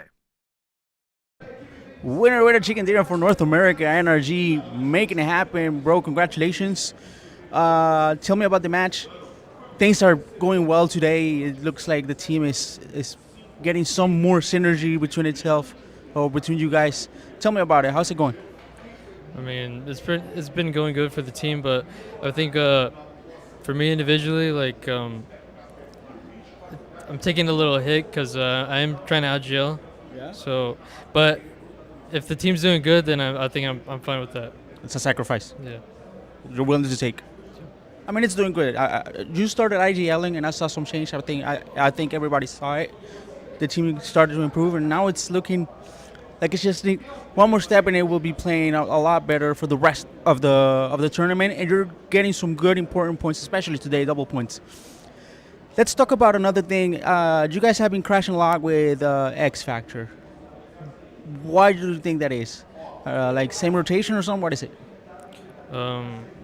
Maybe just like similar playstyle or like just rotations. I think we normally fight like around circle 2 or 3, so that's like the most important rotation we have to take. Like, and it's happened a lot. So yeah, it's a coincidence. We don't like to see it. NA on NA action. If we can stop it, let's stop it. Okay, yeah, do that for us. No. You want to kill him? This is America's. Oh right, let's go. This is America's. Let's go NRG. Let's go NA.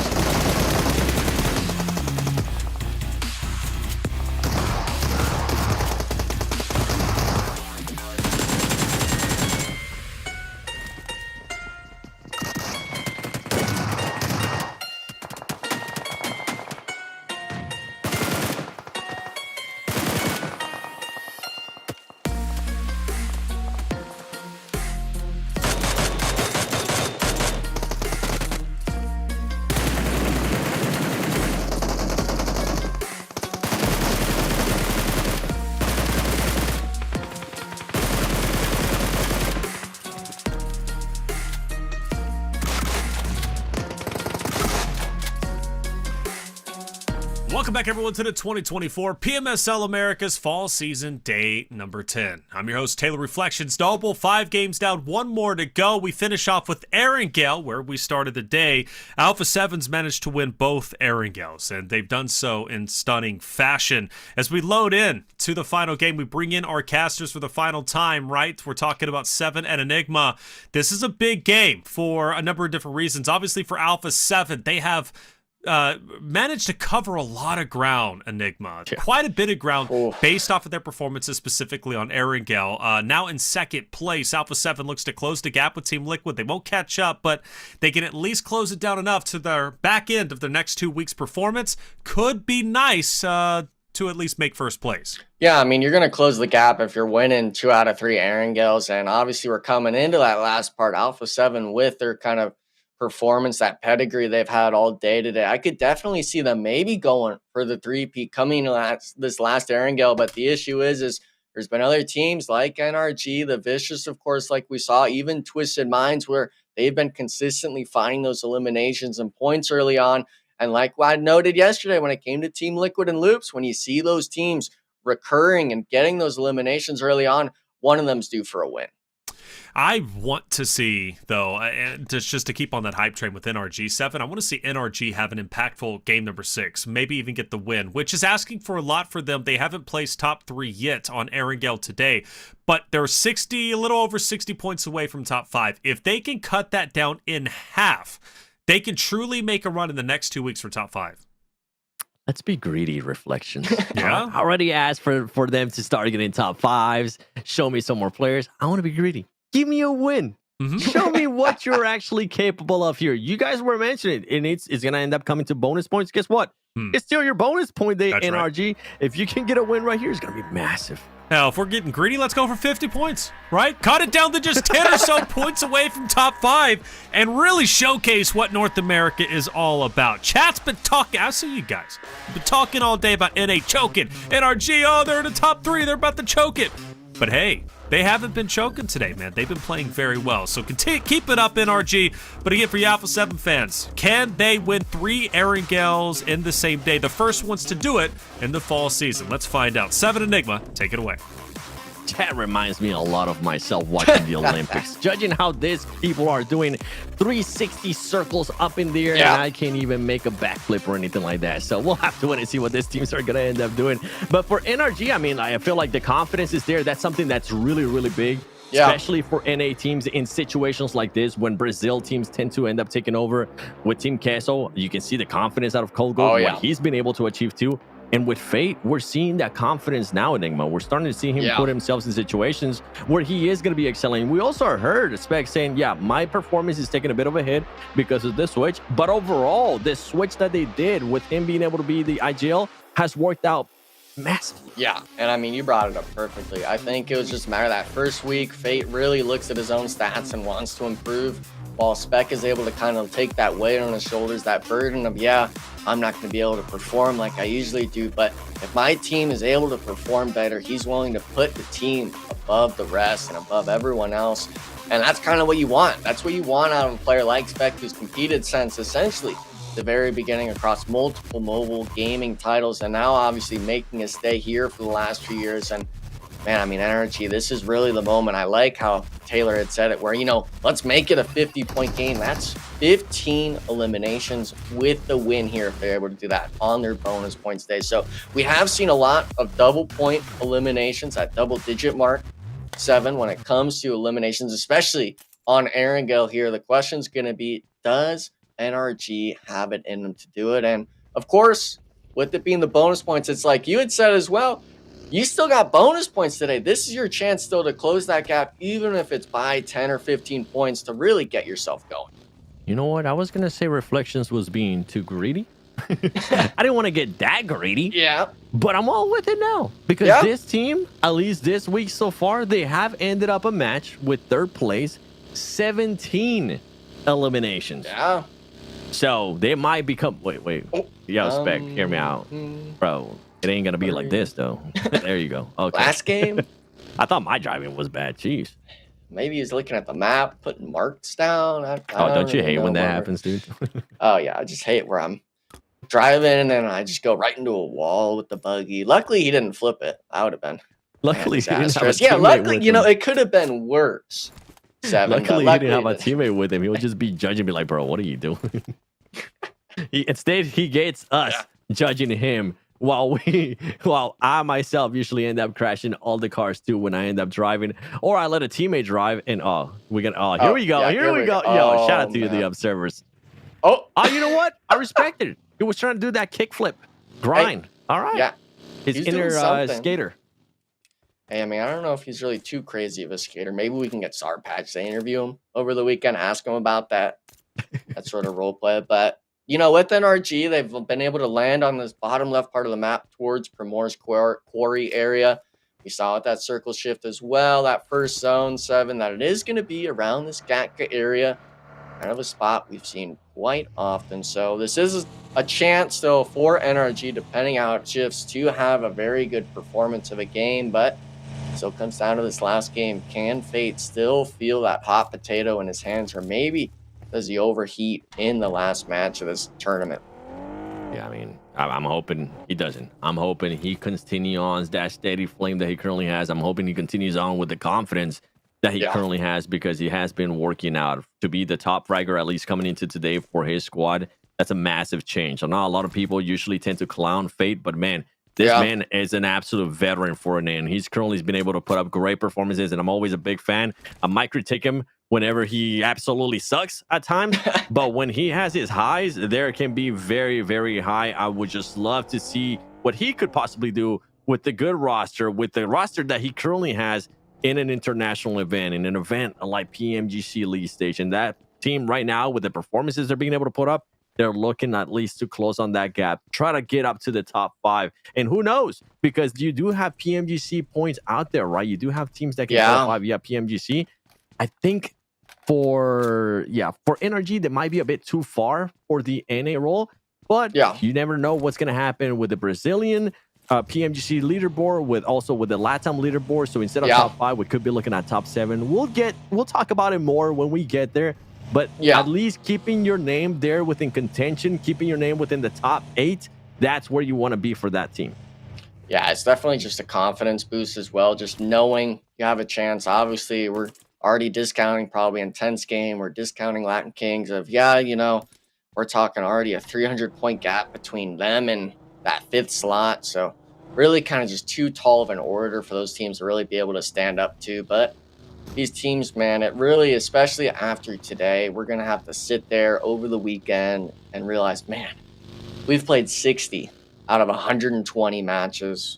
Half of them were on Erangel. Obviously, 2 for each day was on that Miramar, and then 20 were for Sandhawk. And if you're the likes of Alpha7, and I really kind of want to bring this up, kind of stress it enough, where we got time. The performances on Erangel, especially today, of course, going back-to-back wins, it's such a confidence boost. And if you're not able to perform on the GOAT map, the best map, in my opinion, of PUBG Mobile, that being Erangel, you're setting yourself up for disaster. Oh, yeah. That's the main one, right? And I think I made that point earlier in the day, too, with another team. I can't remember off the top of my head. But it was just, for Loops yesterday. Their performances in Erangel just weren't there. Yeah, you have a pop-up performance, but you need to also be able to start performing consistently in Erangel, because we just end up playing it so much. We play it over 3 times a day for the rest of the days that we have left. It's going to be a lot of points that you can actually end up securing. And even if it's like just securing extra 2 points a match, that's going to be massive in the scheme of things, because after we play 10 Erangels, that's going to be 20 points. And we have seen it in the past, and this is something that Hodgix and I usually like to talk about when we see each other, is how we hate it when certain teams get into a situation at the end and they're very close to qualify. And if only they would have just been a little bit more consistent in certain matches, if only they would have pushed for those extra points, because we've seen it where teams end up qualifying to an international event by just 1 point. And you don't want to be one of those teams. You don't want to be the team that ends up not qualifying because of just 1 point. Yeah, and the scary thing, I think you had brought it up as well to Taylor, is just this idea of X Factor. I'm glad we were actually able to bring him up immediately, because you had said they had what? 3 out of their top 6 for this week have been wins. Outside of that, they're not even getting placement points, really. And you're a team, they have the eliminations to their name, but never able to just make it anywhere close to the top 8, it seems. And we're talking 60 matches played. We can even see it here, just dismantled by the Vicious. This is one of those instances where, they get one initial knock, but they just lose so many casualties that they're never set up to make it anywhere past that second zone. And unfortunately for X Factor today, man, you were questioning it, 7, compared to NRG. Really just not their day. Yeah, brother, I've been questioning it since the first time I casted last Sunday, and I saw them being up on the leaderboard. The bonus points look great, don't get me wrong. Week 1, boy, everybody was in a high. I was like, X Factor, all right, we see you. We want to see what you can do. But I think what the pointed out for me was the placement points that they had at that time were nowhere near what everybody else was being able to average when we looked at the overall scheme of things. And I think that it's starting to show here. Before the last, this is a crazy stat too, like as we're starting to see this fight continue on, before the last 2 matches, right? X Factor had 190 points, and they were sitting in 11th place for week 2. a team that has 3 wins to be outside of the top 10, that's just ridiculous to me. Like, that's something that we usually don't see. Wow. And there you go. David says, all right, 7, I'm just going to eliminate them so you can stop just dragging them down, because they did not have the best weeks, even if they did end up with 3 chicken dinners. Yeah, 3 wins, just obviously embarrassing, to say the least, especially for NA. And we really kind of harp on this placements. Well, the most you can get is 1 win with 10 points. But man, I mean, even Team Liquid on the performance today, we were surprised that they were going out in 15th on the second Erangel. So these squads, like you said, consistently being able to put up points on the board, even if it's only 3 or 4 eliminations, they're still able to find their path to do it. But NA, man, it's really always just that hit or miss factor for us. Yeah, and I think to clarify there what you were saying too is that the wins aren't embarrassing. It's just the way that they finish the week and the overall week that's embarrassing for that team, because it was just so promising, man. I mean, they started off the week. The first game that we played, they got a win. 10 eliminations. We're like, okay, this is going to be a different X factor. This is going to be one that's been able to kind of talk about what they're going to do in regards to the placement and all of the rest of stuff. And it just didn't end up working out. We'll have to wait and see what's going to happen. Obviously, well, I'm a little bit more judgy of that team just because I saw a pattern and I was really scared of it. And I was hoping they'll prove me wrong. And after week 2, the pattern and the data just showed that I wasn't wrong. I was right. It was a big red flag for me for that team. Maybe week 3 we'll see a little bit of a difference. Luckily for them, and you mention it, and I keep mentioning it too, is those PMGC points. They are being able to outpoint Inco. This gap for this week might be. It could have been a lot bigger if they would have performed a lot better, because Inco has absolutely sucked. But it didn't end up turning that way. So for Inco, they get a little bit of saving time, and for Inco, that's a completely different story. You know what? Let's talk about Alpha7, because Alpha7 has been performing well in Erangel, and I'm gonna put you on the spot, Enigma. Is Alpha7 gonna win this Erangel match? Yes or no? Can you ask me in like 10 or 15 seconds when I see the zone shift? Can I stall it out maybe long enough? I like their position right now. They're splitting right on that western side, and I'm going to answer it right now. Gonna win this match? Winning. Yeah, they're winning it. Pachinki's going to be their bread and butter. I think they're going to be coming in clutch here. Hey, I hope it's true, because this team has been able to perform so well, and I think they definitely need a bit of a confidence booster. And you kind of heard it earlier with the Carrillo interview, saying McGrellan needed that booster. And oh man, this is the second time that Federal just ends up getting picked off the vehicle, being a little bit not sure what it was there, but just getting picked off by the Vicious. The Vicious looking to get more eliminations on the elimination feed. We saw Team Liquid Poppy Sour downing a player there from Team Liquid. That's something that you don't see often. You don't hear me say often. So we'll see what's going to happen between those teams, because it was with the sniper. But with Alpha7, I feel like McGrellan, especially with his performances, he was able to clutch it today. But besides that, he needs to end up improving his survival time. It's one of the lowest one for his squad, alongside with Mafioso. But Mafioso at least is able to help him out in regards to eliminations. Right now, McGrellan needs to step it up in regards to eliminations, because of what we say all the time, which is everybody needs to be able to frag out. And that's definitely a squad that I see them going to PMGC League stage. I will be absolutely shocked if they don't even make it, which, I mean, they're going to. They better. Yeah. And I mean, McGrellan especially, he's been able to, we've been seeing a lot of impact that he has when he is alive for his team, allowing to kind of just hold that back anchor position and give that support fire for his teammates. But at the end of the day, whether it's the rotations, I'm not sure if it's him just getting a little too over ambitious with his positioning, but not really able to find the late game as much. And I really am happy that you brought up that survival time notion, because if the whole team is having poor survival time, it's one thing. But if it's the same player getting caught off game after game, you start seeing that number drop. Maybe instead of 23, 24 minutes, he's sitting around that 20 mark. And if you're to say to these teams, hey, you know, your 4th player here, your weakest member, I guess you could say, unfortunately for us to call out an Alpha7 player, is you're going to have to play as a 3-man essentially 4 minutes into that late game.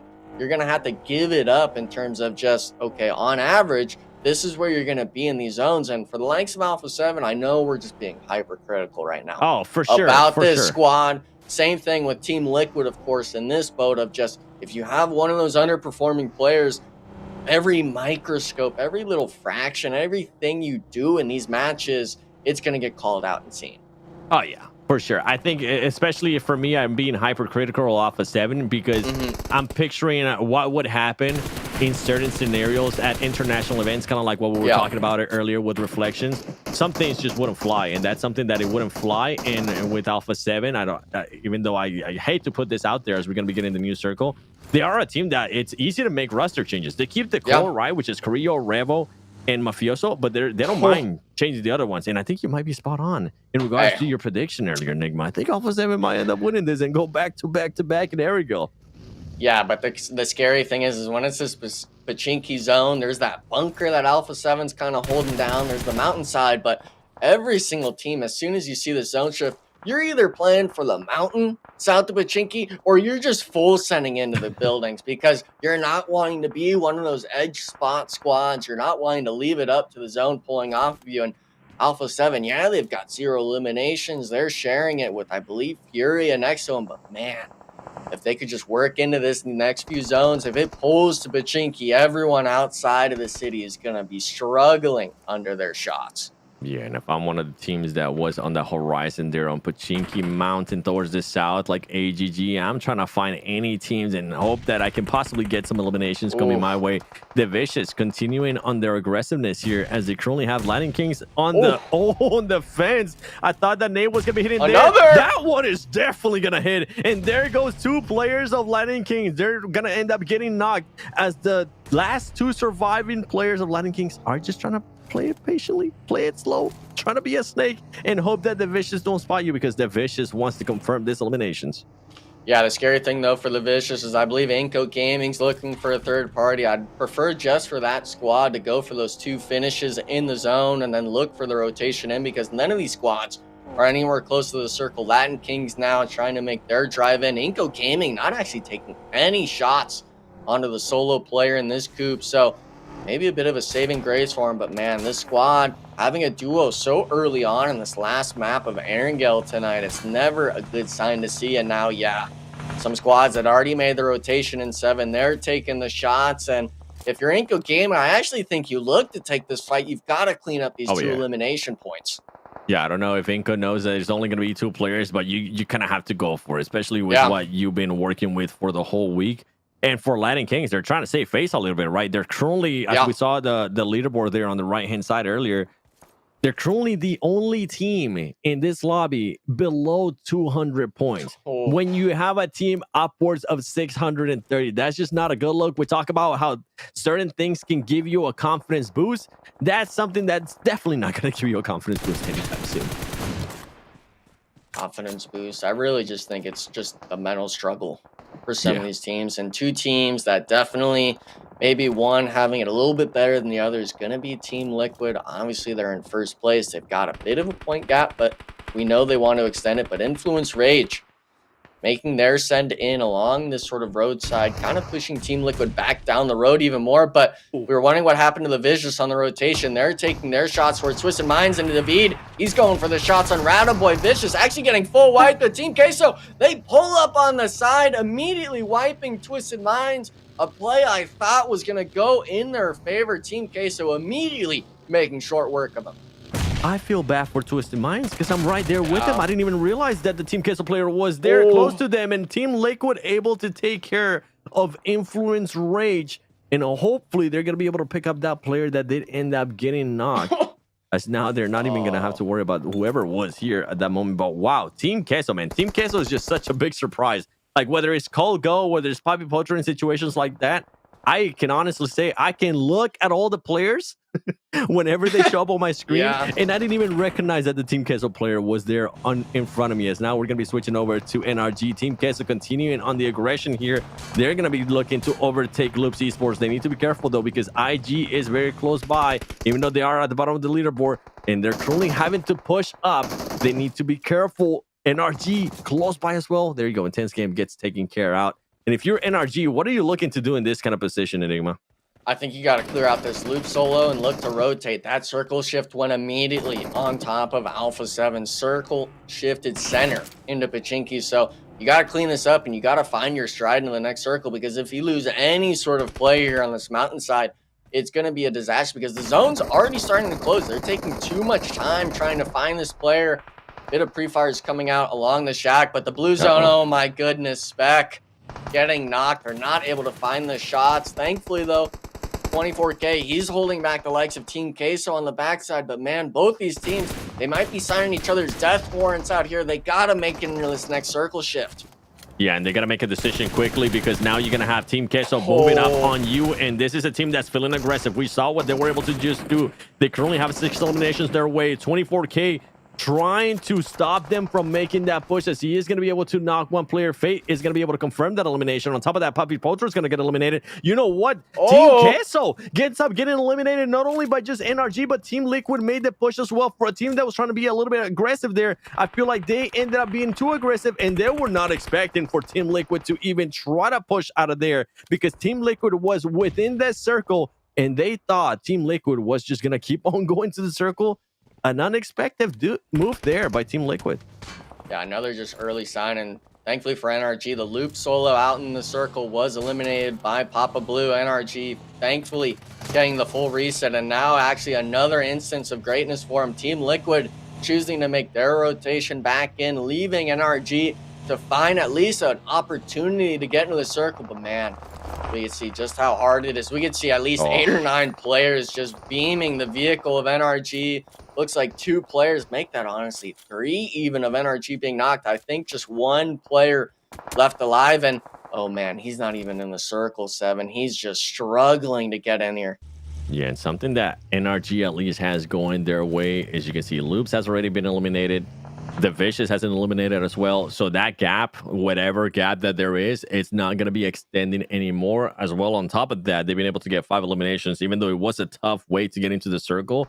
They're going to be able to save face a little bit, and right now they still have 1 player alive. Alpha7 is going to recognize that Team Liquid is going to be pushing up. Furia is going to get surprised here a little bit, as Team Liquid just made the blind push there into this compound, and they end up paying for it. They were not expecting this many teams to be setting up. They were not expecting those many angles to be looking down upon them, and Team Liquid gets eliminated. Now for Alpha7, it's a great opportunity to even close that gap even more for first place. Yeah, that was mostly just on Team Liquid choosing to go back up onto that hillside where Team Queso was fighting, clean that up, get some eliminations. And when it gets so late in the game like this, 7, when there's so many squads already set up on the edge, you're having 10, 12 players just in a firing line looking at you. Only 1 Murado, I believe, Team Liquid had. So Chief knocked immediately. They pull up, slammed on a shack of all things, 1 HP. We weren't expecting too much out of that rotation, even with it being the first place squad in the lobby. But with the zone shift, one team that I'm definitely excited to see still alive here, 7, surprisingly is going to be Inco. They've got a spread on this church hillside, and they don't really have any unwanted neighbors next to them.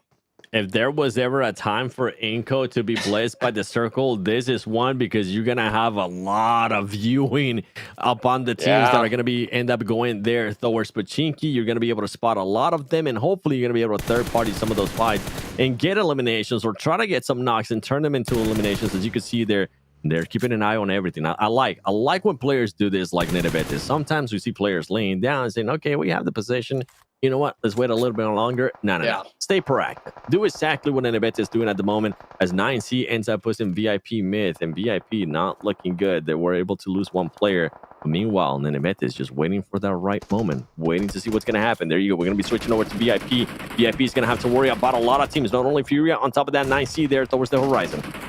Yeah, VIP, they're holding that southern tip of Pachinki, one of the main squads, beaming Team Liquid on the pull-up now, having to make this smoke cross, having Cunha, one of their star players being knocked. M2M has to make the cross himself with a few players eyeballing him, but might be able to find enough space in this zone to get the magic going. But drilling going to fall in the likes of it. Furia can connect these frag grenades. Kowalski trying to prime one in, looking for Strap. No damage done across the street side here, but and VIP, they only have 1 elimination to their name. This is a squad that we had high hopes for in that week 1, just falling short, and kind of kept that trend going through this week 2. So for them, they can need every point they could get. Unfortunately, though, now down to a duo, still having to find their way in. Alpha7 trying to find some more action here. I mean, Alpha7 currently just has so much room to work with. They need to be careful because they are quite spread out. AGG is going to be very close by. I think they're going to reposition themselves. They went there from a solo to now having at least a duo, a solo, and a solo. As you can see, McGrellin over there towards the south of Pachinki. Mafioso trying to get those off angles. He needs to be careful not to overextend. And I'm sorry if I just curse you, Mafioso. It's just within me, okay? I gotta say it out loud, man, because it keeps happening over and over again. In 9C, hey, another team that's within the bonus points, trying to at least save a little bit of face here, because this team has not had the best performance this week either. Inco currently still towards the top, seeing if they can maybe spot anybody. All these fights at the moment, slowing it down. VIP and Furia, though, they're saying, no. We want to continue on with the action. Let's see what the next circle is going to be. And it does close down upon Church. It's looking good here for Inco Gaming. Yeah, my eyes are going to be set on Alpha7 now. They have a solo across the road, I believe, still towards that 9Z squad. But I'm Alpha7. I'm looking to take the fight to AGG. I want their compound, because if they could make the cross, if they could have a vehicle after wiping AGG, they could contest Inco Gaming for the Church. They actually lost inactive at some point here, holding the Church hillside. So if any squad would be able to make a push, it is Alpha7. But I'm seeing the smoke chain come down 7. It looks like they're going to opt to cross the road towards 9Z. They're going to wait for another circle shift to come down, leaving AGG to hold this 3-stack. They are going to be a trio there, so wise decision, I guess you could say, for Alpha7. Mafioso still hasn't made that cross yet. I know you like really cursing these names with the M7, but my eyes right now, of course, are going to be set on the likes of Furia. And if I'm with Mafioso, I would tell him to just get a little bit closer, stay on that side of the street, because it's still not a super crazy off angle, but you are going to be able to spot everybody. And I was actually disagreeing a little bit with you there. You were saying that you wanted to see Alpha7 push AGG. I'm glad that they didn't, man, because Inco was just waiting patiently to see if Alpha7 was going to do it, and it would have been so much open space too. And right now, we're going to be having Mafioso focus a little bit more and see if he can actually get some knocks here. At least on one of the Fury players, he's going to be able to turn that into an elimination, and there you go. Now he's going to be thinking about how he could possibly help out his team, move a little bit closer to them, and get some other off angles. Yeah, the question is going to be, is he going to choose to cross the road, or is he going to choose just to rat it out? Seems like he's going to make that order of just staying on the southern edge, trying to maybe have the rest of his squad for Alpha7, possibly pressure the likes of Furia, but they're all kind of congested now. Everyone's sharing a wall, it seems, in some of these buildings. And for Alpha7, I'm liking this. Only 2 players have eliminations so far on the board, with them having 6 total, but this is the moment. This is your chance to get a win. We saw them have the back-to-back on Erangel, and we're talking top 6. You're one of the only squads in the lobby with 4 players. You're setting yourself up for that success. Oh, yeah. I mean, this game could be massive, especially for closing that gap to Team Liquid. You have 9C still alive. 9C trying to find some grenades. And oh, my goodness. I mean, it's literally only Inco inside the circle at the moment. If for some reason they end up losing this, is because 2 teams pushed them at the same time, and somehow Inacted ended up dying early. I don't even know how he ended up dying. But now you have 9C starting to realize that there's people behind them with just one Fury player. And how is Alpha7 going to be playing this? If I'm Alpha7, I'm going to be waiting for AGG to try to make some kind of push to Inco. And as soon as I see any players getting knocked from that fight, try to third party that. But you got to be careful, because 9C is very close by. Mafioso ends up getting that final player there from Furia. Good looking out for him. And McGrellin is just relaying all this information to his team, letting them know how many people are jumping over and rotating there towards the east. Oh, man. I mean, they're turning to the west. They realize that they got to make their cross. They can't worry too much about going for the AGG thirst. Inco Gaming making quick work, actually accumulating up to 7 eliminations now, getting 2 of those onto AGG. And Alpha7, they weren't looking too hard for it. They got to get some players in this circle shift. Revo taking a few shots down range, but he was able to make it. Alpha7, you have to keep players alive. You have to make this cross. And luckily for them, Inco Gaming is still focused on the solo. Got to get the action going now. They got to get that action going. And this is what I was hoping that Alpha7 would have done doing. This would be the only moment that they actually have to even try to make a push on that. Oh, no. The Inco player, Vitali, just gets a little bit screwed there by that tree. The nade bounces out the wrong way, but there you go. Inco, I mean, Inco just currently has everything going their way in regards to positioning and being able to hold off some of these teams. They need to continue rotating because they did it well against AGG, but now it's going to be 9C. They said, don't worry about Inco because 9C is still alive and they're going to be able to take care there of Alpha7. Switch it over to Inco, trying to find Vitaly, and if he can get this knock, it's going to be massive for this squad. They could end up evening it out in regards to players alive, but Vitaly waiting it a little bit low, slowing the play down here for everybody and allowing his teams to start repositioning themselves. Oh no, this is a disaster. 7 Senatex is able to get the reset. Aragod gets picked up. 9Z, they didn't have any players get thirsted because Nenabete got knocked on that church roof. So as much as I liked Inco's positioning, they're now forced in this 3v4 position. And 9Z, they've got 6 eliminations. I guess you got 3 over them in that category, but every single time it comes to these stage 9 zones, it always comes down to that one player that can make the difference. And it seems like Inco Gaming, they're going to try to have Juancho fill those shoes. And man, with it being stage 9, this does close into nothingness. If you're against the likes of 9Z, you got to pick them off fast. Yeah, and for Juancho, he was able to hold off the angle earlier against AGG in a massive way. You can see Vitaly now starting to move a little bit closer towards him. 9C, all 4 players are still alive. Going to be going up against those 3 players from Inco Gaming. Who's going to be connecting first? There you go. Some damage there caused by the grenades that Juancho's throwing, almost knocking a player there from 9C. And Vitaly getting a little bit more aggressive. He can just spot one more player that's currently in front of him, Pedrino. He would have been able to just knock him. And you know what? He's going to be able to knock Senatexa as he's going to be making the push over. Vitaly coming in clutch for his squad, knocking 1, knocking 2, but it's just too much. 9C comes out on top there with that win. And they've been having Globant shows up in the last match of bonus points. Yeah, bonus points, just really being able to add it up. And I feel sorry for the likes of Inco Gaming because we saw how many of those frag grenades really looked good, but ultimately just weren't able to put them down into that knocked HP range. And I mean, I really got to question, how we were able to lose a 4th player on Inco Gaming having such a big zone blast. But man, I mean, the push from Alpha7, the push from 9Z, you don't see that too often, Taylor, in those circles. 9Z outside of top 3 for 5 games, finally make good on game number 6 on their double points to finish off with a winner chicken dinner, 9 eliminations. That is solid and definitely helps them when it comes to the top 5 race because, well, they were a little bit lower than that. NA chokes this, NA chokes that. Inco, we needed you to win that for sure, but it's it is what it is, man. Inco still gets a 2nd place 7, 9 eliminations. The final fight doesn't go their way necessarily, but at least they finish off strong. A team that needs to work their way up from the bottom of the leaderboard, and at this point, just trying to showcase what this roster, I guess, is about, especially from an individual perspective, maybe to get picked up on another roster. Inco's at least making strides to better their position. Yeah, and for Inco, it was... Week 1 was, okay, they're working on their synergy because the squad is so new. After week 2, it's just starting to become communications or still team chemistry. And I'm really hoping we start seeing a little bit more of the Inco that we want to see on the next week, week 3. That way we can see the full performance of Inco on the final week. But for NRG, I mean, we got to give them props. They were able to at least secure some eliminations right there when they were going up against Team Queso. And you were talking about Inco earlier too. They got to work their way up that leaderboard because they're just so far down. Not only that, they have to stop letting X Factor catch them in regards to the PMGC points, because if they don't worry about that, oh man, we could see Inco not even making it to PMGC through the PMGC overall points. Ooh, there's levels to this, huh? That's an interesting take. I didn't even consider that enigma.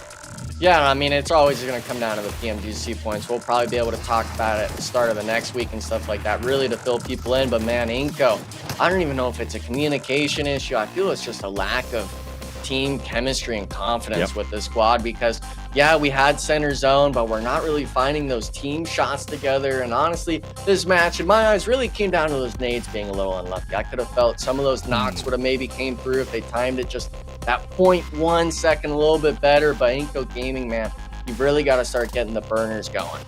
We have to be happy with Alpha7's performance today. 2 winner chicken dinners. I believe another top 3 finish a little bit. No, they actually didn't. So it was all Erangel for them, right? Yep. For 2 wins, a 3rd place on Erangel, but still a great bonus points day. I don't know if it necessarily answers everything that I wanted to be answered about Alpha7, but it definitely puts them in a lot better of a position than they were at the start of the day. So good on them for fighting through and just overall trying to represent themselves in the way you would expect them to do so as the obviously Esports World Cup champions. We take a look at our overall, and I want to say, for you, Seven, what's the biggest takeaway from the top page? We don't have any movers in the top 6, so after Game 6, overall as a whole, does it turn out the way you expected?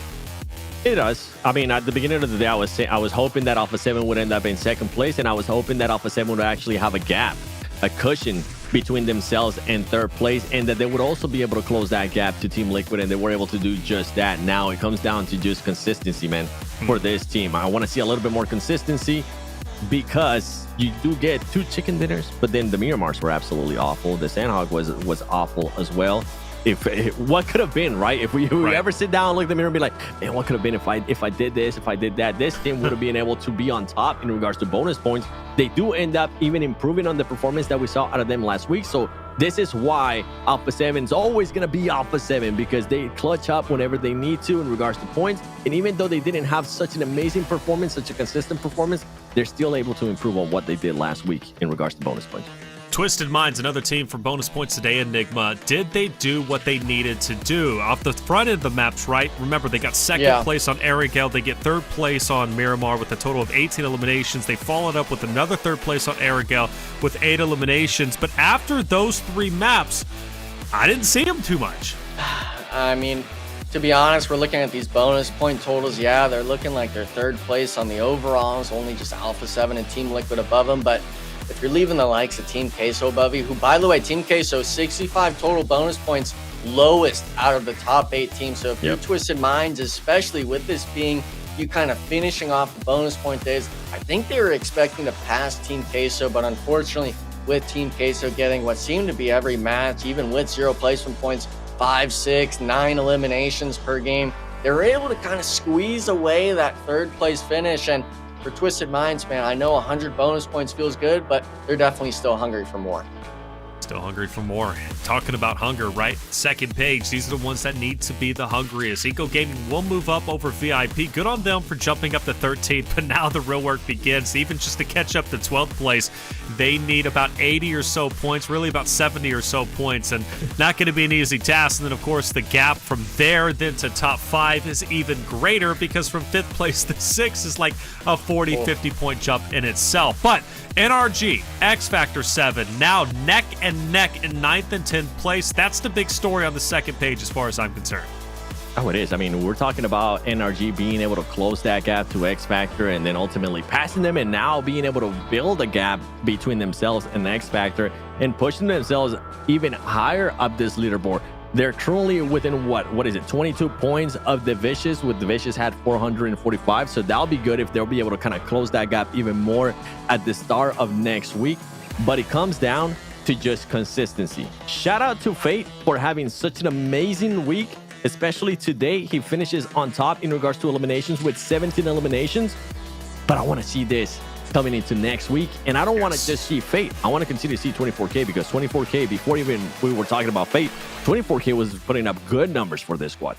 Very good numbers indeed. NRG had their double points today. They made the most of it. They made a big impact on the second page and as a North American roster. Thursday, Group A has their bonus points, which once again is going to be X Factor, who surely should pass up NRG and make a good run, not only to top 5, but maybe even further. And I hope they do. Hey, the more NA competition we get performing at a top level, all the better for the region. So X Factor, NRG will be keeping our eyes out for you. But as far as second week goes, well, it is now concluded, right? We have had so many incredible games and good moments. We've seen now, 2 total bonus days for each of the teams and for each of the 4 groups. I think, and I hope anyways, for a lot of them, they've made the most of it. For Team Liquid, they definitely have. Alpha7 are top 5 in general. It's been a good day. Enigma, what's your final words before we get out of here? Final words, shout out NRG. Obviously, X Factor was the week 1 NA talent we were looking at. NRG said, no, we'll get our name up there. Right. And hopefully, we all want to have that hope of NRG, or at least some NA team, breaking into that top 5 range to get that slot for PMGC. And that's going to be on the likes of NRG, I feel, of Can you replicate this week's performance going forward into these last 2 weeks? Well, 7, there it is. 2 weeks down, 2 more to go. We appreciate you joining us each and every chance you get. What's your final words before we get out of here? I think the main one for me is going to be consistency, making sure that this team stay consistent. We talked about how bonus points are going to be so massive moving on forward for certain teams to be able to close the gap, but it's not just going to be bonus points. You're going to need to be able to continue to be consistent in all of the other days. It's going to be tougher for some of these teams, but I'm starting to like what I see out of NRG. All right, we're jumping boat here. X Factor. How I was actually never on X Factor's boat, so NRG, let's go, baby. Okay. Hey, I was, to say the least. I definitely was, but NRG. Are you still? Hey, well, I don't know. NRG's still in my heart. Their performance has been great. The way that they're pushing fights, their confidence, you can tell that it's growing each and every map. And that's the big takeaway from me. NRG, they're developing. X Factor, they seem to be cruising. But who knows what week 3 is going to bring. Thank you so much, everybody, for being here. Make sure you hit that sub button if you haven't already. Of course, PUBG Mobile continues to go on and on this channel. On the PMSL America's Fall Season, well, this was only day number 10. 10 more days to go. 2 more weeks of competition still to be had, which means a lot of shakeups in the standings still to happen. For myself, Taylor Reflections, Noble 7, Enigma, our production Q and you in chat, thank you so much for being here. Be back again on Wednesday for the start of week 3, 5 Eastern time. Together, and now, wait a second, 7. Twisted Minds is still alive. We're in the 1v1 slot now. Gizao's still alive. It's not going to be Rambo. It's not going to be Carrillo. It's actually going to be McGrellin, the player that currently has the least eliminations for Alpha7. Gizao trying to make the move, and it's going to be McGrellin clutching it up for Alpha7. Now at 9 total. Now they've got Team Queso to worry about. Rhino Boy will drop down, and, well, through the smoke, he's going to be able to heal up. Obscure falls, and what looks to be great from Twisted Minds now starts to fall apart as Team Queso have finally woken up from their slumber, and they're pushing up. Twisted Minds are gone in 3rd. Team Queso with 1 member to worry about from Team Liquid, and they managed to take them down, and it will be Team Queso victorious. Miramar, map number 2 with 9 total eliminations. And I gotta give some props there to Mafioso too. Mafioso was able to get those off angles, not overextend, and find the right play. But here we go, 7 making the push. He's gonna end up seeing Mafioso first. Who's gonna be able to getting those knocks? There you go, Rambo just shooting at the smoke, hoping he can connect with something. Mafioso very low, but it's just too much there for AGG7 as Alpha7. But Fate gets hugely aggressive. The car meta coming in. Silence has been ran over. He's not going to get back up. What proves to be risky absolutely pays off. And now you have 2 Furia members NRG has to deal with.